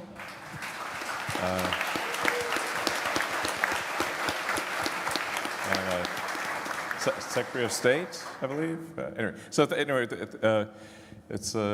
looking forward to it and having a big event for the great groundbreaking and opening. So let's see. With that, we can move to I guess Q&A. We've obviously got significant bench strength here. Should probably have like a bench. And anyway, we maybe have too many people on stage, but we'll try to answer questions within reason. This is meant to be kind of more of a long-term sort of discussion as opposed to, what will be the production for the rest of the quarter type of thing. So let's try to orient our questions towards long-term value creation. And with that, fire away. Rod?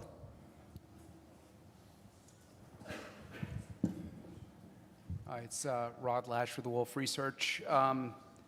Very exciting plans about the next generation vehicle and powertrains and batteries. I was hoping you can maybe talk to us a little bit about the timeline for deploying this. And it sounds like it's more than just a vehicle. This is a kind of a paradigm change on how vehicles are assembled, how batteries are put together and everything. And does that also just get reconfigured into everything that you do? So the Model Ys that are being built here will be built very differently in the future. Maybe just give us some feel for what happens from here and what's the timeline for implementation. Well, I'll talk a little bit about that, but broadly speaking, the most profound architectural changes will be in future vehicles. Retooling a factory means bringing the factory down for an extended period of time, and that would prefer not to do that, I think. But there are variants in how Model Y is produced. So we've got variants where there's rear casting, where there's a front and rear casting, and we have the structural battery pack. And then there are a number of smaller improvements that occur. But I think for really, really big changes, those would be future vehicles. Yeah, I don't know, you guys want to add? Lars, maybe? Me? Yeah. So, as far as, I agree with you 100%, Elon. It's really easy to put innovations in new vehicles, but long term, we'll obviously bring them back. We've always talked about that, but we don't want to take our factories down. As far as the timeline goes, we're going to go as fast as we can, left to right. As always, Elon alluded to the fact that Mexico will build our next-gen vehicle, but we will also be doing that in our other plants. And so it's really about getting them all up and running. We expect that to be a huge volume product, and we're going to move that quickly over the next couple of years.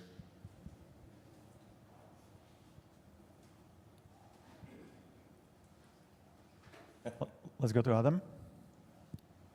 Thanks. First, enhorabuena, Mexico. Vamos. That's great. Congratulations. Elon, a question on applying first principles thinking and innovation to an area that up to now has seemingly been outside of your control, and that is on mining and extraction of some of the key materials. I believe a couple years ago you had a patent on sodium chloride to extract lithium from some clays and spodumene clay and things of that nature. How does that fit into the plan of maybe bringing real innovation into a mining sector that could use a little, maybe waking up and getting those costs down? Because that could be a real gating factor, it seems. Well, we're going to address whatever we think the limiting factor is at any point in time. So we would like to do the least amount possible. So we don't want to get into the mining or refining sector. We will do that if we have to. I do think the focus really should be on refining capacity. We need to make just a very giant amount of anode cathode lithium hydroxide, lithium carbonate. It's really the refining capacity that is the biggest choke point. So that's why we're building a lithium refinery in Corpus Christi.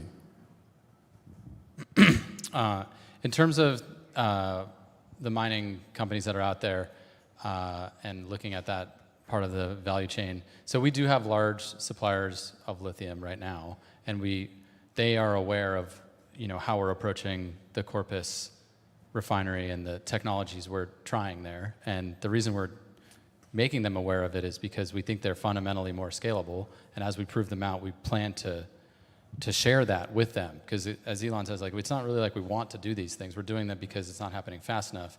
So if we can prove that it can be done faster, the intention is to transfer that knowledge to our current suppliers. And the same is actually true. It was actually a clay process that we're playing with and we continue to work on. Same is true on that. So we've worked with our suppliers as well on trials and we're sharing knowledge there. And the intention is just to help the whole world do this better. And ultimately, this here is getting the lithium out, or whatever it is, out of the ore.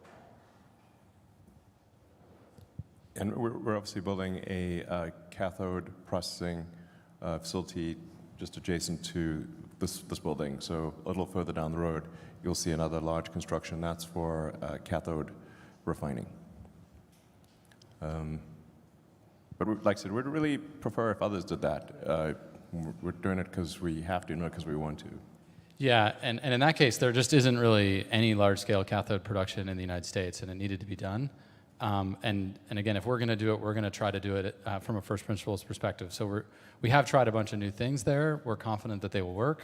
And as they prove out, again, we want to bring them back to our suppliers so that they can build new facilities more quickly with less investment. All right, let's go to Ben. Hi, Ben Kaler for Baird. So similar on the renewable side, is there more that you can do in Tesla to nudge the rest of the renewable industry to speed up, since it's such a big pillar of the Master Plan 3? Well, I mean, I don't know what more we can do, but I can say that if there's like entrepreneurs out there that want to have like a guaranteed chance of success, it would be refining lithium or anode and cathodes or any materials whatsoever for lithium-ion cells. It's a no-brainer. Yep. I think we're doing everything we can. So.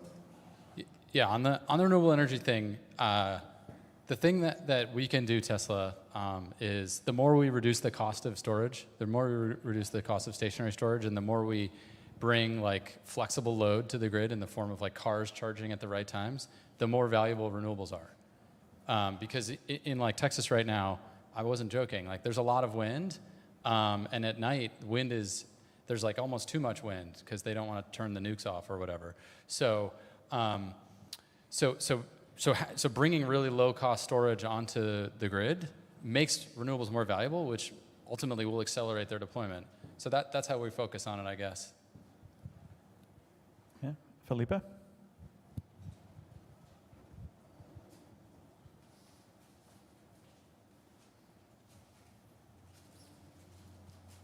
Thank you. It's Philippe Bouchois at Jefferies. I've got two questions. The first one, when I think about in this industry, everybody wants to be Tesla. Every car maker is trying to emulate what you're doing. Well done. The one thing they don't do is focus on having as much growth as possible with as few models as possible. So I'm just trying to understand, as you aim for 20 million units in 2030, how many models do you think you need to get there? And how does it fit into your drive to hyperscale? How do you manage this? And also the fact that probably consumers at some point don't want to see a Tesla or the same Tesla at every street corner. So I'm just trying to get your sense of that. And my other question is on bidirectional. I mean, you talked a lot about making a world more renewables and better usage of cars. I think bidirectional charging is one way of better using cars, but you seem to have been reluctant about doing that in the past. So I'm just wondering what your latest views are on the topic. Sure. On bidirectional, it wasn't like a conscious decision to not do it. It just wasn't a priority at the time, I think is maybe the way to think about it. As we continue to improve the power electronics in our vehicle, we've found ways to bring bidirectionality while actually reducing cost of power electronics in the vehicle. And as at all things Tesla, the goal is usually to get more for less. And so We are in the middle of kind of like a power electronics retool, I would say, that will bring that functionality to all of our vehicles over the next, 2 years, let's say. But it's, yeah, I guess that's how I'll say there. Yeah. I don't think very many people are going to use bidirectional charging unless you have a Powerwall, because if you unplug your car, your house goes dark. And this is extremely inconvenient. Yeah, most of the value, it comes in charging the car at the right time. It's not really about sending energy the other way. Yeah, I mean, if you have a Powerwall that can take the house load, then you can use your car as a supplementary energy source to the Powerwall, and then you're not going to drive everyone crazy by unplugging your car and having the house go off. So I think there's some value there as a supplemental energy source down the road, where if you have a Powerwall, you've not diminished the convenience of the people in the house. And the question of number of models? Sorry, the what? Oh, how many models? Oh, vehicle models. Not that many. Really, 10? I don't know. Not that many. What's happened with conventional cars is people have run out of things to do. So if you run out of things to do, they just end up reshuffling the deck, and you have pretty much the same. How many variants of car are there on the road? There's like hundreds. But are they good variants? No, mostly not. They're just variants for the sake of variants. But look at how have things converged with the phone? There used to be hundreds of flip phones. Now what do we have? It'll be like that. George? George Generikas from Canaccord Genuity. Just had a question about your plans to grow market share in China, and also whether or not the political tensions between the United States and China impact your long-term ambitions there. Thank you. I don't know. Hey Tom, not to put, don't sweat too hard. Yeah. Well, we're still growing our market share in China quite strongly, actually. Especially early this year, we had this price adjustment. After that, we actually generated a huge demand, more than we can produce, really. As Elon said, as long as you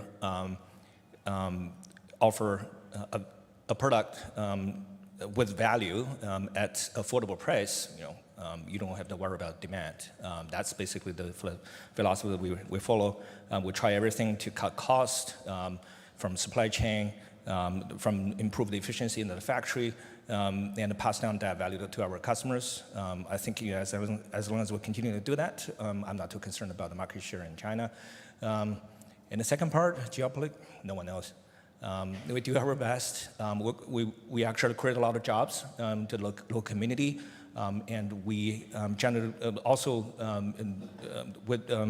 at our suppliers' factories, we'll create a lot of jobs as well, and we'll contribute a lot to the local economy. I think as long as we're needed in this country, I don't see there much of the risk of that. Colin? Colin Rush from Oppenheimer. One of the things I was struck by in the presentation was the operational efficiency metrics that you guys are talking about. Could you talk a little bit about the velocity of learning cycles and how you guys track that and think about that as an organization as you work into a variety of other areas from an innovation perspective?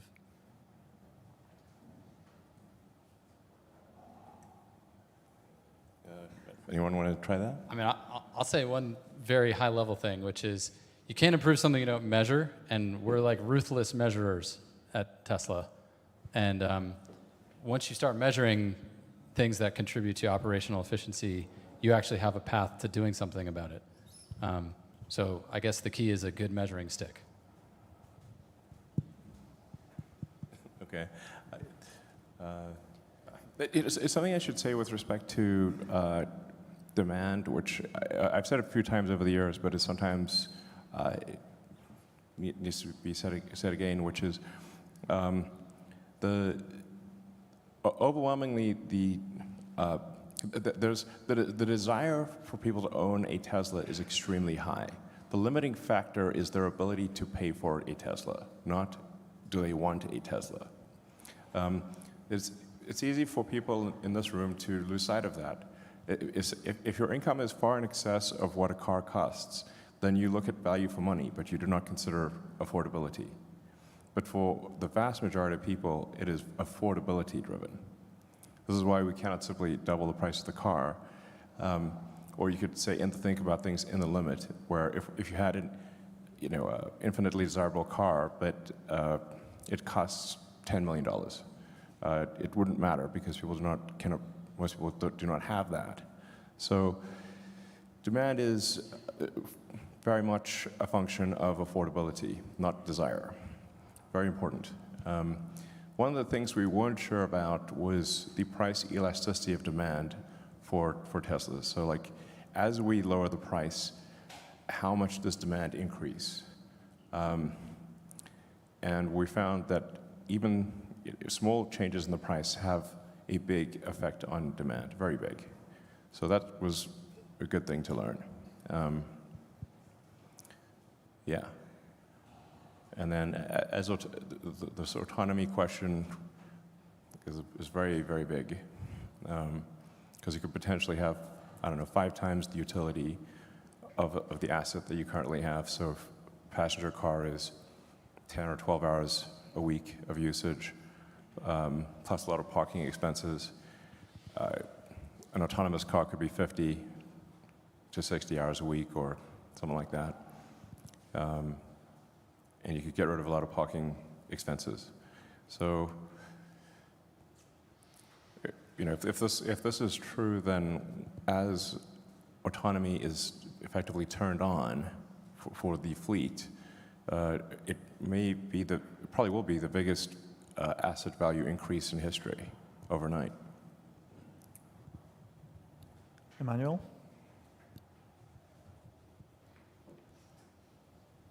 Thank you so much, Emmanuel Rosner from Deutsche Bank.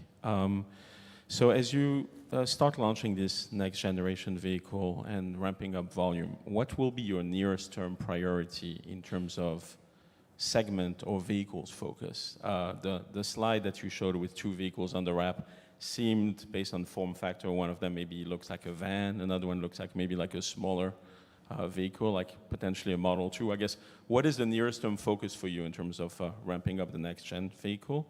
And how do you make sure that by lowering the price point so much because the cost is going down 50%, you're not cannibalizing demand, for your existing vehicles?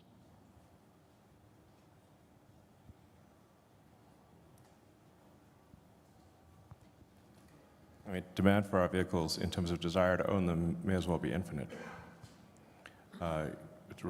It's indistinguishable from infinite at this point. So affordability is what matters. So as you make the car more affordable, we will have demand go crazy, basically. The issue is, how do we build the cars? The hard part is building the cars. I can't emphasize that enough. The hard part is building the cars and the entire supply chain that goes with the cars. This is a logistics challenge of extraordinary difficulty. All the things that have to go into the car have to scale with the car, while everything is doing an exponential ramp. And if you miss even one of those things, doesn't matter why, earthquake, flood, fire, revolution, I thought I've heard them all. Any part of that supply chain gets interrupted, then you have a seizure. The hard part is building the cars by far, and the supply chain that goes with it. Do you guys want to talk about supply chain stuff? Well, they might. I think, in the presentation I'd mentioned perfection is a passing grade. We really need everything to happen perfectly, and the strategy for mitigating the different risks, some of which were anticipated and some weren't, is really bespoke to the situation. And really you need subject matter expertise and a deep knowledge of the particular supply chain you're managing to come up with those strategies. So we've seen everything from, as Elon mentioned, first the tariffs that flew back and forth, then the ocean logistics issue, a chip shortage, COVID, floods. There was a fire in a fab in Japan that knocked down. There was a massive COVID spike in Malaysia where a lot of the chips, the back end of a lot of chips was down there, and more. This was one that Elon was involved with as well. And yeah, it's nerve-wracking, but somehow it works. Yeah, and although it's difficult, I think we have been laying the foundation to be as intimate to all the tiers of the supply chain, building that control and directing the different tiers of supply chain. That's the way we are trying to mitigate the risks that come with it. Again, dual sourcing, triple sourcing, having redundancy is the way we've been trying to mitigate for it. Yeah, on that point, when we think about vehicles, when you think about 3Y as an architecture, SX as an architecture, our next generation platform is more than one segment, and really we're thinking about all the segments that are available that we haven't captured and where the market would be, and designing it with our supply chain partners so that we can go quickly through those segments for where we need. But to Elon's point, if you make a car desirable and affordable, oftentimes it doesn't necessarily matter what segment it's in, because it's one that you want. And we've seen that with Model 3 when a lot of people thought the sedan was not going to be a great hit, but we sell tons of them. So the next generation platform is not one vehicle, it is multiple, and it's on a segment that we will really try and focus on that affordability and desirability point moreover than where we started. Yeah, I mean, there's I think, it's an old saying, like, battles are won with tactics, wars are won with logistics. The logistics challenges here are enormous. And when you start being a very significant percentage of an industry, you can't overcapacitize. It's not realistic. And some of these things, like you said, you dual source or triple source, you can do that maybe for small things, but you can't do it for big things, because if you're triple sourced, and it's like having a plane with 3 engines, where if any of the 3 engines fails, you crash. It's like, so and you have to either overcapacitize, which drives your CapEx up, and it has idle suppliers somewhere and big warehouses, or you design to some overage that's, reasonable, and then you have expedite costs because inevitably something goes wrong somewhere and you've got to fly things around. So it's really just the rate of progress is the rate at which we are able to scale 10,000 logistics problems. The most significant of those is the cell production. And so we actually deliberately try to overdo cell production or cell supply to have that exceed what is needed in vehicles. Because if it goes below what's needed in vehicles, then the factories stall. But then what do you do with all these extra cells? It's like, well, okay, so the much easier thing to scale up and down is Powerwall and Megapack output, stationary storage. So we can then overcapacitize in cells and packs and scale production of stationary storage, which is much easier to scale than vehicle production. So that's strategically, I think, a good thing. Yeah, I mean, the CapEx for Megapack is tiny compared to CapEx for vehicles. Also, Megapack demand is quasi-infinite. It basically, as long as we are competitive with utilities, we can sell as many quasi-infinite demand for that, really. Or many terawatt hours. And we got a long way to go to get to many terawatt hours per year. Dan? Let's go to Dan. Thank you. Dan Levy, Barclays. I think we know competitive dynamics differ significantly by region. cost dynamics differ by region. We saw that with your China Gigafactory, far superior cost to what you had at Fremont. I realized it was a new factory, but there are clearly different dynamics. So to what extent are the cost strategies that you've laid out today, do they differ by region, or is there more of a global one-size-fits-all approach on reducing cost?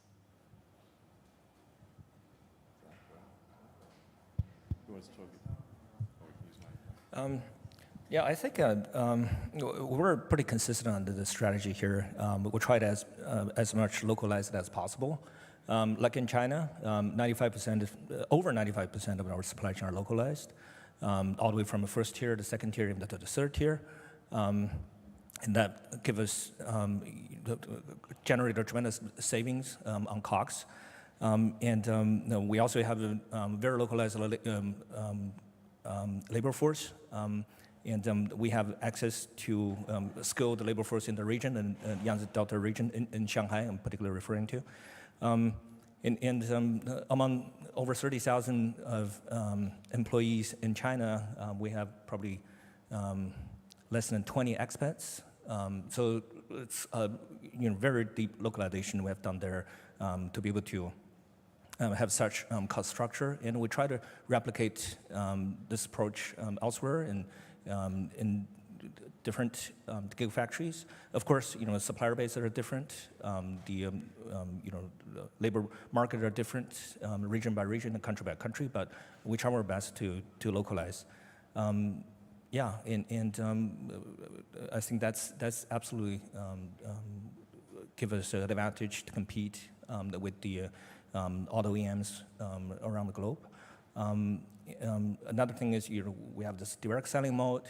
Like Zach said, we save a tremendous money on OPEX as well. We have full control over all the expenditures across the company, and we don't spend money on marketing or advertising. Everything we saved will become the value we can offer to the consumers. So on that part, we also follow pretty consistent strategy over the years.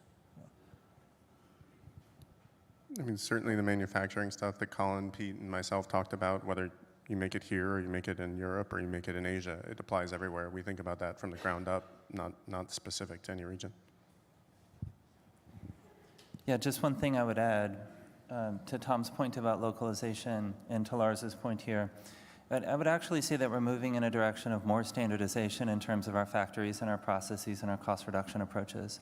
So as we've been thinking about the next generation platform, we've been thinking about the volume that we aspire to build against that, how many individual factories do we need to build, and what is the fastest possible way to expand that footprint around the world. What we've done with Model Y is each factory is an incremental improvement of the previous factory, which requires engineering hours, engineering spend for each factory design, and then you end up with factories that are slightly different from each other. And as we move towards the next generation platform, I think the term you used, Lars, is copy-paste. So to get it right from the first time, certainly there will be things that we learn and we replicate and we make adjustments to, but try to have as much standardization and commonization as possible, which allows us to go as quickly as possible with expansion.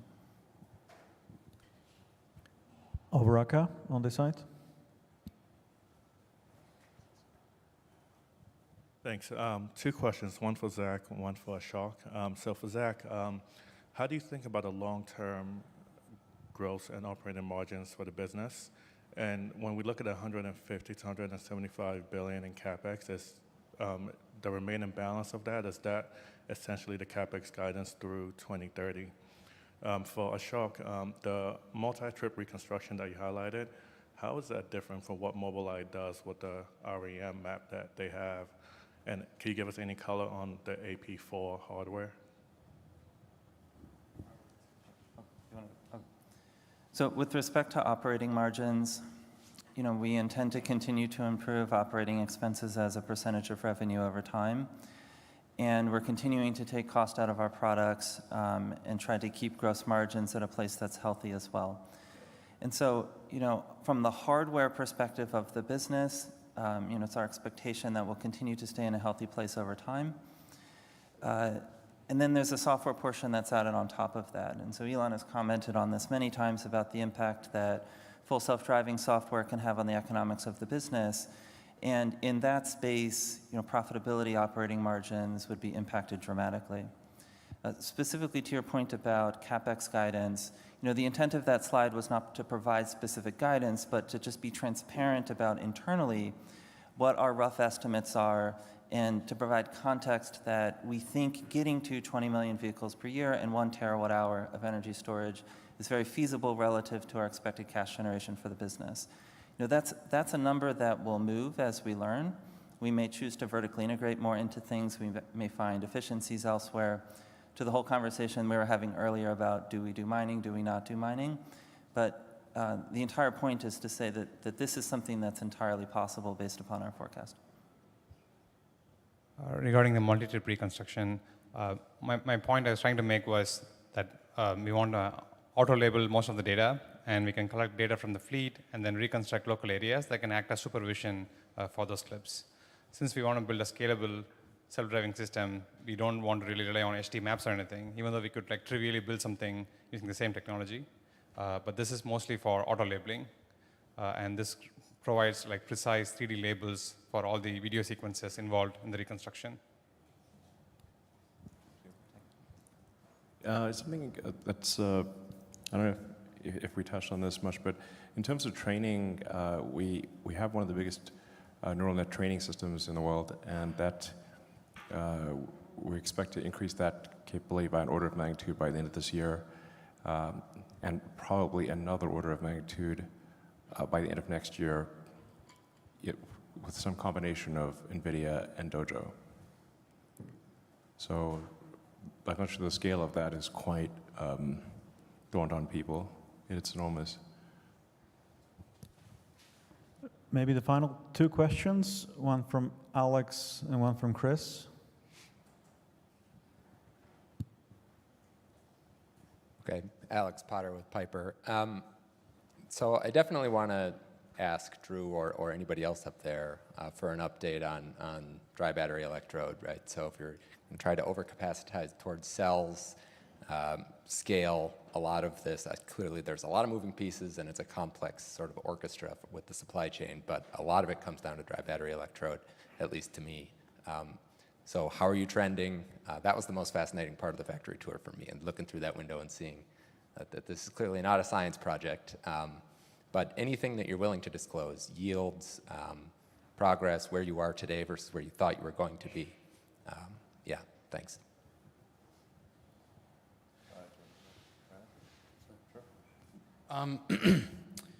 Yeah, I mean, as you saw, right? This is a real factory making a lot of dry electrode in an automated fashion.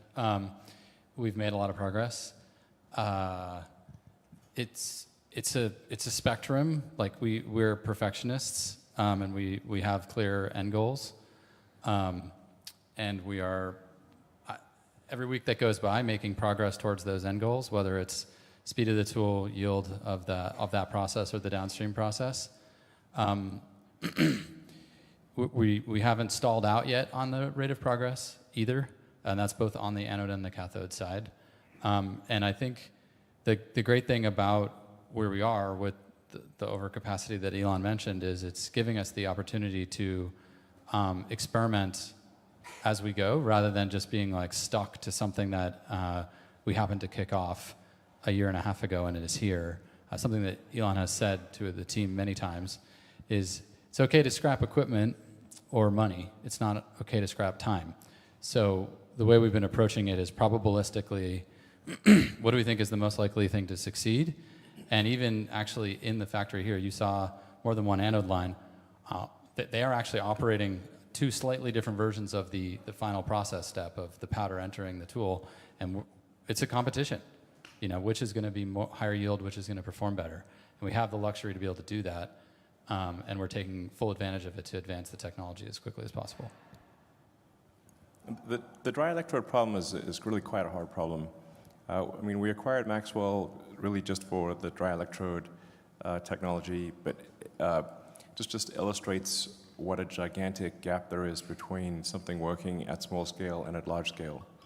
And we've had an extremely talented team of engineers working on sort of scaling the dry electrode process and having it be reliable and consistent. And we've been grinding hard, literally and figuratively, on this for quite a while. It seems likely that we will be able to scale it to volume this year. Yeah, I mean, we're basically increasing the output week over week, like roughly 1K a week per quarter is our internal target, and we're tracking to that. I think what you saw is effectively like a ton of material per hour per tool. It's kind of like hard to like rationalize like what that really means, but it's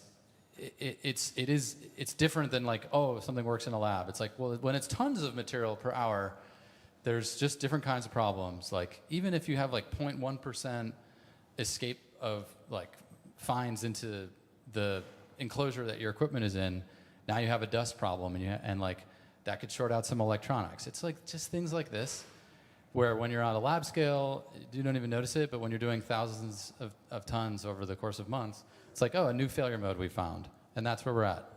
But we're knocking those out though, and the team is grinding through it, but progress every week. And the last question from Chris. Thanks for taking the question. I have a few follow-ups on the next-gen vehicle. First, when do you think we'll get a look at it, maybe a prototype? Second, are there any details that you think you can share in terms of the size, the content, the performance? And then third, I think you mentioned that you would produce it in other plants in addition to Mexico. Should we take that to mean that you can launch it at an existing plant before you're finished constructing the new plant in Mexico? I think we'll actually have to probably decline that answer. We will have a proper sort of product event, but we would be jumping the gun if we were to answer your questions. Maybe another question, if there's, yeah. I don't know, anyone? Will Danoff? I have two questions. This has really been a very impressive afternoon. Thank you so much. Elon, I'm curious, as you've doubled and you'll double again, what you've learned about sort of managing a larger enterprise and what you might have to do to manage a bigger enterprise. And then secondly, I'm curious on your thoughts on how generative AI and these rapid breakthroughs in AI in the last months could help you make cars sort of less hard to make. Thank you. I don't see AI helping us make cars anytime soon. At that point, I mean, at no point any of us working, I think. Big problems. So we'll just chill out. I mean, I'm a little worried about the AI stuff. I think it's something, I don't know, which we should be concerned about. I don't know, I think we should need some kind of like regulatory authority or something that's overseeing AI development and just making sure that it's operating within the public interest. And it's quite a dangerous technology. And I fear I may have done some things to accelerate it, which is, I don't know. So, I mean, some of the AI stuff I think is just obviously useful, like what we're doing with self-driving, which is, some people think is an AGI type problem. I don't think it's quite an AGI problem, but it certainly requires very sophisticated neural nets because the road system is designed for eyes and biological neural nets. So naturally, the analog to that is cameras with digital neural nets. The thing we found is just there's if you actually look at our neural net architecture in the car, it's kind of insane, frankly. nets upon nets upon nets upon nets. Yeah, the visualization tool crashes when you open. Yeah. Because it's like so complicated that no one can visualize this right now. Yeah, it's hard to yeah, just like literally, it looks insane. So I guess something like that's happening in our brains while we drive around, which is pretty wild. So, you know, I don't know. Like Tesla's doing good things in AI. I don't know. This one stresses me out, so I don't know what to think to say about it. You know. Okay, given it's 7 o'clock, I think that's all the time we have. Thank you very much for coming, and thank you. I'll see you later.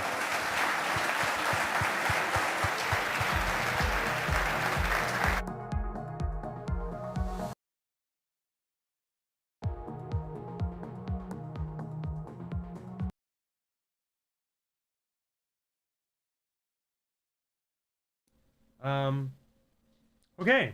Wow. I guess that's it. It was quite the Investor Day presentation. That was a doozy. Everything I thought we would hear about, we didn't. Well, we heard a little bit. I mean, we knew a little bit about Magic Dock. They did mention the okay. Cybertruck. There's some pictures from the Cybertruck, so we heard a few things. We knew about Mexico factory, but yeah, I guess there wasn't really anything new. It wasn't really anything new. Yeah, we didn't really hear too much about Cybertruck's timeline for events and stuff like, or for products, stuff like that. We learned a lot. Some of this we already knew, but yeah. But I don't think we're gonna rehash it all tonight because everybody's been here for. Yeah, we've been here now for 4.5 hours. Yeah, so we don't want to keep you there. So for I dinner think too much longer and all definitely join back. We'll be live on Sunday at 6 p.m. our normal time, and we will 6 p.m. Mountain time. It's scheduled in the morning on Sunday, so if you just log into YouTube, you'll be able to see us and turn on the post notifications. So subscribe, turn those on, and you'll get notified when we go live.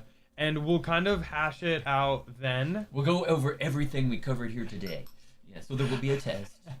So get out your pencil, take your notes. So yeah, we'll be live then, and can kind of talk about everything because it has been a long day, I think, for all those involved.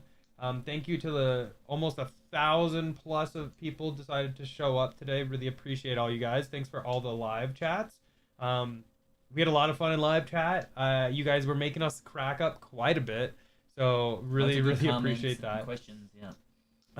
So yeah, as always though, huge thanks to our channel sponsor, Abstract Ocean. If you haven't yet, check them out. I'll link down below, and using code Tesla Inventory will get you 15% off of your first purchase. They help make this all possible so that we can hang out with you guys and put on a good show. So really can't thank them enough. All kinds of really, really cool accessories. Tesla Model S, X, 3, Y. I was going to say Roadster. Not yet. Maybe eventually. Cybertruck. Eventually. Rivian. Now. That was the R word I was looking for. Thank you. It's been 4.5 hours. This is our second longest live stream. But I guess that's pretty much it. We got to take the dogs on a walk because they're getting antsy. And then we got to make dinner. So we will see you all on Sunday. Wait, what day is that going to be? Just so I can tell everybody. That will be Sunday the 5th. So in just a few days. We will talk to you all later. Bye.